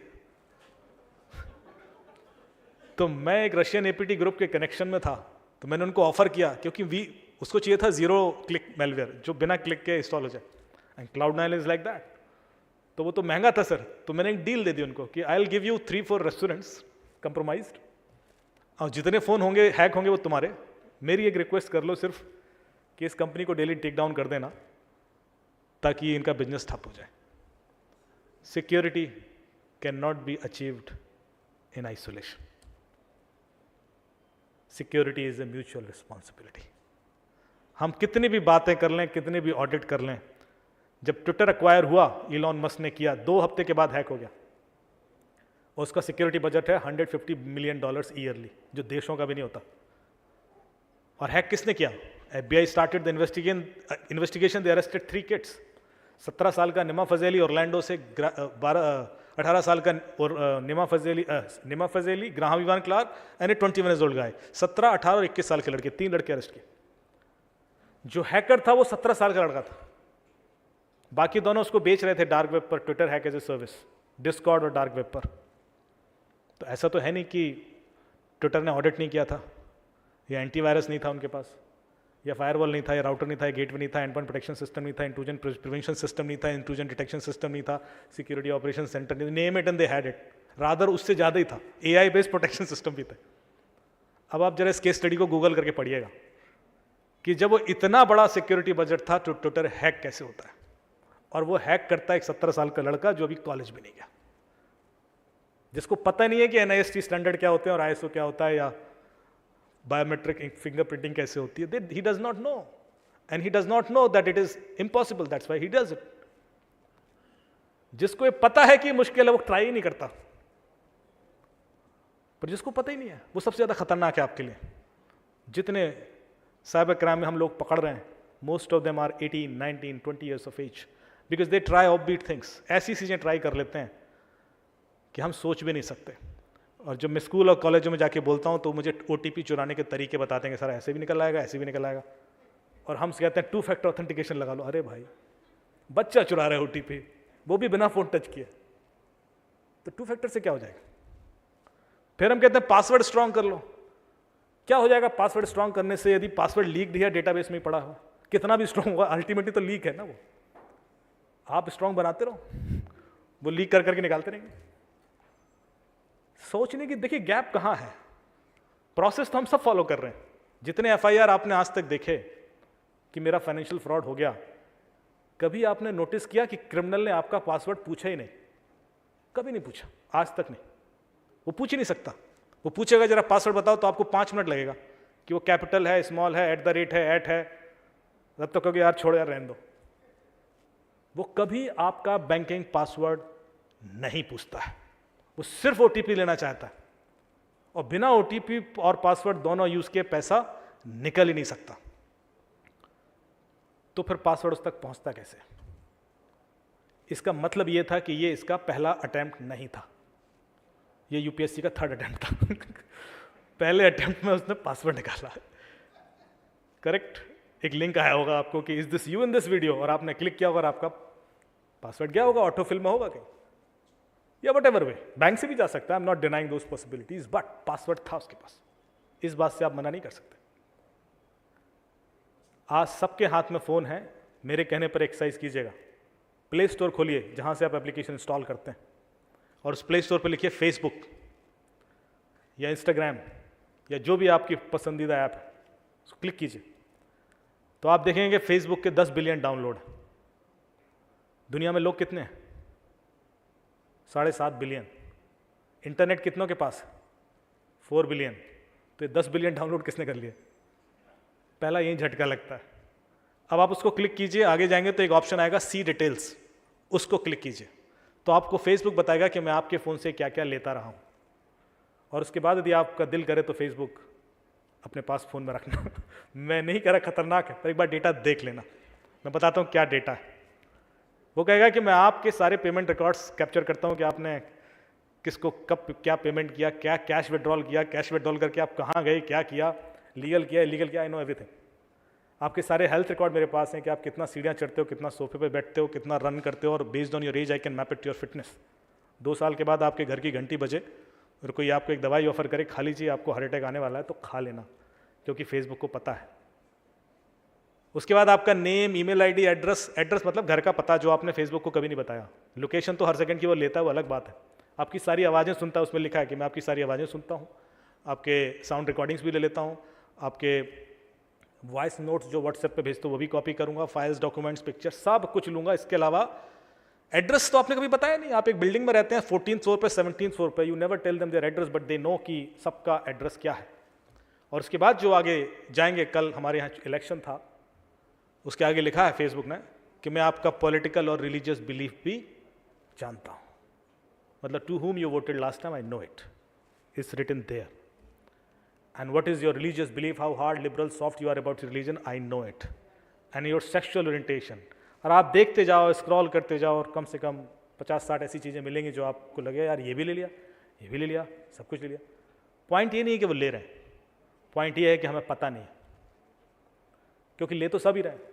गूगल से लेकर जितने भी एप्लीकेशन आप फ़ोन में यूज़ करते हो, आपने किसका पेमेंट कर दिया? सब फ्री ही है। If there is anything free, they will make money out of something, but we should know it, because if we know it then we are protected. If we don't know it, then we are absolutely insecure. With this, I take a pause. Thank you so much. Thank you. Now, before we go for the open question and answer, Uh,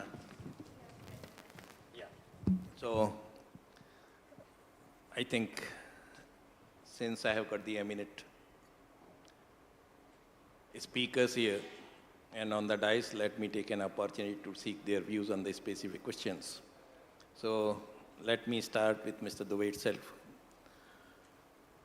Say, you had nicely given these stories, and it's a fact that responsibility cannot be done by an individual. It has to be the multi-stakeholder, everyone has to be responsible for the action. Since our topic is relating to the ICT infrastructure, and that is to national infrastructure and partnership, I would like to listen your views with a request to finish in 1.5 minutes or so, that the health sector is in the private hands.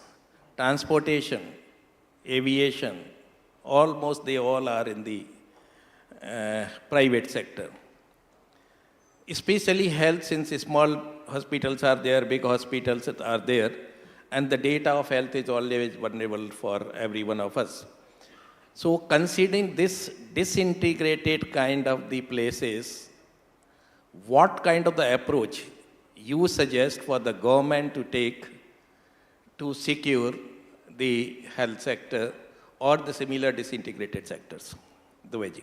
Thank you so much for asking this question. Sir, my approach is a little different. I trust on people and I make them aware about the fact that do you know the value of your data? यदि आपने उनको ये बता दिया ना कि आपके data की ये वैल्यू है, तो वो जमीन आसमान कर देंगे उसको प्रोटेक्ट करने के लिए. प्रॉब्लम क्या है कि we don't know the value of a data. जब तक आपको वैल्यू ही नहीं पता और फिर हम आपको गाइडलाइन देते रहे कि ये कंप्लायंस कर लो, ये कर लो, उससे प्रोटेक्शन नहीं होता. प्रोटेक्शन कंप्लायंसेस से नहीं होता है. प्रोटेक्शन ओनरशिप से होता है. Once you know that okay this is your asset and it is valuable, फिर तो आप जान लगा दो. मैं आपको 5 किलो चावल देता हूँ, 5 किलो सोना देता हूँ, और फिर एक साथ कोशिश करता हूँ चुराने की. चावल तो चोरी हो जाएगा, सोना में ताकत लगा दूँ नहीं चुरा पाऊंगा, क्योंकि उसकी वैल्यू पता है आपको. Is that simple. 99% time when I interact with organisations they don't know the value of the data. ना जाइए चला भी गया तो स्टार हेल्थ का डेटा भी लीक हुआ. I did the investigation. मैंने एक पेज का रिपोर्ट बना के उनको दिया, फिर पब्लिश भी कर दिया, और मैंने बताया कि क्यों हुआ, क्या क्या कमियां थी. तो उनके सीसो का फोन आया कि साहब इतना हार्श मत हो जाओ बाकियों का भी होगा आज नहीं तो कल तो मैंने कहा पॉइंट ये नहीं है मेरा पॉइंट आपसे पर्सनल वो कुछ नहीं है. लेकिन यदि आप गौर से नोटिस करो तो जो मैंने आर्टिकल में लिखा है, I try to convey the value of the data, कि आप इसका इम्पैक्ट क्या होने वाला है, जिसका डेटा लीक हुआ उसका क्या नुकसान होने वाला है, वो कभी हमने नहीं सोचा. मैं आपको 4 गाइडलाइन बता दूं, 5 कंप्लायंसेस बता दूं. उससे ज़्यादा ज़रूरी है कि 2 मिनट में मैं आपको सिर्फ ये समझा दूं कि टिकटॉक का ओनर दुनिया का 26वां रिचेस्ट आदमी है. टिकटॉक सैटेलाइट नहीं बनाता, वैक्सीन नहीं बनाता, टिकटॉक कुछ नहीं बनाता. उसकी एक ऐप है, वो फ्री है. वीचैट जो चाइनीज़ ऐप हमने बैन की थी 2019 में, उस समय उसका वैल्यूएशन $500 बिलियन था, टेंसेंट का. पाकिस्तान का जीडीपी 250 बिलियन है, जिसके डबल चाइना की एक ऐप है जो फ्री है.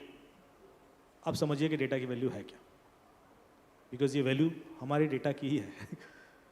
So I think once that is clear, then everybody is smart, they can take care of it. Thank you. Yes, sir, please. I think let me finish 2 more questions and then we'll go to public. To Mr. Verma, again linking to the national perspective, okay, how you perceive the relationship between the private and public togetherness, especially when the AI time is already there. So my sir, Amit sir discussed about the data, which is very, very important.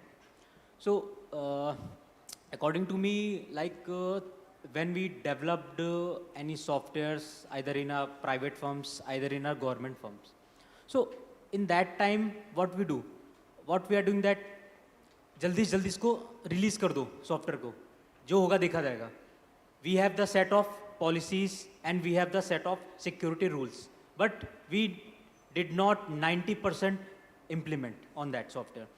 But when the threat or attack been happened, then we are opening the clauses and our security rules, and also governments is also open to all. Like if you have some kinds of solutions of that problems, you can come with us and we will mutually develop something which is innovative and help to others. So we have needs to collaborate with privates. If we are private, then we need to collaborate with governments also. And if we are in a government, so we need to give the chance to a private sector, because sometimes private sector have the depth knowledge of that particular things in the practical forms. Then if governments, privates and financial firms also involved together, then they can definitely solve the problems of threat hunting and these types of attacks. So thank you. Thank you. Now with this, I move to the Mr. Naveen-ji. Since we are talking for whole day on the AI, how do you perceive the AI? Is the AI going to be disruptive, or let me put it is going to be a vulnerability, or it is going to be the solving agent to the threats? Your views, please. See, AI in isolation may not be that good. So what I believe that AI is a wonderful thing. We are learning from our past mistakes, our past success. The huge amount of data is being analyzed and we are coming out with wonderful outcomes. But if we do not have a human control and if it becomes machine dependent, it can be disastrous to the humankind as well as our technologies as well. Okay, so we need not depend, because AI in itself says it is artificial intelligence. Okay, it can never be as good as the human intelligence at any given point of time. Okay, so that's my viewpoint, is that AI is a good thing, but we have to use it efficiently, and naturally we need to have a human control over that. Otherwise, you know that if you leave a robot, you create a robot who can do everything by himself or itself. There are movies also which filmmakers perceive that, okay, that can happen in future. Somewhere down the line, it is going in the human mind. So movies coming out of what is going in our mind and what can happen in the future with using current technologies. And we have heard that also, that one robot has destroyed and other robots, and they have been doing malicious tasks, and people are using those for malicious activities, like because they say that, okay, what will be done at the end of the day? The name of robot will come as a perpetrator, as a criminal, and not as a human being. Okay, so that can certainly happen. So, thank you. With this, house is open, and I request volunteers to give the mic on the first table. Kindly introduce yourself and put the question to the speaker. Namaskar, Deepak Chaturvedi, retired ITS officer. My question to you, with your background of so much experience, international audit and all this widespread free application of social media, I think hardly anyone charges. How a sovereignty laws like data protection law can ensure some class suit sort of thing so that these are stopped? Because once a things has been collected, then it's out of hand. They can use the way they want. But before that scenario emerges, how the sovereign powers can nip in the bud? For example, data protection bill can do for future onwards, but what is already done prior to this, because no law can be retrospective. In that scenario, even we are now aware, but India is always having more than 60 crores of WhatsApp users, I'm told. I may be not very sure of the data. Or Facebook may be equally good, slightly plus minus. How do you view this? Security can now be enforced? And how do you perceive the situation to arrest in future? Thank you so much, sir, for asking this. So brilliant question, I must say. Because see, we need to see what others are doing here. Because this is not only our concern, this is a global concern. China has made a law that no 18 years of, like below 18 years of age, nobody would be allowed to access internet for more than 45 minutes. क्यों? अभी Australia ने law बना रहा है, Australian PM ने कहा है कि वो भी रेस्ट्रिक्ट कर देंगे. और चाइना ने तो डेटा 2002 से रोका हुआ है, किसी के पास उनका है ही नहीं, because they were so proactive that eventually this data will be used to build AIs and then AI can control us. So they stopped any external interference. We could not do, but we can still save our future generation, because the moment you are sticking on this screen and spending 16 hours, 17 hours in a day, you are anyway become slave of data. वो जो दिखा रहा है वैसे ही आपकी इच्छाएं, आपकी डर, आपकी एस्पिरेशंस, आपके फियर, आपके सब कुछ वो डिसाइड कर रहा है. And emotions and also political ideologies, your religious, सब कुछ वो डिसाइड करेगा. Nothing is in your control, because I have given U a hint कि आप एक बार देख लो फेसबुक का एंड यू विल अंडरस्टैंड कि what is the purpose of accessing so much data. क्योंकि इतना डेटा इसलिए नहीं लिया जा रहा है कि आपको ऐड दिखाया जाए, ऐड तो वैसे भी दिखा देंगे.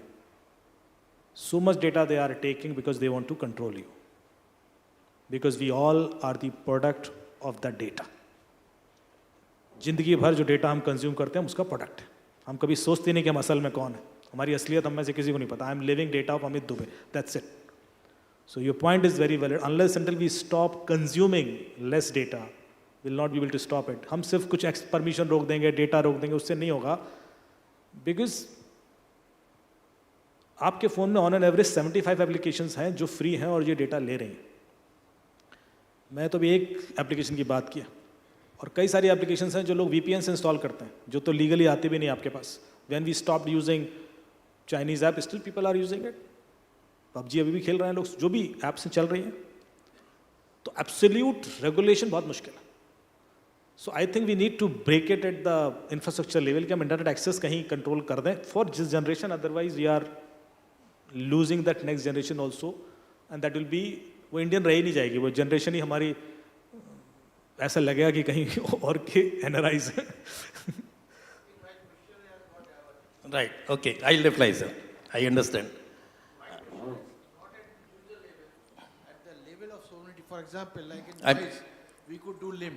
Through LIM, we could monitor who is using it. Can you do data at that level through production? Not possible. And usually I am giving option. But as sovereignty, we can say that the data will not leave the boundaries of the country. And if the country, they have to seek permission of some compliance. This, you are absolutely right, but we can't monitor if the data is end-to-end encrypted. If it is end-to-end encrypted, if it is sent through VPNs.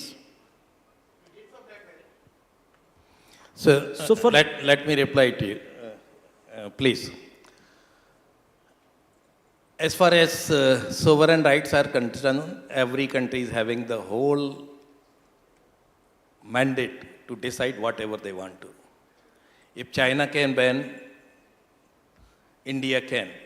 If BlackBerry can be banned, if WeChat can be banned, if the Vivo's browsers can be banned, I think we had blocked over 200 these things. Other things can also be.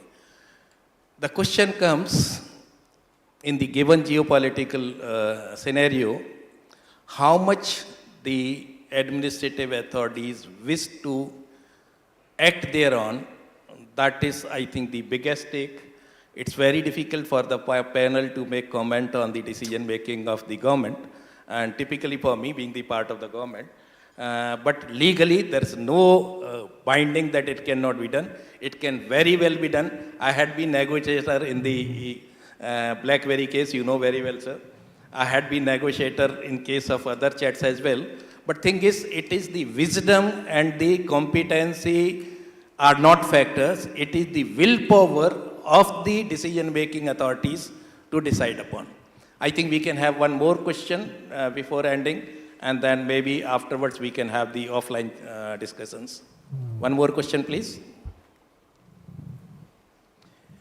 If none is there, I think I would like to summarize it. First of all, let me thank all of you to be very patient and listen all of us. The most important thing which has come out of this discussion is, one thing is the security starts from you. I think that is the key. Do not expect others to do yourself whatever you can do. Second comes out is that it is mutual responsibility, or I should say it is the joint responsibility of everyone together. And third most important is, we need to have the awareness campaigning run. What is the value of the individual data? Many times feels I had gone to Switzerland, I had put 50 photographs. There is nothing which I hide. But then, if you termed into the value terms, you have lot many things to lose. That understanding needs to be developed among all the users. So that is the third outcome. And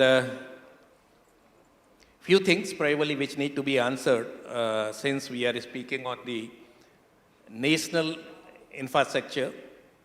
That is, there are many sectors which are not under the direct control of the government. So there also, whether this is a healthcare or other, the minimum security based standards have to be defined and have to be directed, and the information with respect to the skill set has to be provided free of cost to them, and it shall not be considered as freebie. This must be taken as the investment to safeguard the interest of the citizens. That is one recommendation, I think, on behalf of this panel we would like to give. Other things are very standard, I think all of you know. I can just summarize few. They are, one has to believe in the security by design, always use the trusted supply centers. These all are the big jargons you listen every day. Use security trusted and the certified network elements only. The best thing for the operators is the segregate internet-enabled networks and the non-internet-enabled networks. Do not mix them up. Patch management should not be done directly. It has to always through the approved sources. Then, though my friend spoke a lot on the multi-factor authentications, but I still believe this is one of the mechanisms which harden the process for the other side to come in. That is very much important. One of my learnings which had come, and I want to share with all the users, especially who are the programmers and all, many times we run the subroutines for running the various applications. And that subroutine does contain the password, because this is required, user ID and password requires to access certain data. Kindly never use subroutine or application to access another application, because you keep on changing your authentication otherwise due to the prompts and all. Once it is there in the application, you will never get any prompt, and you do not know how many years back this has been hacked. Yeah, that information will never be known to you. Then other things like continuous monitoring, regular audits, use self-learning AIs, do not rely on the public AIs, have the incident reporting teams in-house and with the national government. And with this, I would like to thank the Bharat exhibition for having invited all of us here and present our views before all of you. Thank you. Thanks a lot. Thank you very much indeed, sir, for that wonderful session that we had, wonderfully chaired, and a wonderful presentation from you. May I request you, our session chair, Shri R. Shakyaji, to kindly do the honors of presenting mementos as a token of appreciation. To Mr. Amit Dubey, let's once again put our hands together for that lots of knowledge that we got from him, how to be safe and secure. We present to Mr. Alok Verma. Thank you, sir. To Mr. Naveen Gupta, he is a Senior Consultant in Information Security. Thank you. And may I request Mr. Shashidharan to kindly join us on the stage to do the honors of presenting a token of gratitude and appreciation to our chair, Shri R. Shakyaji. And may I request everyone to join for a group photograph, please? Thank you. Ladies and gentlemen, requesting everyone to kindly remain seated. And we will just take a moment to set up the stage, as coming up is a very, very exciting panel discussion session, and you can expect the level of excitement at this session is being chaired by none other than but Mr. Amit Dubey. Just give us a few minutes while we arrange the top table for the panel discussion. So this session is on data sovereignty and AI, securing India's digital future. This session will be covering topics like cybersecurity in the age of AI, building resilient digital infrastructure, building trust in AI and automation, ethics, privacy and regulation, AI-driven governance, enhancing public services and security, and also on AI-powered innovations in healthcare, redefining patient care. And ladies and gentlemen, may I once again invite on stage our distinguished moderator, Mr. Amit Dubey, who is co-founder and National Security Expert, India Future Foundation. Once again, putting our hands together to welcome our session moderator, Mr. Amit Dubey. Also inviting our eminent panelists, I invite Ms. Meenal Gupta, Head of Solutions, Core and Applications, Cloud and Network Services, Nokia. Warm welcome. Inviting Shri A.S. Pandey, Group General Manager IT and CISO, Dedicated Freight Corridor Corporation of India Limited. A very warm welcome, sir. Inviting Mr. Vivek Gupta, Vice President, CISO and Business Continuity Management Lead, Marketing Pharma. Mankind Pharma, I'm sorry. Very warm welcome, sir. Inviting Mr. Rajan Arora, Chief Information Security Officer, Government E-Marketplace. A very warm welcome, sir. Inviting Mr. Alok Gupta, Founder and CEO, Pyramid Cybersecurity and Forensics. Warm welcome, sir. And also invite Commander Aditya Verma, retired, Business Head Defense and Homeland Security, Sterlite Technologies Limited. Warm welcome to you. So ladies and gentlemen, I have the privilege now in handing over, and with pleasure, I would like to hand over to Mr. Amit Dubey, our distinguished moderator for the session, to kindly carry forward the proceedings of this session. I would just like to remind you, sir, that you have only about 1 hour, 60 minutes. That's total 60 minutes, yes.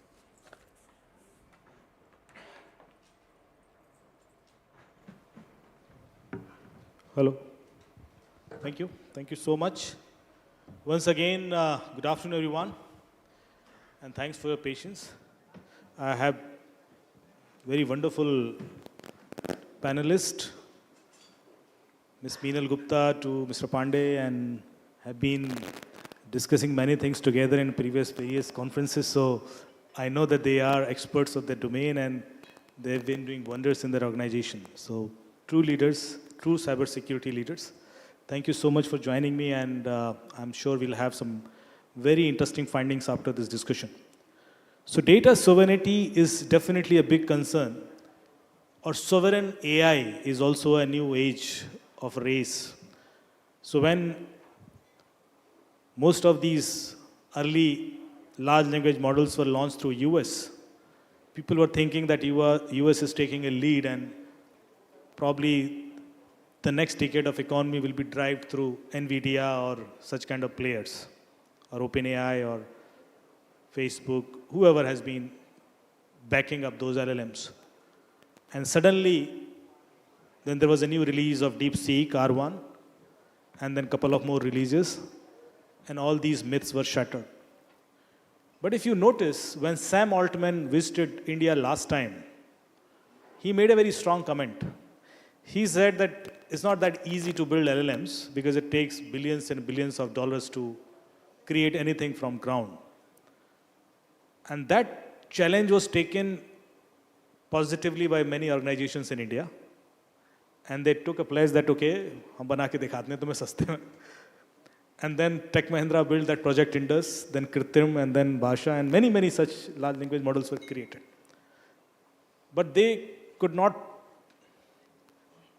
did not become news like DeepSeek or any other such LLM.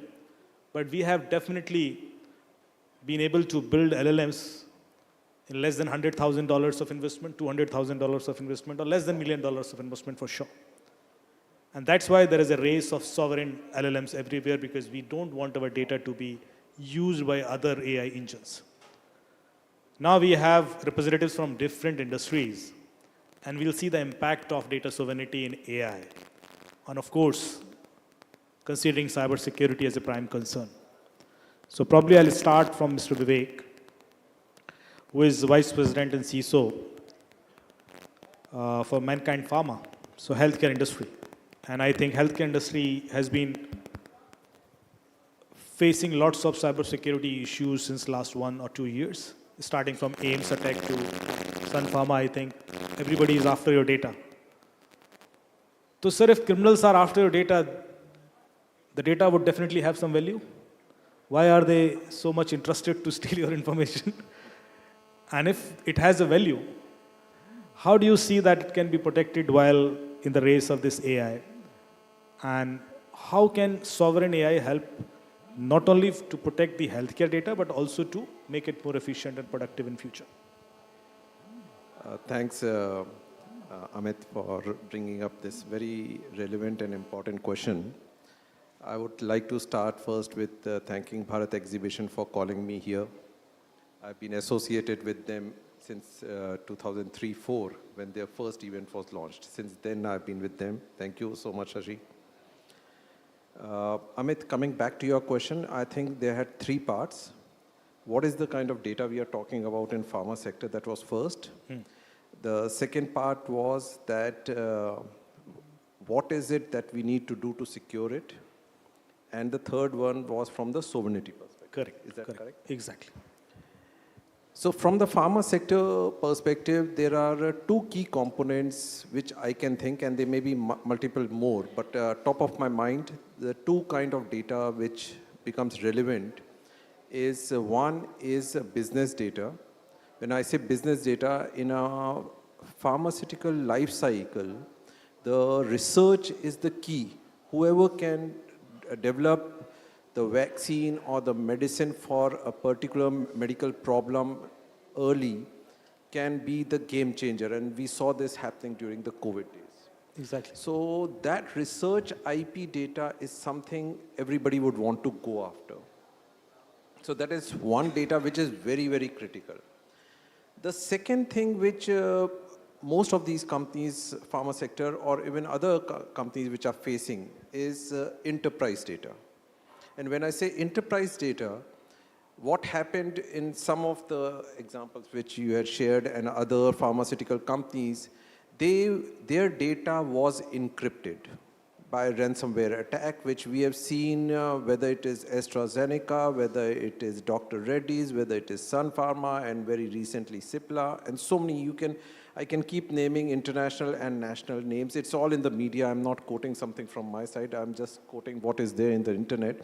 So that is the enterprise data which they, one, exfiltrate, and second is encrypt, so that they can have a negotiation power of their main objective, the organization which is doing that. So the answer to that question is what kind of data? That is the first question. There are 2 parts. One is the business data and the second is enterprise data. Okay. Now, from the securing perspective of this data, obviously there is no silver bullet. It's a silver gun with multiple bullets. Coming from a military background, I'm an ex-naval officer who left Navy 22 years back. Defense in depth, whether we talk in the military parlance or in the civil parlance, that logic and yardstick continues to hold even in the civil parlance. Whether we are talking about from the perimeter, whether we are going into the DMZ and the trusted zone, different kind of tools with different objectives, and then going to the crown jewel, which is the data, how data masking, encryption, role-based access, and different kind of things which are put in place from that perspective. Having said that, obviously a small nuance when you were talking about the example in the previous session, very nicely articulated, that we had all checks and balances, but there was a simple thing that some users went to a cafe and they did it. So those are the kind of things when the real life scenario, so you have to keep checking whatever you are doing from the real life perspective, are there any misses? Are there learnings from the incidents in the outside world which threat intelligence sources and all in the SOC may not give, but real life examples will teach you and you incorporate that in your ecosystem. So that's the second thing, that it's a multi-layer security thing which has to happen. And the third and the most important question was on the sovereignty perspective. Right. On the sovereignty, cross-border data flow has always been an area of concern. And from that perspective, each country wants its data to be resident in their own country. I mean, this is an unwritten rule which all the countries, I was in Middle East for more than 6 years, and I've seen whether it is that part of the world or this part of the world, it is relevant. Having said that, somewhere down the line, like in the previous session, the geopolitics comes into the play.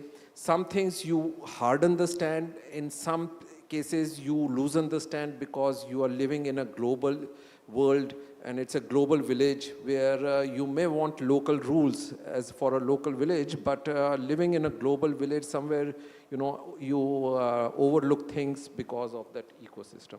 I hope that helps. Thank you so much. Thank you so much, Vivekji. And I think during COVID time, when I got a news that COVID platform has been hacked, so I got a call from MITI, यार देखो ऐसे कैसे hack हो गया. So then I analyzed all the data which was available on Telegram, and then we concluded that ये data hack नहीं हुआ है. Actually, they gave access to the doctors of their platform, regulated access of course, but these doctors का जो access था वहाँ से screenshot leak हुए. Somebody took these screenshots. So you are right that we may be protecting it at the cloud side or server side, but then we also need DLP kind of provision at the endpoint side, that who is accessing it, for what they are accessing it, how long they are accessing it, whether they're taking a picture of it, a screenshot. These kind of activities must also be logged to further secure our data. I think I should move to now Meenal, and we have been discussing Meenal, and my concern is more on the upcoming threat, AI threats. Because AI, when it is helping us to increase our efficiency and systems, it is helping criminals also. So how should we prepare ourselves against these new age AI threats? Whether we are equipped enough, or do we need something else from the national security perspective?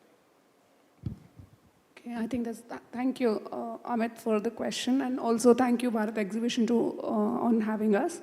So what you actually asked is that, how we can equip ourselves under this new age threats. So basically the whole day what we have been discussing is that we have threats that we know, but the threats keep evolving, right? It is not that today what we protect, there will be, the way we are trying to protect, the criminals are also making sure that, they are also evolving their technologies. We are trying to use AI to make sure that we detect the threats in time, but at the same time, they are also trying to use AI to make sure that, their attacks are more stronger. So basically, we need to make sure that we collaborate. So I think that has been a theme from a lot of people, that the collaboration is the key. Every time there is a threat that gets detected, let's say in one of the networks or one of the places in one of the industry, it has to be quickly disseminated across other places so that it does not get impacted at the other places. So one is, how are you able to make sure that, one place, if you have a threat, you're actually able to disseminate that information very, very quickly. So I think that's one area. Second, continuous evolution. And that's where AI also plays in, and LLMs play in, that every time you just don't have to react, but have a predictive mechanism of detecting a possible attack or a possible intrusion or a possible weakness that you may have. So not just be reactive to these attacks, but also have a predictive mechanism and make sure that you're able to predict that this might happen. It might be at the access layer, it might be at a it might be at the edge, it might be even by your trusted users. So you just have to be much more attentive to the predictive side of the things as compared to only the reactive side of the things. I think that's very good. So even proactive measures should help us. Okay, thank you. In fact, Beenal, I was just searching today on Google how many LLMs have been created or fine-tuned models for cybersecurity. And to my surprise, 70% of the models were helping offensive use. They are tools, they can create malware, so they can create sort of a AV bypass signatures, antivirus ko bypass, or many other things.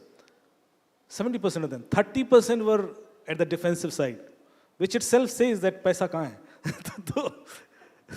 Pandey ji, कैसे पैसा flow, data flow कैसे रोका जाए? So because everybody is hungry on data, and with this data sovereignty and AI, sovereign AI in place, how at the government level we can regulate this data flow to the external world? Isn't it a big concern now? So thank you, Amit, for the question. But before I come to your answer proper, thanks to Bharat Exhibition for giving this platform today. And secondly, disclaimer, views expressed are personal, do not in any way reflect the opinion of organizations that I've served in the past or I serve today. I think part of the answer was already given by you in the last panel. Though there are only two ways to survive. One, either you capture the entire world and have access to the data of the entire world. Other is isolate yourself and keep yourself dealing from the world while you have adequate data and insights from that data to generate your own LLMs, your own AI solutions for yourself. Now, if I'm talking purely from the perspective of India's digital future, I probably am now getting more and more convinced that the Chinese way was a better way compared to the NATO way. When they decided that my data resides in my territorial boundaries, that is the data sovereignty part of it, what use case I define are contextual to me, and a particular tipping point and forward, maybe I can liberalize it and go to the world, what has happened with the DeepSeek today. That approach hits the adversary very hard. Right. And in terms of monetary terms, the economic power terms, that is where it hits that. Now both the ways have been taken. One has been taken by NATO, other has been taken by China. So, and the only way to survive or secure your digital boundaries is to have the defensive portion that you're talking, is to have a shared threat intel from the world. So if you don't have a shared threat intel from the world, how do you defend yourself from just known threats that you already have discovered, not from the non-aligned way? Because you have asked this shared threat intel, I also got to know that sometimes these nations deliberately do not want to share the threat intel because they want it to delay and make you suffer. How can you ensure that we are actually honestly sharing this across each other? That this is a big issue, actually. This is actually a very big issue. There is nothing, to be very honest, there is nothing called threat intel. It is a business today. The threat intel, it's a business, it's a business. There are some OEMs sitting at various isolated pockets. They pick up, based on their solutions, certain amount of threat perceptions. They collate the whole thing, and then at institutional level, I will say at institutional, not national, you start sharing it for a particular amount of monetary value. When you do this, you are actually looking to monetize the threat that you have been able to capture. So it's a business. Credible or not is not known. as far as the defensive posture of the countries are concerned, even mature organizations, Magic Tuesday is well known. Microsoft releases its patches on Tuesday. Everybody knows, but by the time you patch, that is the time within which the attackers or cyber criminals exploit it. The challenge is not as much as in discovering the threat intel, as much as probably being able to respond to it and be more, if I may say, again, I'll go back to my previous avatar where I was serving in the armed forces, like Mr. Vivek. Defense works well as long as the enemy does not attack you.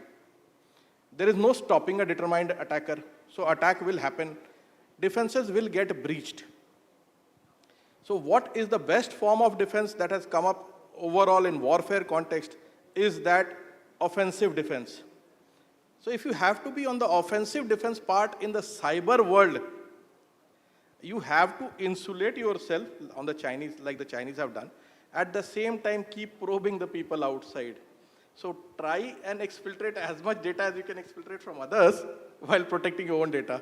That is probably the non-aligned way that I was talking of, is you get offensive, get data, and then in our case, the challenge is far more complicated because the maximum number of languages are spoken in India compared to world.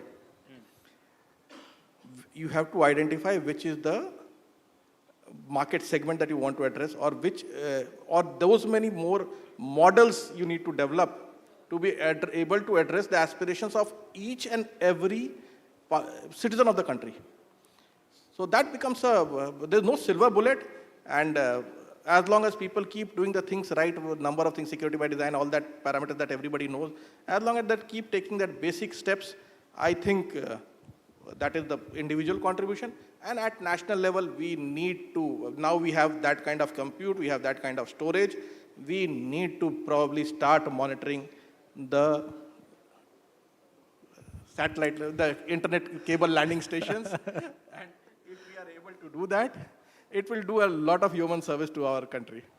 Thank you so much, sir, for really openly saying that. Actually, yes, to the right person, it takes lots of courage. So I'm now jumping to Alok ji because we have a few minutes left and 3 speakers. So because he is from forensics and security, sir, how AI infusion can help law enforcement agencies, especially for cybercrime investigation or digital forensics? Come again, sorry. How AI can help law enforcement agencies for investigations and forensics? Yeah, thank you. Hello. So thank you, Amit, for posing this question, and thank you, Bharat Exhibitions, for inviting me over. So with my experience of dealing with law enforcement agencies for the last 15 years, I have seen the evolution of how technologies have been used there, since the beginning. In fact, I'm referring to a time when the Bazi.com case came up, where this IIT Kharagpur kid uploaded, a mischievous MMS on the Bazi.com portal for commerce. And at that time, the law enforcement agencies had no clue how to collect evidence, with an integrity. Because, the judiciary would only accept any evidence with the chain of custody. So we come to an era where they had no knowledge of that, and to an era now where they understand how AI can be leveraged for, policing and cybercrime detection. So AI is, in my view, a double-edged sword. I mean, it can be used, as everybody has spoken before, that it can be used by adversaries to create, or cyber criminals to create havoc in the society. And at the same time, the protectors have to, come. They cannot be one up because, as you mentioned, 70-30 is the ratio, for, that's right. So, in my view, some of the few things which they can do from a policing perspective, one is what I heavily believe is in predictive policing. Because, you know what your crime hotspot, what kind of crimes are happening more often. And if AI, through its data analytic capability, can predict and say, okay, these are the likelihoods of crimes which are going to happen, both in the cyber world or in the physical world, then that can help police or the law enforcement agencies, react to that situation very, very quickly. We've also seen that in last many years, technology-led investigations are more heavier than the physical investigations, because everybody is using this lowest common denominator called the mobile phone. And mobile phone carries, as Amit also mentioned, knows everything about you, right? So it knows not only just about you, but also about the criminal activities or what criminal is trying to do. So that can give you a lot of real-time analytics coupled with call data record analysis and open source intelligence and social media analytics and mobile phone records. If you combine all of them, then it can give a real insight to the policing agencies or the law enforcement agencies. The third area is, in my view, very important is the face recognition or face detection. Because there are CCTV cameras all around, and if you put AI intelligence on that, it can actually do a lot of analytics and give you a lot of insights and information. One of the things which is catching up these days or is very predominant is the misinformation using deep fakes. And deep fakes, as many speakers before had spoken about misinformation, right from business frauds to political espionage or things like that. This could also be dealt with use of AI, because AI today has many algorithms using computer vision or deep learning as algorithms, which can actually take care of identifying the matches on deepfakes. So if in real time we can find out deepfakes, and one of the things which is a food for thought for some of the telecom companies is that if they could embed that in their networks and say, look, this particular thing which is coming from OTT or social media or from any other things is possibly a deepfake, then it can tag it or put some stamp on that which talks about that. Good. Yeah. So these are some of the examples, I would say. Wonderful. Thank you so much. I think you have rightly identified the areas where AI can help law enforcement agencies, and it is anyway helping. And there are lots of solutions. I can recommend one such application. There is an application called geospy.web.app, something like that. It can locate an image where it has been taken based on the ambience of that image. So it is not extracting the metadata, rather it is actually looking into that image and finding the things and then telling you that ye image yahan khichi gayi hogi, which is very interesting, and I tested it for various such images. Yeah, that reminds me of one more very interesting application which just came out recently. So, we all know face matching, right? From a face to face, one to N, one to N, one to one, and so on and so forth. Sorry, just abhi ek case hai na, 19 years pehle koi murder hua tha and it has been solved through AI. I think that was also through face evolution technology. Yeah. Yes. Yeah, please. So what I'm talking about is the reverse thing now. So let's say I have a voice sample of someone, right? And I have some, let's say, hundreds and thousands of images there. Then this technology using voice can actually predict and say that this is the possible face against that voice. Very good. Now this is something which is cutting edge. Yeah, this is because you're solving something which is in blind. Right? So there are a lot of things emerging now. Interesting. That is really amazing. Thank you so much, sir. And I think AI can definitely help us to counter such kind of challenges. We have Mr. Rajan Arora from India's one of the largest B2B e-commerce portal, he is responsible for securing it. So because of large set of data for any such AI, there's always a possibility to have ethical dilemmas, biases, because the data is not filtered, it's not sane, and that can also result into the responses of that LLM, which we have observed. How do you see it is going to impact as a nation whenever, because we are allowing these LLMs everywhere now, and we don't have any guidelines in place. How is it going to impact, and how soon we should come up with some clear guidelines to stop this?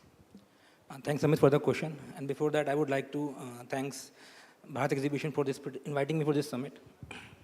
Now, coming to your question, you're right, Amit, that LLM is a technology end of a day, and can be used, as we all of know and we have discussed as well, that can be used by both sides. Okay, and biasness obviously is being seen. For example, a lot of issues have been observed at multiple phases, wherein the issues like a lot of attacks, like poisoning attacks and all those things we have seen in the past, wherein the testing data, if it can be manipulated, it obviously change the purpose why with that LLM model is being used. So that it's been a known issue. How we are handling it, I can tell something on those lines is that we have recently implemented an AI initiative, wherein we have implemented a AI chatbot. So let me give you a little background about this before going into it. So you rightly said that we are the largest procurement portal, the public procurement portal for the country, wherein a lot of bids are currently in progress. So a lot of queries used to come to our CRMs, wherein a lot of bids are actually stuck because those queries are not getting resolved. So the data size was very, very large. That's where we were seeing that a lot of delays were happening in identifying the right query for the person to be looked into. A lot of queries can be responded by, though we have a normal chatbot already in place or FAQs in place, still there is always a need that those queries were going to the relevant person. So then there's a need felt to do something, some automation has to be brought in. So that's where we came to implement this Gem AI chatbot. And we were able to reduce the noise up to I can say up to 70-80% at this point, and we are in a beta phase currently. So while doing so, we were very cautious about because when we say any AI technology or any AI-based platform open to public, and it's learning on the fly many times, it can always be manipulated, and that's exactly what your question is. Correct. So that is one thing we were very cautious of, and we have used the capabilities of AWS in that, their inbuilt capabilities of how we can make sure that the right kind of information to be taken care of and responded with, because understandably, in case we respond to a query which is not relevant to GEM, rather the country, it can create different kind of issues. So so we have taken those things. Though we are in a beta version right now, we are moving ahead in a progressive manner, and we have recently launched, at what he was also saying, that the chatbot can also now take voice-based commands and take care of those queries. So this is what we have done in this space, and we are moving towards it. Very good. But this voice-based commands will be in all languages? Or it started with Hindi and English. Hindi and English? Yeah. Okay, very good. Thank you so much. Now moving to Adit Verma, and thank you so much, Adit, for your patience, because we have a big panel. Mr. Light Technology, and he had the Defense and Homeland Security. So, two questions to you, Adit. First of all, how private companies can play a critical role while designing the AI regulations for India? Because aaj nahi to kal, the MeitY will definitely come up with AI regulations and framework. And I think companies like you can definitely help us to build a very strong, sustainable framework here. This is one such thing which I see. Second is for the efficient use of AI. Because AI has become a buzzword and everybody everywhere is using AI, which is sometimes inefficient because of the over consumption of processing speed, carbon footprinting and everything. And I think that also should be stopped. You cannot solve every problem through AI. You should not solve every problem through AI just because this is a buzzword. So these two are the prime concern, and I know that when this DeepSeek was released, I think people were more surprised that how can they train a model with such a less cost. And I think yesterday only I saw a news that somebody has trained a model with even less than $1,000 or something. So we are having some positive outcomes also to have a strong future of AI with less carbon footprint, but these two are the bigger concerns that I see, and I need your response. Thank you, Amit.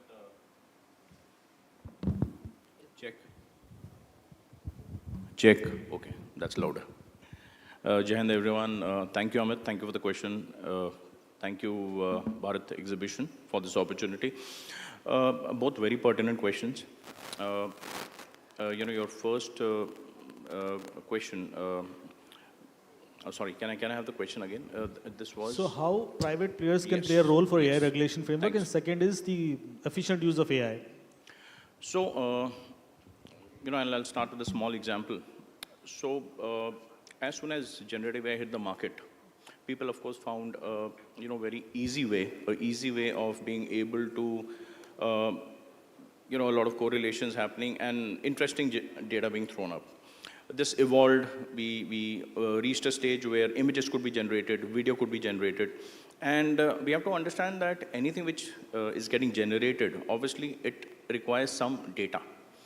And well, data is the new oil, but there's a difference. It is not only the new oil gets burnt, it's consumed, but data, you can keep monetizing it, and generative AI is the classic case. So if OpenAI and other companies, maybe they have to be presently fighting a lot of cases for copyright infringement, well, we have an issue over here. And there were many of my colleagues, they started off doing AI-based, I would say, image facial recognition applications, and Europe, suddenly, there was a big boom. And then came the European AI regulations. And I know of so many people, their startups came to a grinding halt. Why am I talking about this? See, the reason here is our concerns are very valid, but the beauty is that, there is a method in the madness. I would say this entire game, data sovereignty and AI is the topic of a conversation, and we are talking about, what industry can do. Well, I think we need to just focus on a few frameworks, and those frameworks have been well thought of. And I would say there are some very, experienced, good people, and I would say they have been multi-government engagements, because let's talk about certain, ISO standards. Everyone knows ISO 9001, which is supposed to be, a standard of quality. But I'm sure, it's a very august gathering over here. So ISO 42001 becomes very relevant right now for all of us. 42001 talks about ethics. It talks about transparency, right? It talks about explainable AI. So, these are the things which industry is looking at. 42001 has become a standard which companies can get certified for. It is for artificial intelligence management systems. But is 42001 enough? 42001 will be nowhere if you are not focused on 27001, which is your information system management system. And now with data privacy, not around the corner, actually data privacy has arrived in the country. Now 27701 becomes so important. Now if you connect these three standards, 27001, 27701, 42001, you will get your answer on your own. It's a checklist. It's a no-brainer checklist. And we all know when NCIPC got the mandate in the country, the critical infrastructure was identified. The first mandate given is become ISO 27001 compliant. See, we can keep tweaking this. You call it GDPR, you call it 27701, you call it by any other name. US talks about HIPAA, but what are we trying to do? We want accountability of data. We want data to be protected. Sovereignty, again, see, so when you actually, why I'm harping upon these three models is, your sovereignty, data sovereignty means data being in the country. There's one more reason. We are demographically a very rich country. There are many case studies on this. India as an ecosystem, if you see, every possible kind of a data is actually available in the country. Whether it is climate data, it is demographic data, it is industrial data. So our data sources are of a lot of interest to the rest of the world. And in today's day and age, on the lighter note, around 1.5 years back, when I was in the Navy, so we had to create the first enterprise data lakes for the Navy. Now the beauty is, when I actually got into the business of trying to identify the ecosystem, right, I realized people are very, very careful about, their data. Because suddenly, data is power. Now, okay, we managed to get a few approvals, but trust me, we didn't get the data. Finally, we had to look at a mechanism to create synthetic data, because we had to prove a point that, AI can work maybe for the armed forces or for the defense. And that is when I realized the challenge. When you need data to drive models, that data has to be very, very reliable, because there is no human which is going to be in the middle. So what I'm trying to bring out is, the trueness of your data, the single source of truth data, when your models are getting trained, keeping that data safe, keeping that data encrypted. And these are not things which I am saying. These are ISO standards which are saying this. So if any organization really wants to build a very resilient, AI-based, I would say, approach to business, because your competitive edge is going to come from there. I think at least these three ISO models are no-brainers. You start with the 27001, 27701, and your 42001, and you will have a very robust framework to implement your, I would say, your AI strategy. We only spoke about large language models, but now, things are evolving. DeepSeek is actually giving a run to, I would say, to hardware companies as well as to software companies. The large language models today are now there is a new thing which has come up. You've got small language models. Why? Because when you have edge AI operating, edge AI requires small language models. So there are certain queries which are undertaken on the edge, and for the larger queries, you may be sending a query back to the core. This also requires a lot of business continuity planning. Because, I mean, imagine the defense or the MHA, if they start relying on a very, very heavy AI framework. I mean, it's a classic case. I told someone in my team, I want this thing done. Generally, he's very efficient. One day, I realized he was working very slow. So his answer was that ChatGPT is down. So the bottom line is, how do you make your framework very robust? Because if you become overtly dependent on AI, I mean, in the business of war, it can be a disaster. Why the business of war? Even in the business of business, it will be a very big challenge if you suddenly don't have your AI, I would say, machinery available to you. So, and now we are also evolving to something called agentized AI. The core focus right now is on agentized AI, because agentized AI is going to take you to the next level. So when the Honorable Minister Vaishnav-ji, when he was saying, we work on the core layer, we work on a hardware, we work on a larger AI layer where we focus upon compliances, we focus on transparency, we focus upon ethics. On top of that, then you actually build that specialized AI layer. And yes, I think it is very important to keep it within the country, because our data, our models, they need to be guarded. So at least you need to have this concept of, geofencing, and definitely this data needs to be on the country. So that was my first answer. About the second answer, efficiency, it's what is AI? AI essentially is a lot of data getting pushed. There's an ETL process which is happening. You have developed code which has become so advanced that it actually is able to, trained on data, it is able to give you results. Right data structures, having the right kind of physical storage, using the right, I would say, databases, using the right algos. It's an interesting fact, and it's a proven point. Same data, same kind of a use case, different algos will give you different results. And it cannot be explained, because we're still working on the explainability part of the AI, right? And of course, the end part, well, yes, you need GPUs right now. TPUs have come up. What next? How can this entire thing be made more efficient? And of course, the green part, I totally agree, is very, very important, because the amount of compute which is running right now, the amount of heat which we are ending up generating in so many data centers, yes, that is something which we need to look at. Because finally, AI has to be sustainable. So I think I would end at that and leave you with this question, as someone had asked me, is AI the new plastic? We need to be careful. We cannot let AI become the new plastic. Thank you.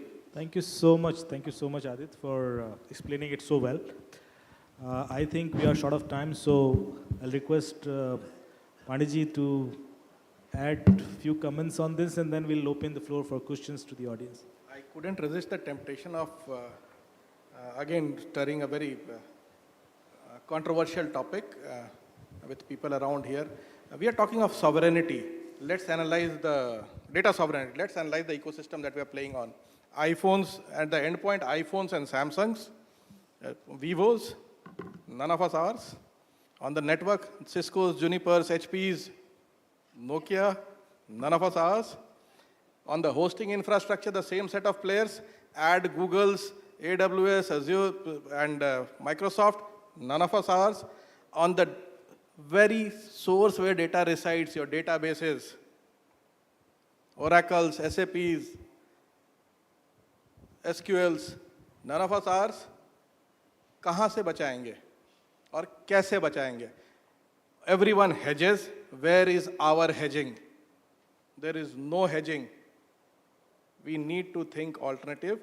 And as I said, one is create shields and think where we are. We can keep talking it till cows come home, but we are in a very difficult situation, to be honest. Thank you. Okay, so we are in a very difficult situation. I think we are already scared so much. Opening the floor to the audience. If you have any question, please shoot it now. Yes, thank you, sir.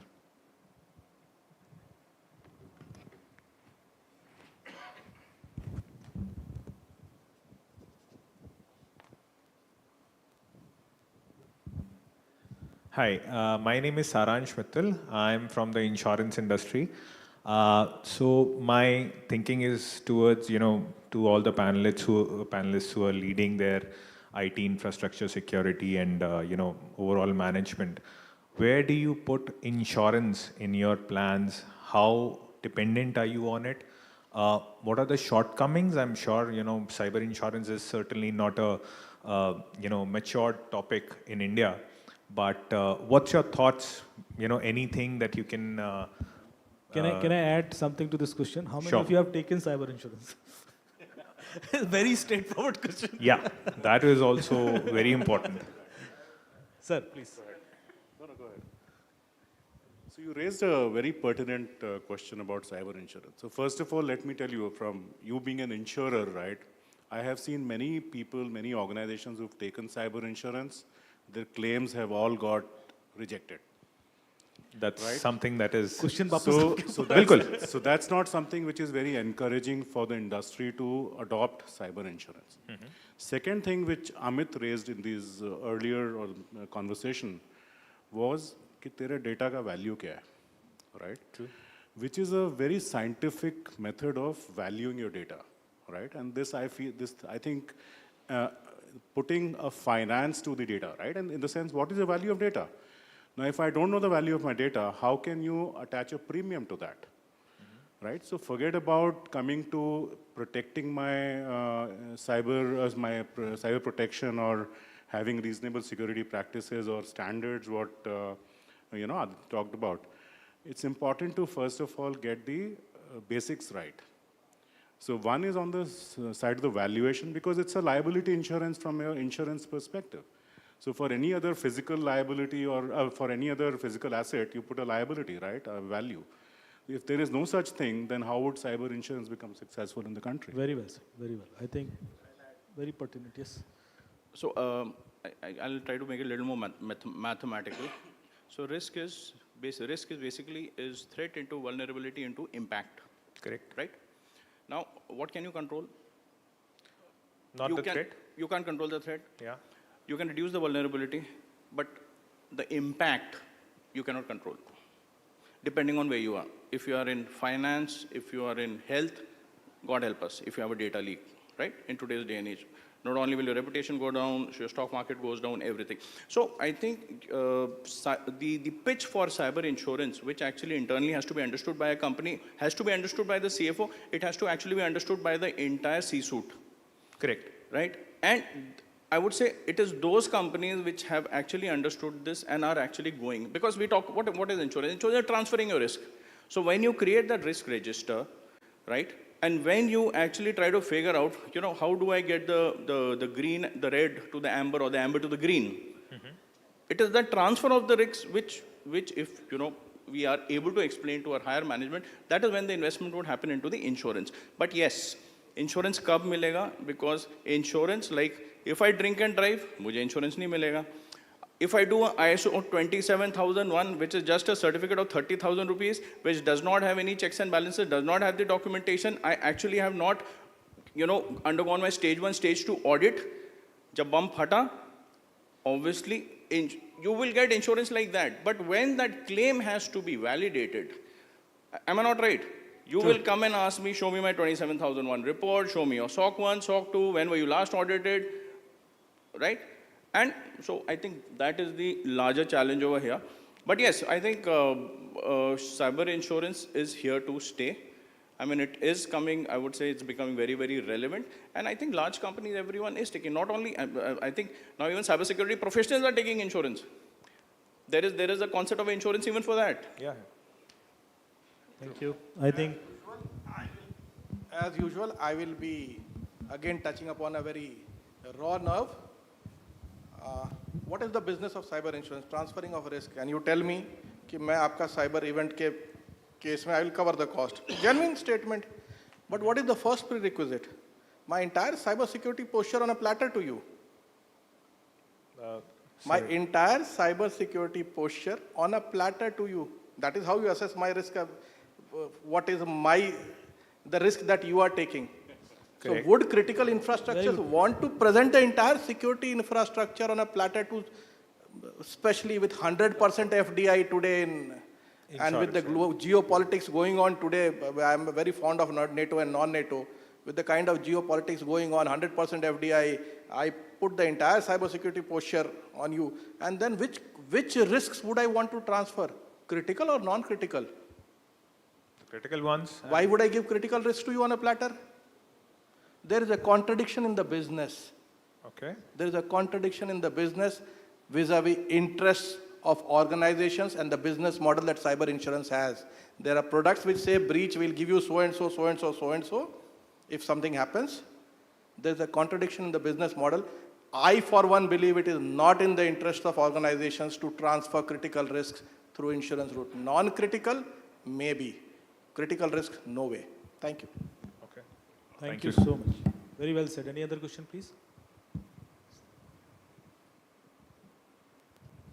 Sir, to start with, as you have said that we should know that the value of our data, and to add a comment of Pandey sir has said, what we have for us to do. My question is, given all this prospect, do we have a choice? Any choice? Because as the AI is coming, they will be going to add on the data, they will be going to get more and more of our data. Then do we have a choice? Where will be the trade-off like? That is the... Just one clarification. You are looking at choice in which? In which we have to use everything, sir. For example, we have to use all the apps. Do we have a choice? We don't have a choice. We have to use all the Googles and everything we have to use. Do we have a choice? We don't have a choice. Unless we have a choice available, we can't do anything, sir. The answer is not in the choice. The answer is in probably the confidence that we have in the alternative. Again, I do not shy away from naming companies. You have ESDSs, you have STPI sponsor here. They have huge data centers. You have the RailTels of the world. But you look at per utilization basis. The brand image of certain companies has such big impressions on our mind. As far on the databases side, you have the open source databases available. It is the confidence that you have in yourself in trying to utilize. The DPI has come up on many DPIs have come up on open source databases. I don't know how many of you are familiar. Many e-offices. People prefer, again, Oracle e-office. When you have an e-office of Government of India, not being used, because there's a mindset of koi product complete nahi hota.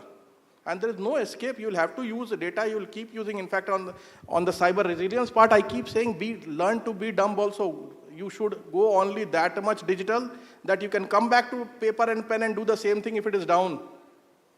पता चला digital infrastructure गया तो आप paper और pen पे भी काम नहीं कर पा रहे, which is a very difficult position to be in. But then there are alternatives. It's just that we do not have adequate confidence in them. When will confidence come? When many people start utilizing it. That is how it will. Thank you so much, everyone. Shall we, because I was warned for the timing. Thank you so much, everyone, for your patience and listening us so carefully. And to my panelists for the wonderful discussion. I'll wrap up this session over here. Thank you so much to the organizers as well. Thank you. Thank you very much indeed. And before we close the proceedings, I would request Mr. Amit Dubey to kindly do the honors on behalf of the organizers to present mementos. We begin with presenting to Ms. Meenal Gupta. Thank you very much indeed, ma'am.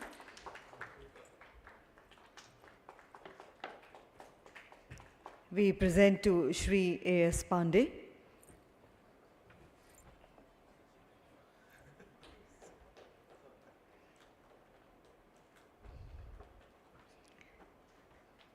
We present to Mr. Vivek Gupta, to Mr. Rajan Arora,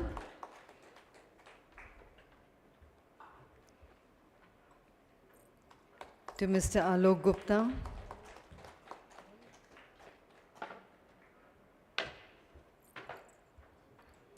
and to Commander Aditya Verma.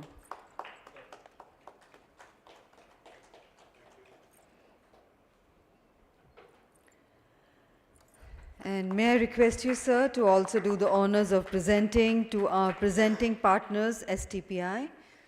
If the representatives are here, may I request you to kindly come up. Representatives of STPI, can you kindly come up? Or Nokia, our technology partner? Anybody's? Oh yeah, please, yes. Ma'am, you may kindly do the honors.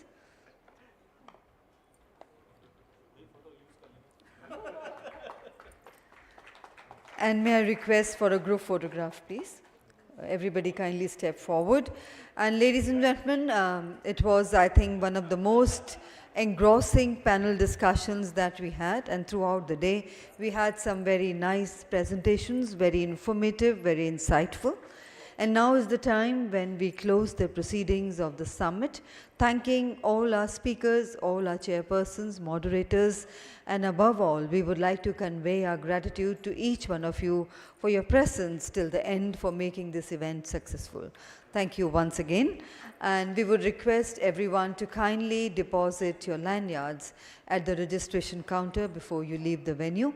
And please join us for a cup of tea before we leave the hotel.